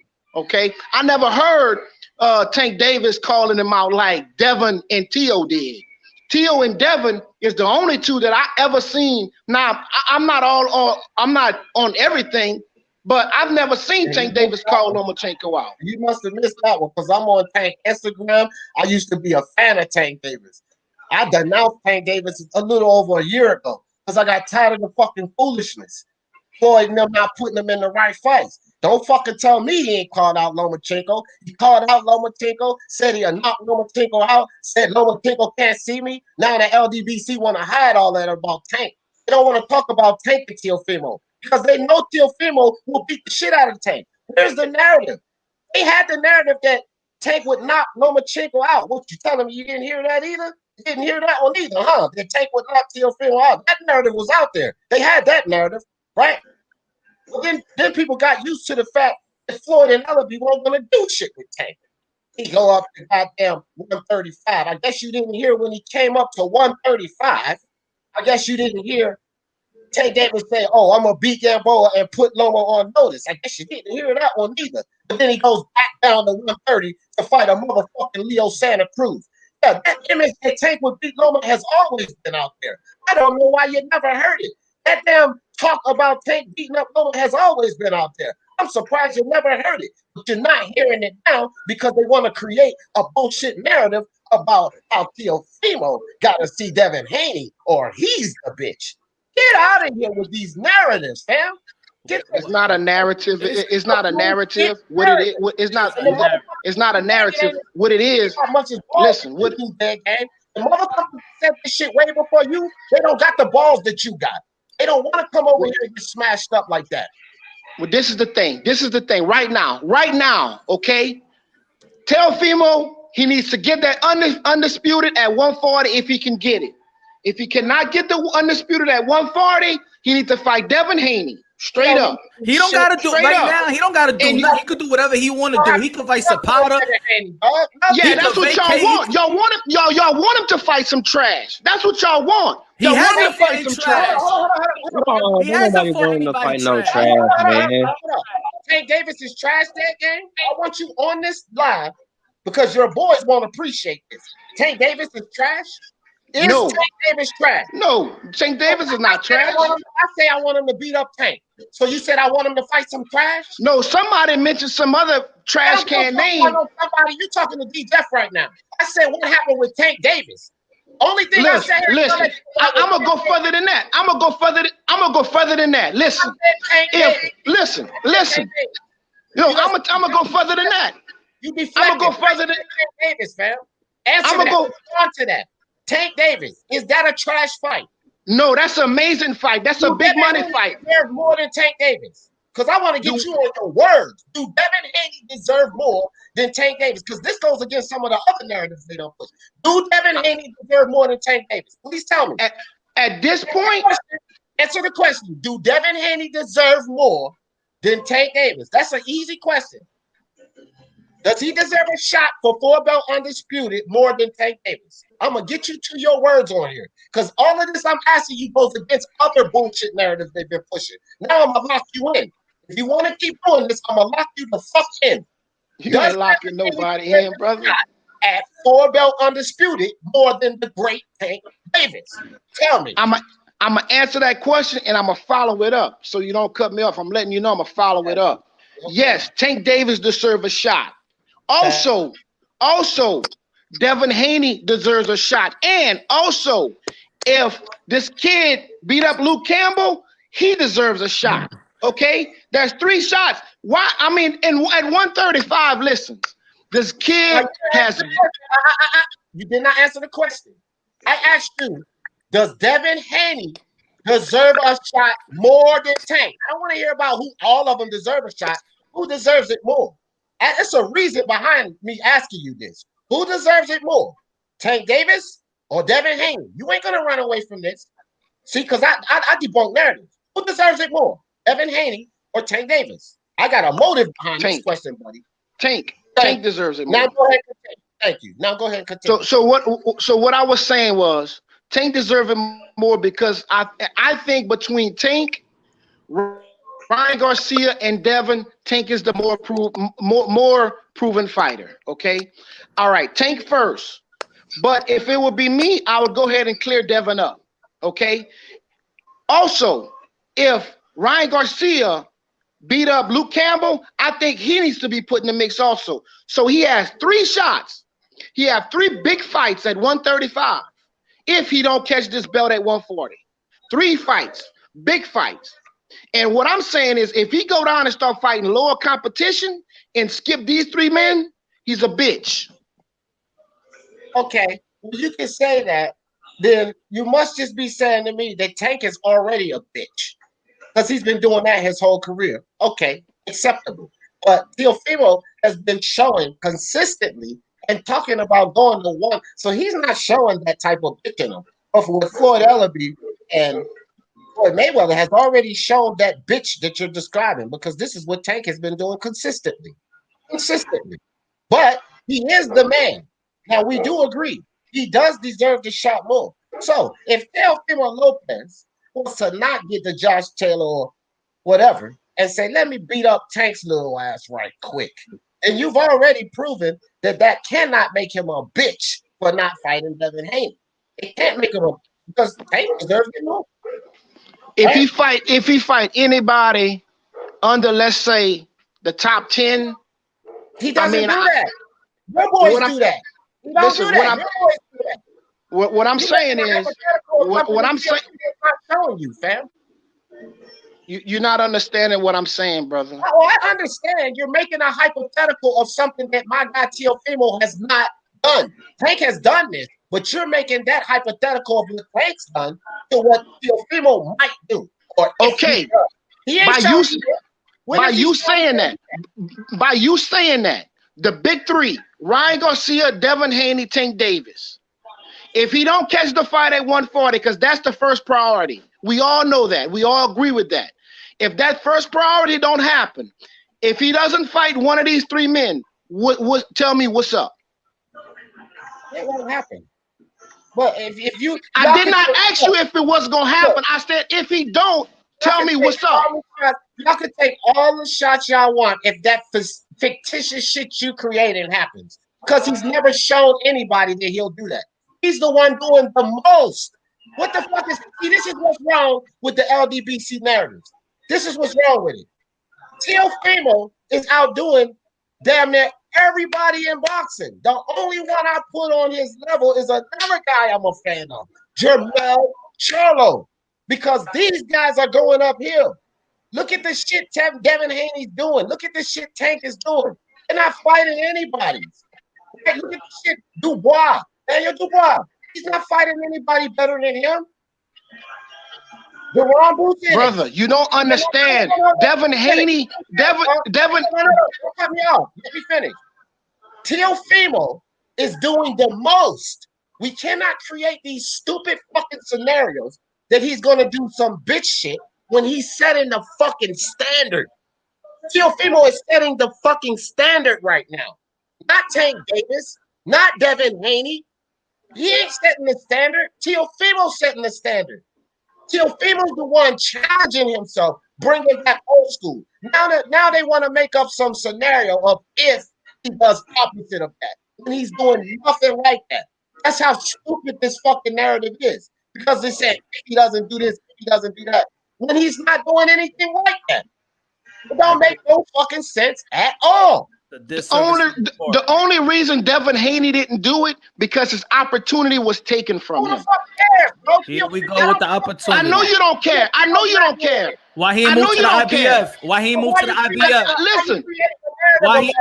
Listen, I know you don't care. Why he ain't moved to the IBF? Why he didn't move to the IBF? Why? Why did he go to IBF route? Why would he go to the IBF when he's in line to fight? Listen, why would he go to the? That's why. Why would he go to the IBF when he's in line to fight Luke Campbell, brother? Why? You're going back to it. You're going back to it. After they fucked him on Luke Campbell, why wouldn't he go to the IBF route? They fucked him on Luke Campbell. So stop fucking around chasing something that they keep smacking you around like a Sunday hooker. They smack. So you can agree. You can agree that you can agree. You can agree that. So you can agree that they fucked over Devin Haney. You can agree to that. He let himself to get fucked over. Get the fuck out of here. You heard me say that to you. We been said Suleiman fucked him over. What are you talking about, fam? Yeah, at this point, he let himself get fucked over. That's why narratives are stupid. Because we can admit shit. Y'all can't admit shit. The people who push these narratives, they can't admit shit. Who the fuck cares that Suleiman fucked this dude over? Suleiman fucked him over and he allowed himself to continue to be fucked over. There are 4 different belts. There are other routes to take. He wanted to stay under that WBC route. So that's him. You want to keep getting screwed in the ass with Vaseline and blame him. Sandpaper. So that's what I'm saying. Why would Teofimo let these snakes take that what he has, what he accomplished away from him? That's all I'm saying. I'm saying if you can't get, listen, if you cannot get 140, fight Devin Haney to clear up the bullshit. That's all I'm saying. You don't want to hear it. I know you don't want to hear it. Yo, that's why I said, D, that's what I said in my video. Y'all want Teofimo Lopez to fight Devin Haney to clean up Mauricio Suleiman's mess? That's what they want. That's what they're asking for. That's what y'all want. I want Devin Haney to fight Teofimo to clean up the mess. And stop capping for this dude, bro. All you do, look, punch drunk. I already know. Listen, punch drunk. I already know. Listen, I already know punch drunk is all on T.O.'s nuts. And if T.O. can fight trash can after trash can and hold that title, he'll be totally happy with that shit. And I'm not. He's the only one that's proven it. Hold It's on. not about it's not about me being on anybody's nuts, my brother. It's about that he's the only boxer that's out there proving himself. And you on fucking Haney's nuts that the last opponent he fought was Santiago in the undercard of fucking KSI and Logan Paul and got booed. That's good. Layup before that. That's Before good talking that, points. You're talking about somebody being on Teofimo nuts for proving himself. But Devin Haney, who has not earned anything, who let the WBC bitch him around, this is the king, and Teofimo has to do something concerning him. Devin Haney is the standard? What y'all talking about? Is that what you're saying? Devin Haney is the standard to prove to you that you're the man at 135. Devin Haney is the WBC champion. Is That's he who the he standard? Is he the He's standard? He is the champion. That's who he is. At 135, That belt got no weight, listen. man. It don't. I don't give a shit. Listen. In your eyes, it don't. In your eyes, it don't. But in a whole bunch of other people's eyes, it do. So do a poll. Listen. Do a poll. Matter of fact, do a poll. Do a poll in your channel, whatever. How much you want to bet? Any type of money you want. And everybody know here, I don't even bet. Do a poll in your channel to see what's the standard. Let me see. Listen, we don't have to do a poll because in about 2 or 3 weeks, Suleiman is going to backtrap and go snake on Teo. We all know what Suleiman is. He's a snake. Yeah, he's snaking. He's snaking Haney. You ain't saying nothing about that. Why Haney ain't talking about Mauricio Sudamon? Yo, Mauricio Sudamon, my man. Why you keep saying undisputed? Yo, there's a marketing advertisement. I got a fight coming up. Teofimo Lopez got a fight coming up. Why you saying it's undisputed? What about my fight? Because one minute he's saying undisputed, the next minute he's saying unified. We pulled this shit up 2 days ago. I have documented this for a damn year. Just yesterday on the pug, the man said undisputed. They're gonna take that from T.O. I promise you they're gonna take that from T.O. The only one. Why Haney don't talk about that? Why Haney don't talk about that? The only one they wanted undisputed was Vasyl Lomachenko. And because they put the question, my brother. Why Haney don't speak on the statement? At the time, Punch. Hold on. The only one they wanted undisputed was Vasyl Lomachenko. And because Vasyl dropped the ball, they had to put it out there. But give it a few weeks, and I promise you the whole narrative from Suleiman gonna change because every day he's going back and forth. When somebody pressure him, he say one thing, and then he say another thing. What I'm trying to tell you is, if the brother do not catch it at 140, he needs to go clean the mess up. That's all I'm saying. And cleaning the mess up, and listen, and cleaning the mess up means fighting the WBC champion. The same shit, and then like you keep repeating that. You keep repeating the same thing. So you can. Yo, what's up, D? But you don't have to keep repeating to us that he needs to fight Haney because we don't agree on that and we're not. But here's the thing. Why aren't you, the LDBC, and Devin Haney and Bill Haney putting heat on Suleiman? Why are y'all trying to make all of this about what Teofimo has to do? Why are y'all not saying anything to Suleiman about what he needs to do? Why is that no question? Facts. Where's the narrative about that there game? Where are they? Why? Because we could take Suleiman totally out the picture with this fight. Who's we? No. Who's we? It's no we. Teofimo has no problem. I have no problem with Haney. It's no we. It ain't no fucking we. That's the narrative. Apparently, Don't say the narrative. You just exposed it right there. You said we. Wait, don't say Tail don't have a problem because he just said, "Oh, I got a belt that's a franchise belt, and I guess I'm gonna have to go catch this email belt." So it's already in his head. So don't come with this bullshit. What I'm saying is, take Suleiman out the picture. Fuck Suleiman. Clear up all the air. You got 3 big fights. I don't care which order you take them in. If Ryan Garcia beat Luke Campbell, you have 3 good fights right there. If you can't go to 140, I'm saying is don't start fighting powder puffs because it's gonna be bad for his career. And in the future, Suleiman is gonna backtrack on Teo and put the dick in him. I promise you. How can he do that? He's putting his dick in the way he's putting on Haney. Already doing it. Right? Yo, the way he's doing it on. Let me ask you a question. The way he's doing it on Haney. That's what you're trying to say. Exactly. So Haney's getting it. So you're doing it. But see, here's the thing. If they're already saying right? This is where these narratives are so stupid. If they're already saying that there's an asterisk, that Teofimo's not the champ, Teofimo's not this and not that, then what more can Suleiman do to him? Because y'all are already don't recognize him as undisputed. So it's nothing more. You talking about Suleiman gonna dig him again. Just say that he's not undisputed. Y'all already saying that. That's how stupid this narrative is, because y'all already saying that he's not undisputed. And I've said up here over and over again, I don't give a fuck. For the unified, Hey, undisputed, I don't care. Go what's ahead, up, Rap. dude? Yo, what's up to the panel? Is that Punch? What's up, Punch? What's good, Rapstar? Yeah, man. What's up, guys? Well, Let me anyway, ask you, Rapstar.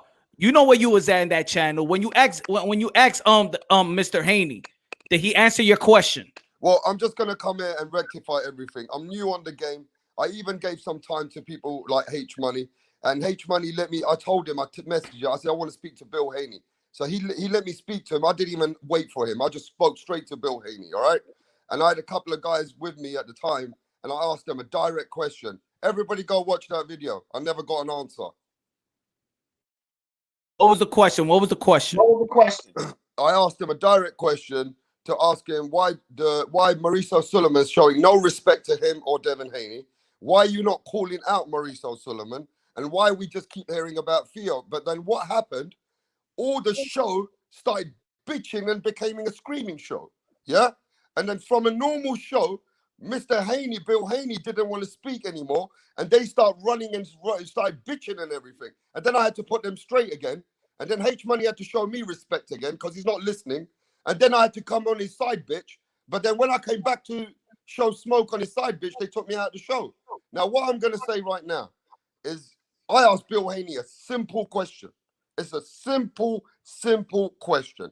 Why is there no respect on Devin Haney's name with the WBC? And why is this you guys saying that it's not undisputed, but the other professional wide platform saying it was undisputed? Why you getting left hanging on a thread? Nobody answered me, bro. They don't want to answer that. They just want to make this fucking narrative up that Teofimo has it. None of them want to answer the question. Oh, I can guarantee you guys. Go. Yeah, but I mean, I respect Bill Haney. Put respect on Bill Haney's name. Hold on. Yeah. Listen, hold on. I can guarantee you what Rapstar, that same question Rapstar asked, I can guarantee you guys this. Go ask BFTB that question. You'll get no answer. My energy on Go ask Fanon that question. They don't deserve our energy. Go ask Barbershop Conversations. You'll get no answer. Don't deserve my energy. You will get no answer. You'll never get no answer to that question because all they want to do is create a narrative to say what Teofimo has to do. You'll never get an answer to that question. The damn man dad wouldn't even answer the question. This is what bullshit narratives are all about. They start screaming. Yo, D, you know what's funny? You don't have to answer. When it comes to Deontay Wilder, they're so quick to call out Mauricio Suleiman on the WBC.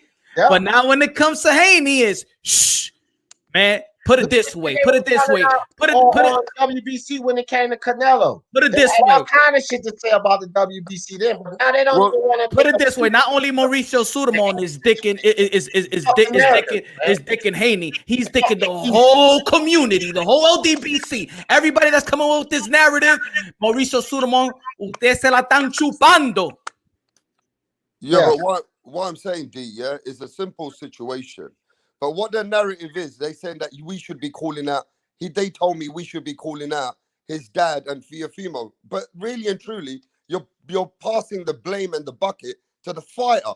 And listen, what I didn't like here, because I come from a boxing background, D, you got to put respect on the game of boxing. Yeah, and they're not putting respect. That's why I got a little bit pissed yesterday. Because even though H Money shows me respect, I had to put him straight yesterday. That you're not putting respect on the game of boxing. And then what happens? You're going to get found out.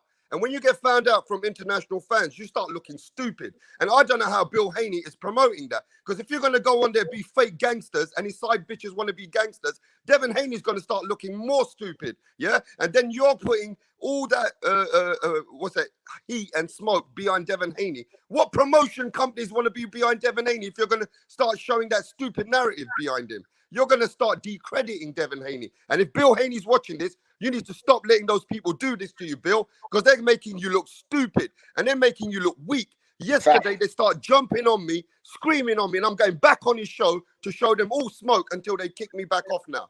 Because I want straightforward answers. Show some respect to the boxing game. Yeah? Boxing deserves respect. And a lot of these shows, they're just fucking changing the narrative and showing no respect to boxing. And a lot of real boxing fans are just going to laugh. They're going to laugh at you. And what's going to happen at the end? Bill Haney's going to be the joke. I'm sorry to say. And then Devin Haney's going to look like the joke because you put all that pressure on Devin Haney. All that pressure on Devin Haney. And if he doesn't perform, then he's going to look like, then they're going to all turn on Devin Haney like they turned on Deontay. Exactly. It's just, this is just wrong for boxing. And I don't care what people think about me anymore. Now I've seen, I'm not here making fans. I made 70 subscribers yesterday and they were honest subscribers. And they've all told me that I never got an answer. So what does that tell you? I got 164 messages today. What does that tell you? You'll never get an answer because they don't want to answer that.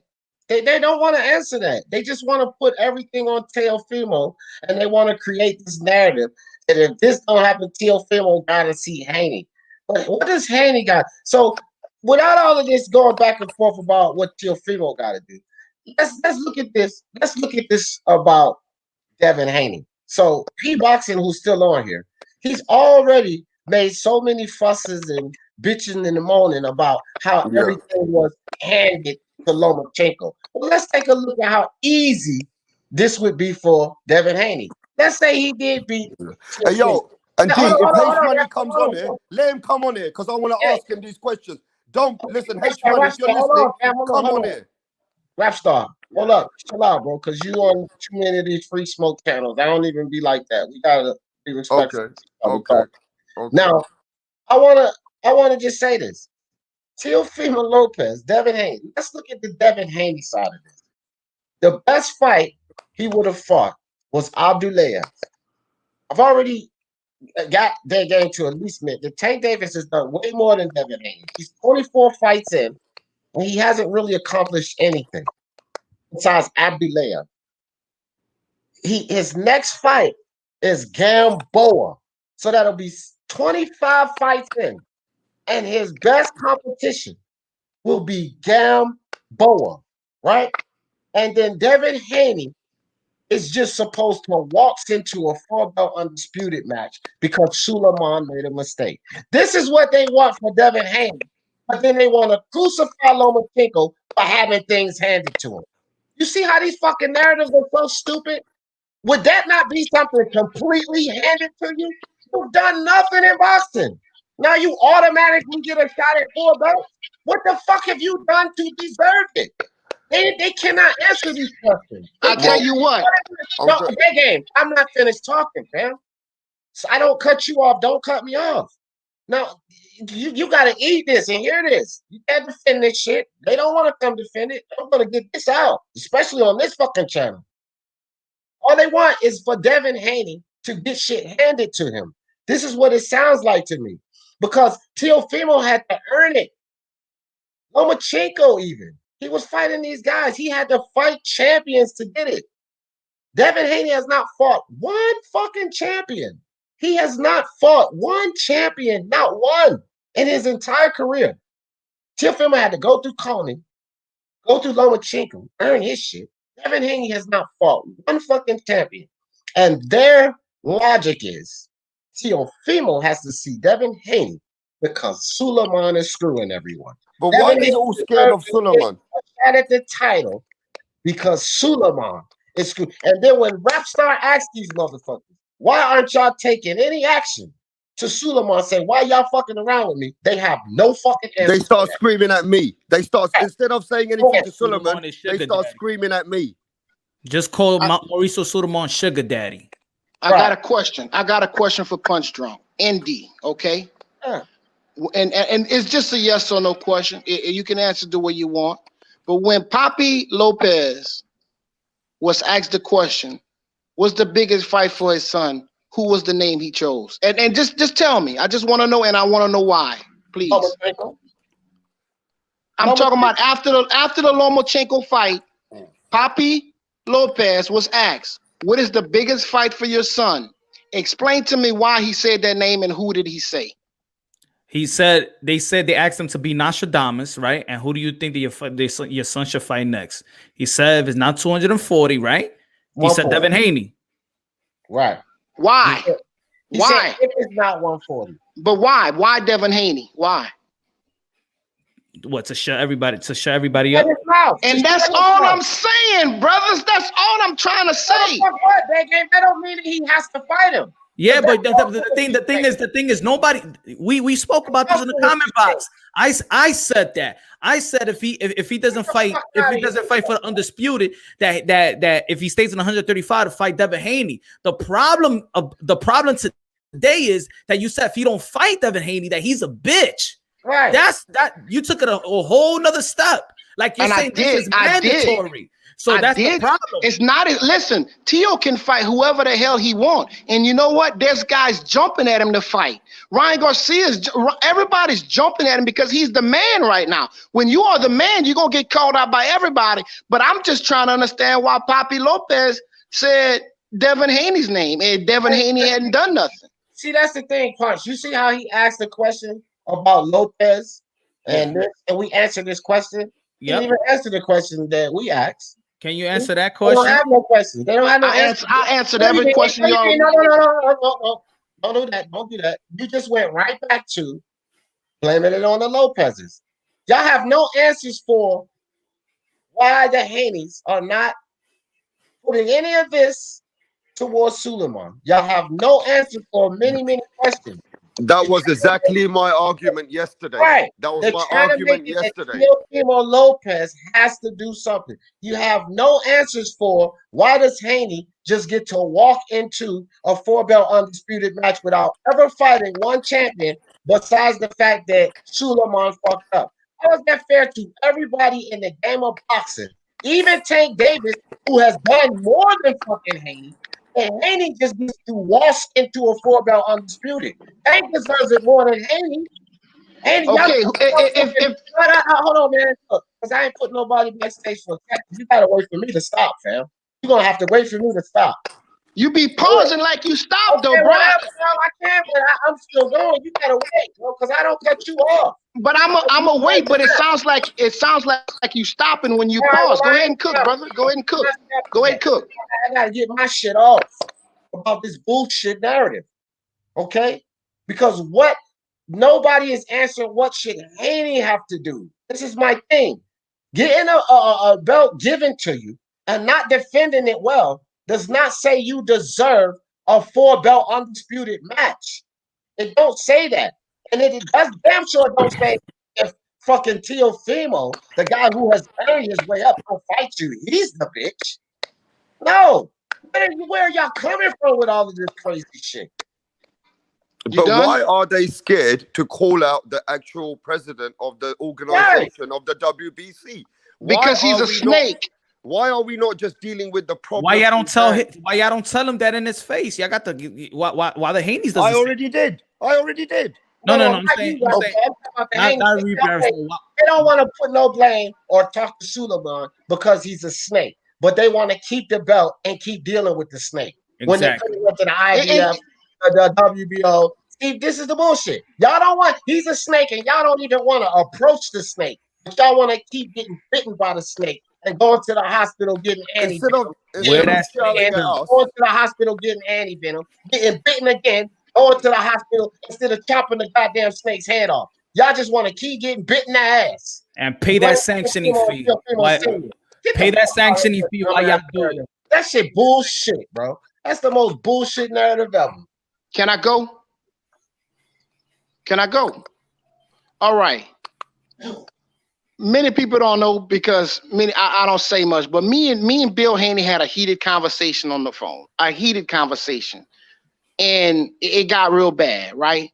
But what I'm gonna ask D Jeff is, if it's not Tank Davis, who is next in line? Who you talking about? What does he have to do? I mean, who is there next for to take the fight? If it's not Tank Davis, who's next in line?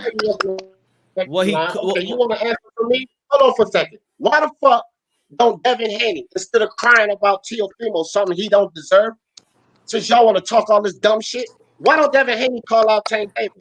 and then call out Ryan Garcia. Go beat both of them up and then say, all right, Teofimo, come on, let's get it. Nah, D, you got to take it a step further. Why he don't send the term sheet to the guys that he called out? Send the contract and the term sheet to Gary Russell Jr. That's a real call out in boxing when you send the contract. Still want to gamble. He don't want to send nothing to Tank Davis, but they accept that. They accept him trying to make a fight. Now, this was before. Think about this too, guys. This is the bullshit with the narratives. This was before Lomachenko and Teofimo got in the ring. These same motherfuckers crying when Teofimo got it. They accept Devin Haney not sending any kind of all right. They accept Devin Haney not sending any kind of contract or anything to Tank Davis. They accept Devin Haney getting in the ring with Ryan Garcia. Them two talking shit to each other, but no contract sent. They accept that. See, these same motherfuckers crying accept that. That would have been proving yourself. He has had every opportunity to fight Tank Davis and to fight Ryan Garcia. He has had opportunity to send them an offer, to call them out, and they accept all of that.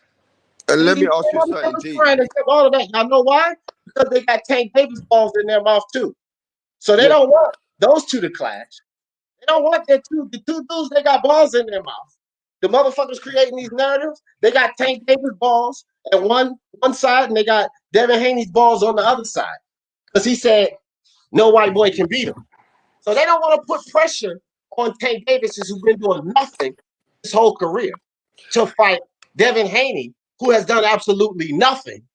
They don't want to put pressure on Suleiman, who's the whole problem, but they want to keep putting pressure on Teofimo and Senior, who's doing everything. See the bullshit with these niggas, man? Y'all see the bullshit? This is the guy. Tio is the guy that they got a gun for. Out of all the fighters, out of all the young fighters, it's Tio. Yo, this is crazy. This is the disservice to boxing. Y'all don't respect the sport of boxing. Y'all don't like boxing. Man. That's exactly what I just argue, said. Brag, debate, and want to be right. That's all it is, man. Yo, this D, is about boxing. D. A real boxing fans, they respect what Teofimo Lopez is doing, has done, and is the most honorable young fighter right now in the sport of boxing. Yo, facts. D. Now, no feelings. Facts. Yo, D, are you there? Are you there, D? Yeah. What's up, bro? Yeah, it's the same thing coming from where we are, from our side of the pond. I started speaking to people, but if you disrespect the sport of boxing, you're going to get shown up. And real boxing people can see that, yeah? And what I just don't understand is, it's a simple situation. Instead of shouting at everybody else and wasting energy and wasting smoke, get to the point with the WBC organization and really come out with the truth. You know what I mean? Instead of coming out with all this smoke and fake energy, bro. I've had enough of it now. I mean, they just got Tank run around fighting smaller guys moving up in weight. You know what I mean? They run around talking about he the star boxing. Ain't nobody worried about these other boxers. Devin Haney don't fight a motherfucker, but he deserves everything from Teofimo. These are two dudes that they was not really proven anything or done anything. And now their next fights, Tank Davis, another guy moving up the weight. Devin Haney, a fucking Gamboa. But these same motherfuckers, why didn't they try to get into a fight? This is what I don't understand about these people that push these narratives. Why can y'all not talk about Devin Haney and Tank getting into a fight? Where are the narratives about this, day game? Bill Haney said that he's in the check cutting business. If you're in the check cutting business, which is the biggest check for Teofimo right now? Davis is the biggest check for Teofimo. Bill Haney said he's in the check cutting business. Yeah, Bill Haney said that he likes and if we want to talk about straight 135, Devin Haney comes in third. Because Ryan Garcia, when he beats Luke Campbell, he's going to be in the head. Is that bigger money? Is that bigger money, Punch? Yep. Well, it's a check cutting business, isn't it? Yeah, but no. Yeah, it is rap star, but hold on for a second. Because I don't even really want to go there with it. Because forget about all of these freaking scenarios and hypotheticals that these guys are coming up with. Teofimo says it's about the glory. Teofimo says he wants to go at 140 and challenge the champion. It ain't about the checks with him. But clearly it's been about the checks with Tank Davis his whole career. This is no secret. It's been about the checks. Clearly, Devin Haney hasn't done anything. And I think as a title defense, think about this, guys. Hold Tank on a fucking pedestal like he can beat everybody at 135. They definitely do this, right? And Devin Haney does not have one sufficient title defense.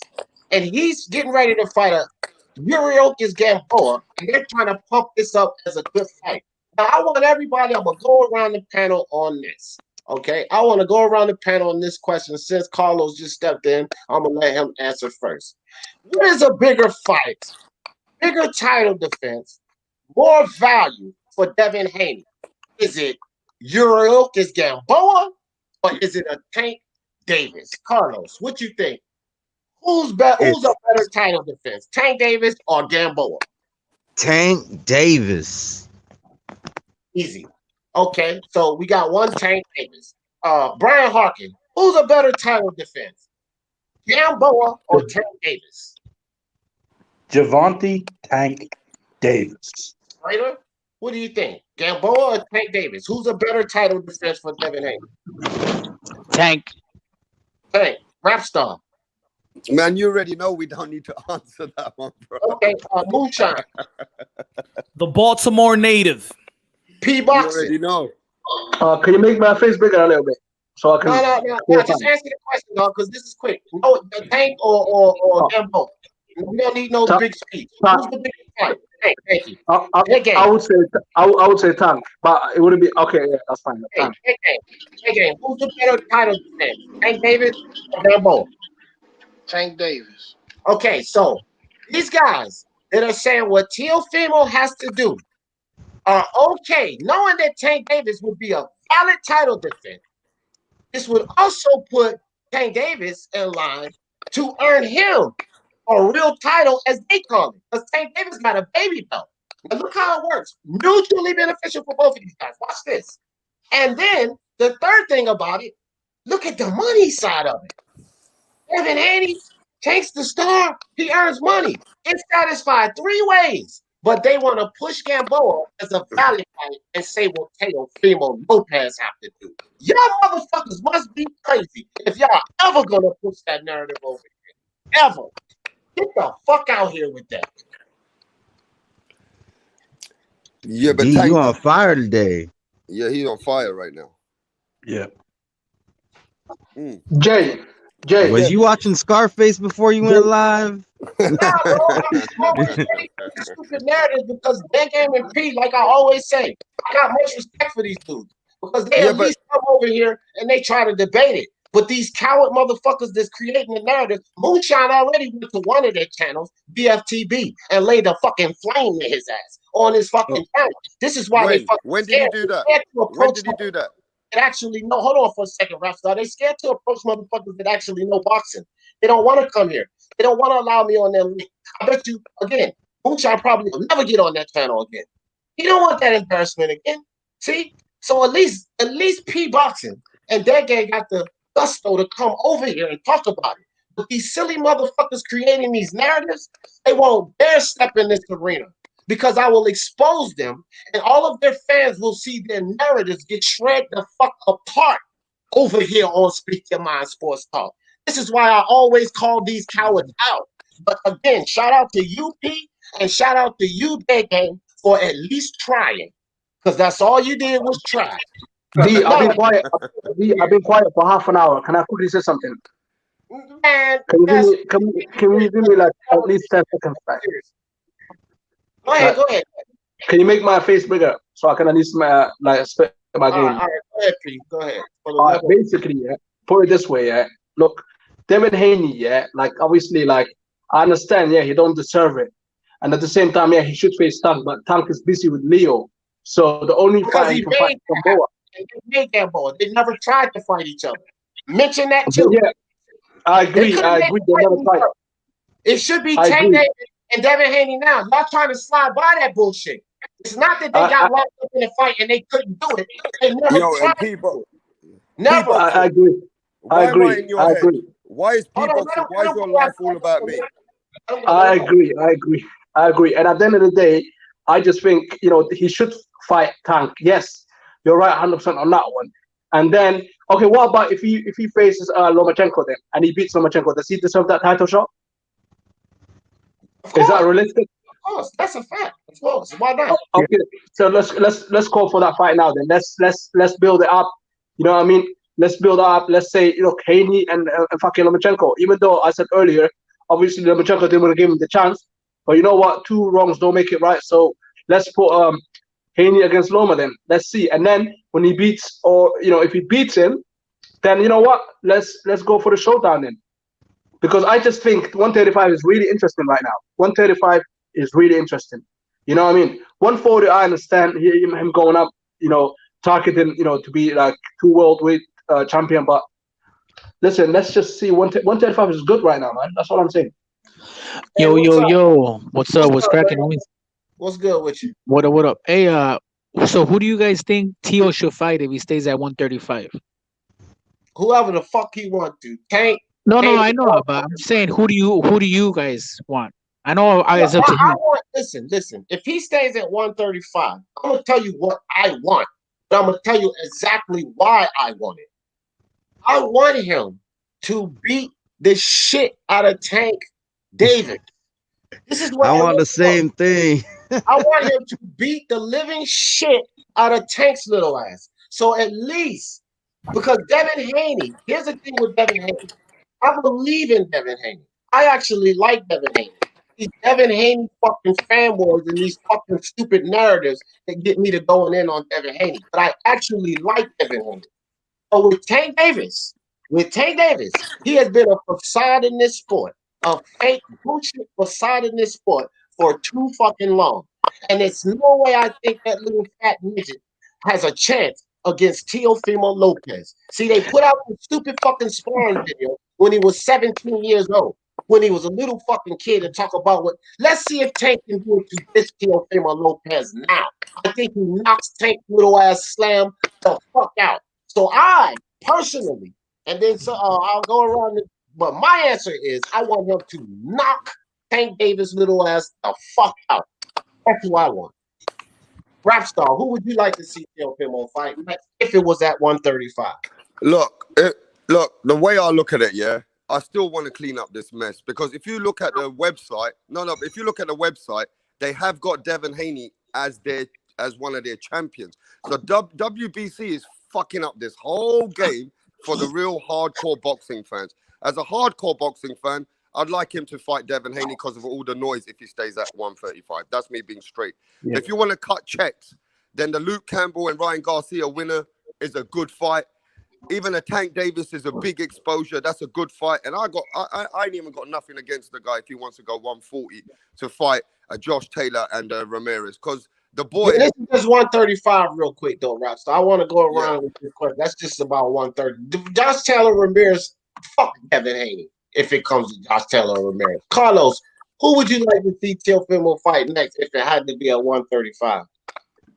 I want to see him fight Tank. We already seen Teofimo. I would like to see Teo, go take out the Cabbage Cat, the Cabbage Patch Kid. I agree. Brian Harkin, who would you like to see Teofimo fight next if it had to be at 135? At this moment, I like to see Tank because I just want to see Tank fight someone more close. Yo. He's 25 years old. He's 25 years old. He seems to be ducking every major fighter coming through, every fighter for the last number of years. He's been calling out names. And then when it comes time to fight, he chooses a bum. So, Tank Davis.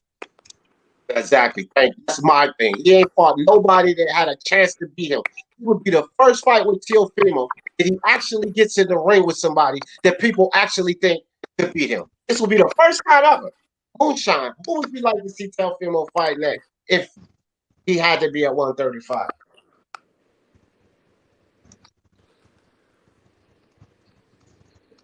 Punch, you there? Moonshine. Oh, my fault. Yeah, I'll say Haney. Okay. Yeah. See, all right, and I save you two for last, but go ahead, Pete. Who would you rather see him fight? Me too. After The only reason why I'm saying Haney is because obviously the dispute. That's the only reason. But Right. the second one, if Haney didn't have this belt, I would say Tank. Right. Okay. That game. That's what I'm saying. Hey, P Boxing, thanks for making me famous, man. Can't you find better pictures? I know I'm in Oh, your listen, head. I know I'm in your head. I know you dream about me, bro. already know the rules. Oh, be quiet. Listen, be quiet, Rob.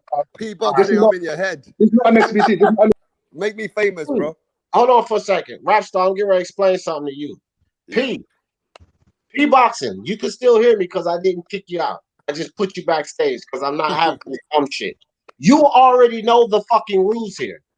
So, one more time for you, dog, and I'm going to kick you the fuck out of this goddamn live. He's trying to find pictures of me and put the worst pictures. Rapstar, I need to explain something to you, my brother, because I like you and everything. But you got to understand something on the Speak Your Mind Sports Talk panel, okay? I don't have that fucking foolishness here. Yelling over top of motherfuckers, going back and forth with each other. Now, we talk boxing, fam. I don't even play that shit, and I go as far as the kicking people off the live. I'm only giving you the benefit of doubt because you knew over here, and P already fucking knows better. Like, I will kick you off the fucking live immediately. I don't have all that free smoke atmosphere, yelling over top of each other, back and forth bullshit. We talk boxing over here, fam. You feel me? Okay, I appreciate the way you roll your channel, and at least we know about it, but I don't appreciate disrespect from a little kid. And if he's going to keep doing that, then I've got to give him smoke. Look, I feel you bad, bro, but it's just it's just a picture. We grown men, bro. Man, I'm not bothered. In fact, they're helping me. They're giving me a lot of subscribers lately, so I'm happy with this shit. Yeah, he did that shit intentionally to try to get you riled up. I'm not gonna let it go down that way. So that's why he did try to get you riled up so that I pick you off the panel. If I don't kick you off the panel, I'm not being fair. That's the dumb shit they do. All I'm telling you is just don't respond. It's just a picture. It don't really mean shit. Pete, man, I don't care. You do some dumb shit again. You already know you off of here, man. For real. Don't be yelling, going back and forth with nobody, motherfucker. You know the rules. All right, my bad. All right, it ain't no free smoke bullshit. All right, who didn't answer that? Oh, big game. Who would you rather see Teofimo fight at 135? Devin Haney. Yeah. Okay, so here's the thing. Hold on. What about me, my boy? Forget about me. Oh, my bad, Raider. I'm the one that said the question. Fuck. See, I see how it is, D. No, who you think then, Raider? Man, just because you don't know shit about basketball doesn't mean you gotta skip me, D. Come on. Raider's a little feisty today. I'm just fucking with D. D knows I like to fuck with him. Hey, you know what? I would love to see him knock the shit out of Tank, but we all know that fight is not gonna happen. He doesn't fight anybody in his own division. Brings up little dudes. He doesn't fight anybody in the top 5 of his own division. So that shit ain't gonna happen. He might want to fight Loma now since Loma lost. But yeah, I would like to see him fight Devin Haney. I think that'll be a fucking badass matchup. Dude. Him and because with Ryan, I think the biggest fight will be the money fight will be with Ryan Garcia if Ryan beats Campbell. But I want to see him fight Devin Haney though, to be honest. But I think who's that? Punch. Oh, I just want to say this real quick. I think it's a toss-up on the money side with Ryan and Tank. I really think it's a toss-up which fight would bring more money. Because regardless of whether you like Tank or not, they've built this facade around him, fam. He brings money. He does that. Yeah. I won't argue that. They're both up there. Right. But go ahead, Punch. Now I was gonna say, I think in boxing, like we all know, everything is momentum and timing. Tank is gonna be fighting Halloween. When he wins, it's gonna be Tio and Tank. Follow up with Devin Haney. Then it's gonna be Tio and Haney. Then when Ryan Garcia, let's say if he beats Luke Campbell, it's gonna be Tio and Ryan Garcia. That's how it's gonna go. That's how the momentum of boxing is gonna go. Watch. That's the way I see it. Yeah. And if Mayweather opens his mouth, then it's the Tank and Tio show. Yeah. Oh, and May Floyd, that's another thing that these fucking Haney lovers gotta fucking See, this is the thing. They're gonna fuck around and hang themselves. These stupid motherfuckers spreading these fucking narratives. They'll hang themselves. Because as soon as Floyd get involved in it, he got the power to push Tank to a TO fight before Devin Haney get it. Floyd got the power to do that. Then what these stupid motherfuckers gonna say? He What's got the to narrative because they're gonna make then? he Right? got to because after this fight, he got Better one more. well. He got one more fight in his contract, so it got to be big. Right. Hey, if my bad. If I was Teofimo and Devin Haney, I wouldn't even move up to 140. I'll stay down there because I think that's what Floyd is waiting for those dudes to move up, so Tank can now try to get 135 like titles. But in the meanwhile, though, they ain't gonna get shit. Tio should move up because he already did the damn thing. And then Devin Haney and Tank should fight each other and finally fucking do something for once in their goddamn career. That's how it should go. Those two motherfuckers should be challenged. You know what? Devin Haney and Tank Davis are just like Demetrius Andre and Jamal Charlo. They did a motherfucking thing crying for Canelo. That's Devin Haney and Tank Davis. They did a motherfucking thing crying for Teofimo. They need to fight each other. The same way that Jamal Charlo needs to stop being a little bitch and fight Demetrius Andre. $10 million. Hold on, whoever that is. He needs to go fight Demetrius Andre, unify, and then validate a match for a Canelo. This is what Tank Davis and Devin Haney need to do. Fight each other and validate a fight with Teofimo. That's what they need to do. Why the fuck? These same motherfuckers cry. Why should Spence have to take everybody out and Crawford sit on the sideline? Well, y'all same motherfuckers, why should Teofimo have to take everybody out and Haney sit on the fucking sideline? Y'all hypocritical motherfuckers. Hey, but Andrade's fighting Dusty. I'm just gonna say I'm about to time out. Thank you, D, for having me in the panel. Everybody on the panel, everybody in the chat. God bless. I'm out. Peace out. Peace out. Hey, but Andrade, first of all, what's up, everyone? Thank you for having me. Hey, but Andrade's fighting Dusty though. Go ahead, Raider. No, I'm saying, but Andrade's fighting Dusty. Yeah, Dusty winning. All right. All right, now go ahead, L Dog. I told you before, wait to be announced. So what was next you had to say, L Dog, about Lomachenko, the injury? What's up, Perrito? All right. Hey, what's up, everyone? That's what I was gonna say. Actually, I was gonna say thanks for having me on, D. But you told me to come on, so yeah.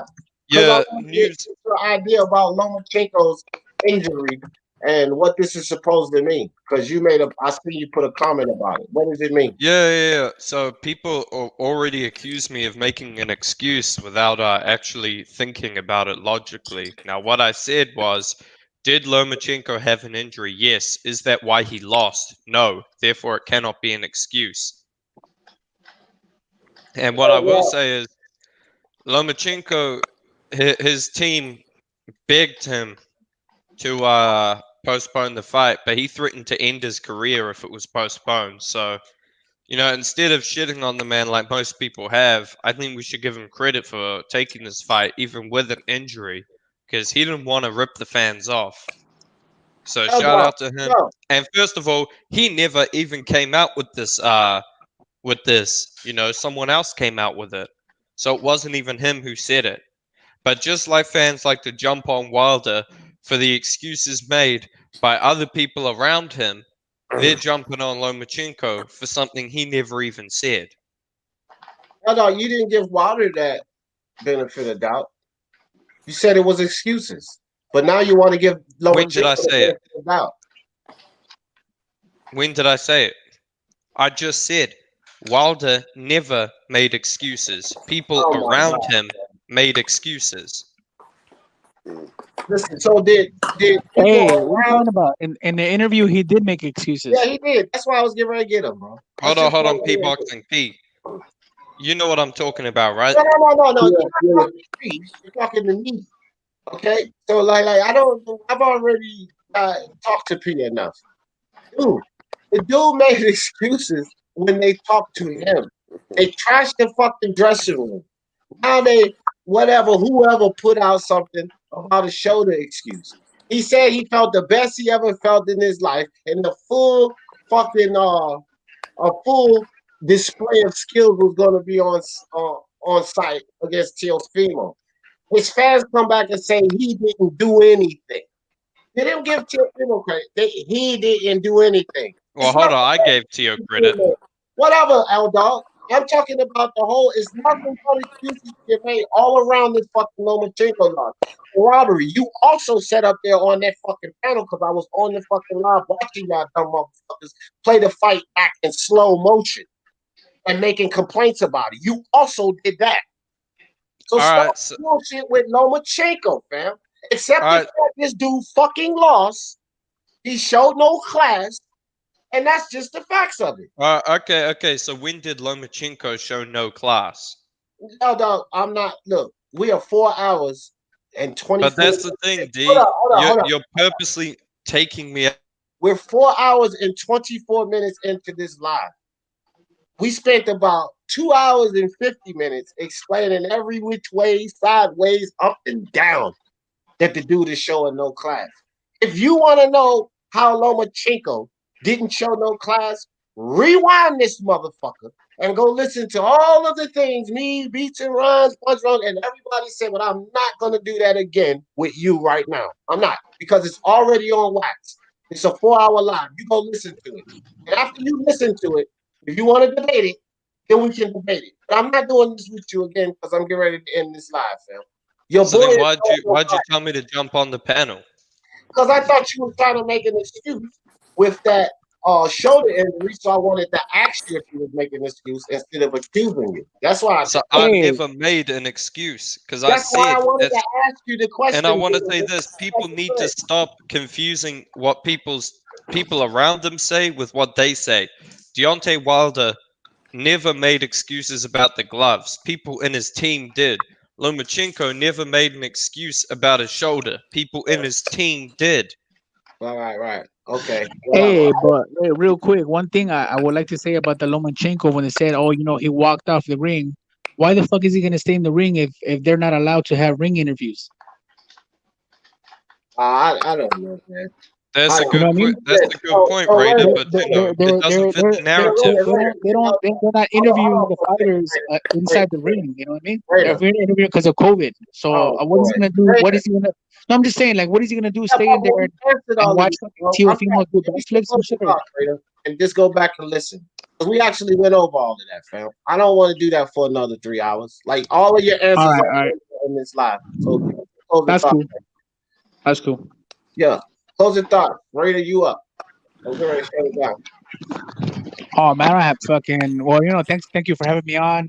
Peace, fucking shout out to everybody in the panel and on the chat. Yeah, I do want to see Teofimo fight Devin Haney. That's a fight I do want to see. And not just because of the WBC shenanigans, but I think that's a nice chess match.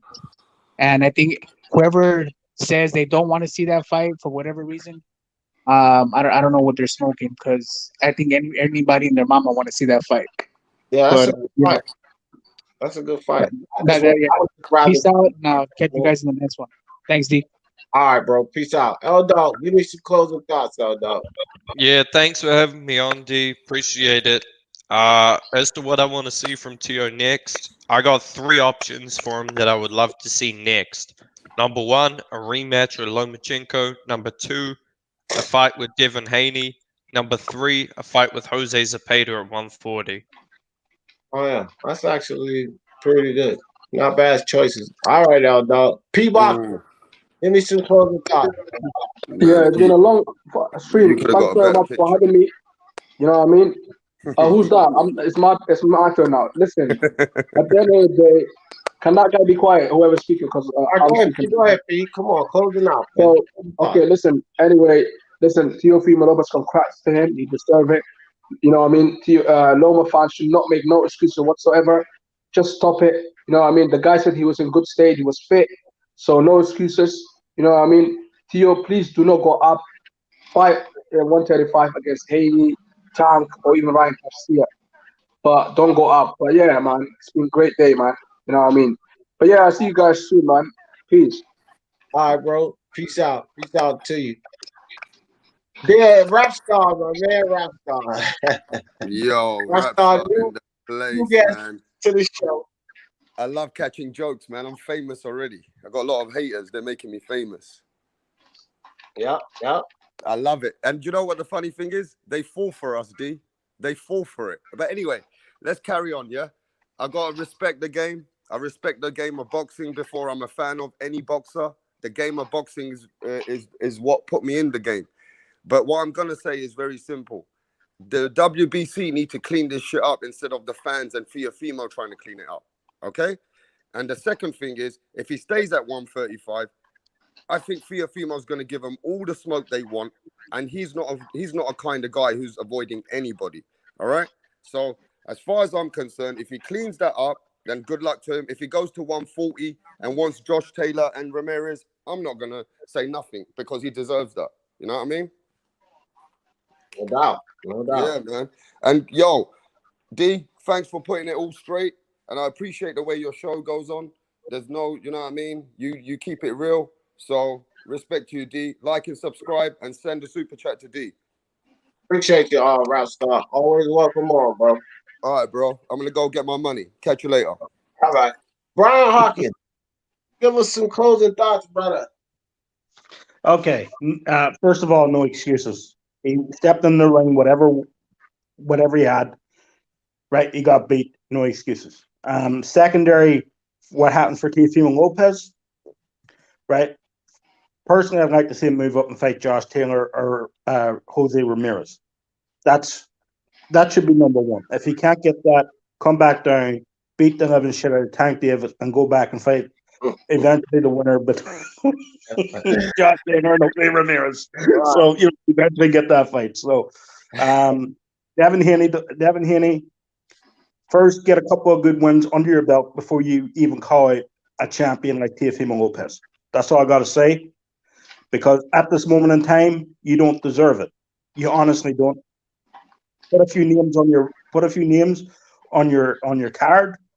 Put a few names under you in your past, and then maybe you could talk. But until then, be quiet. All right. Everyone, have a good one, and thanks for having me on, D. All right. Hit the like, subscribe. Thanks, Brian. Appreciate you. Always welcome, bro. No worries, man. All right, shake it up for us, Dead Game. Let us know about Haney. Well, I'm gonna retract a statement I said. I said if Teo don't fight Haney, if he don't catch the 140, he's a bitch. I'm gonna take that back. I really think that Bob Arum is not gonna let Haney catch that fight. He's already talking about the Ryan Garcia fight would be better. So it is what it is. We know who we want. Most of the panel want to see fight next, but that fight is not going to happen next, as far as what I can see coming out of the promoters. We got great fights at 135. Let's make it happen. Good chat as always. Peace out. Peace out, fam. Thanks for coming through. You're always welcome to come on. Red Glow, what's good? Red Glove Militant, you there? Uh-oh. I think Red phone might be on the fritz. It's Mr. 5% of the YTBC. But look, man, I would say this. It's Teofimo to take over Lopez, man. You know, funny if Bob Arum, if he doesn't go to 140 and Bob's trying to push the Ryan Garcia fight, probably a little smarter. I think Ryan Garcia is the easier of the three opponents. No disrespect to Ryan Garcia. I believe Tank Davis and Devin Haney are a little, they're above Ryan Garcia. Ryan Garcia got some catching up to do. And from the promoter side of it, a good valid win over a young gun, Ryan Garcia, who's a star, pushing Teofimo's stardom to a higher level. On the promoter side of it, it's a smart move for Teo to go in there and beat the young Ryan Garcia. But in the process of that, all of these Devin Haney lovers, here's what I think. Devin Haney, y'all should be crying for Devin Haney to defend well against Tank Davis. And how about Devin Haney defends well and he fights Lomachenko? That's a good title defense, Devin Haney. Put your WBC, whatever belt it is, on the line against Lomachenko, right? Call him out for a fight. Why don't you defend well against a Tank Davis? Because obviously Bob Arum may have Teofimo Lopez busy with Ryan Garcia.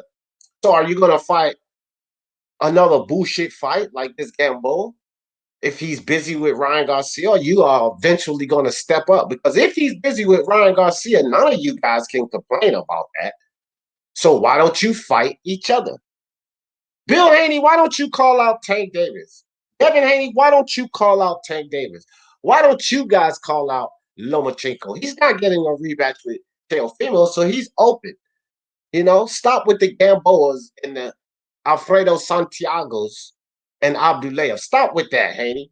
Get some valid competition. Defend well, because although Tank is in the discussion, Ryan's in the discussion, they're not the champion or whatever it is. You're the champion. So you need to send an offer, because you sent that offer to Gary Russell. You sent that offer to Gamboa, but you never sent an offer to Tank Davis. You keep hollering about nobody wants to fight you, Devin Haney. Why haven't you ever sent the offer to Tank Davis? Since nobody wants to fight you. Why not? Make sure you send the offer to the right guy, Devin Haney, since nobody wants to fight you. Teofimo take over Lopez. I hope he goes to 140, and I hope he does challenge himself against the winner of Josh Chael and Ramirez, win, lose, or draw. And to end this thing, all of you Lomachenko lovers, that man is showing no class. Stop making the excuses. This dude lost the fight, and all he can say, my shoulder hurt. My shoulder hurt. Trash the dressing room. Don't show sportsmanship. Lomachenko's a sore loser, acting like a little bitch right now. That's how I see it. And y'all know how I always end this thing. For the love of sports, let's talk about it. Peace.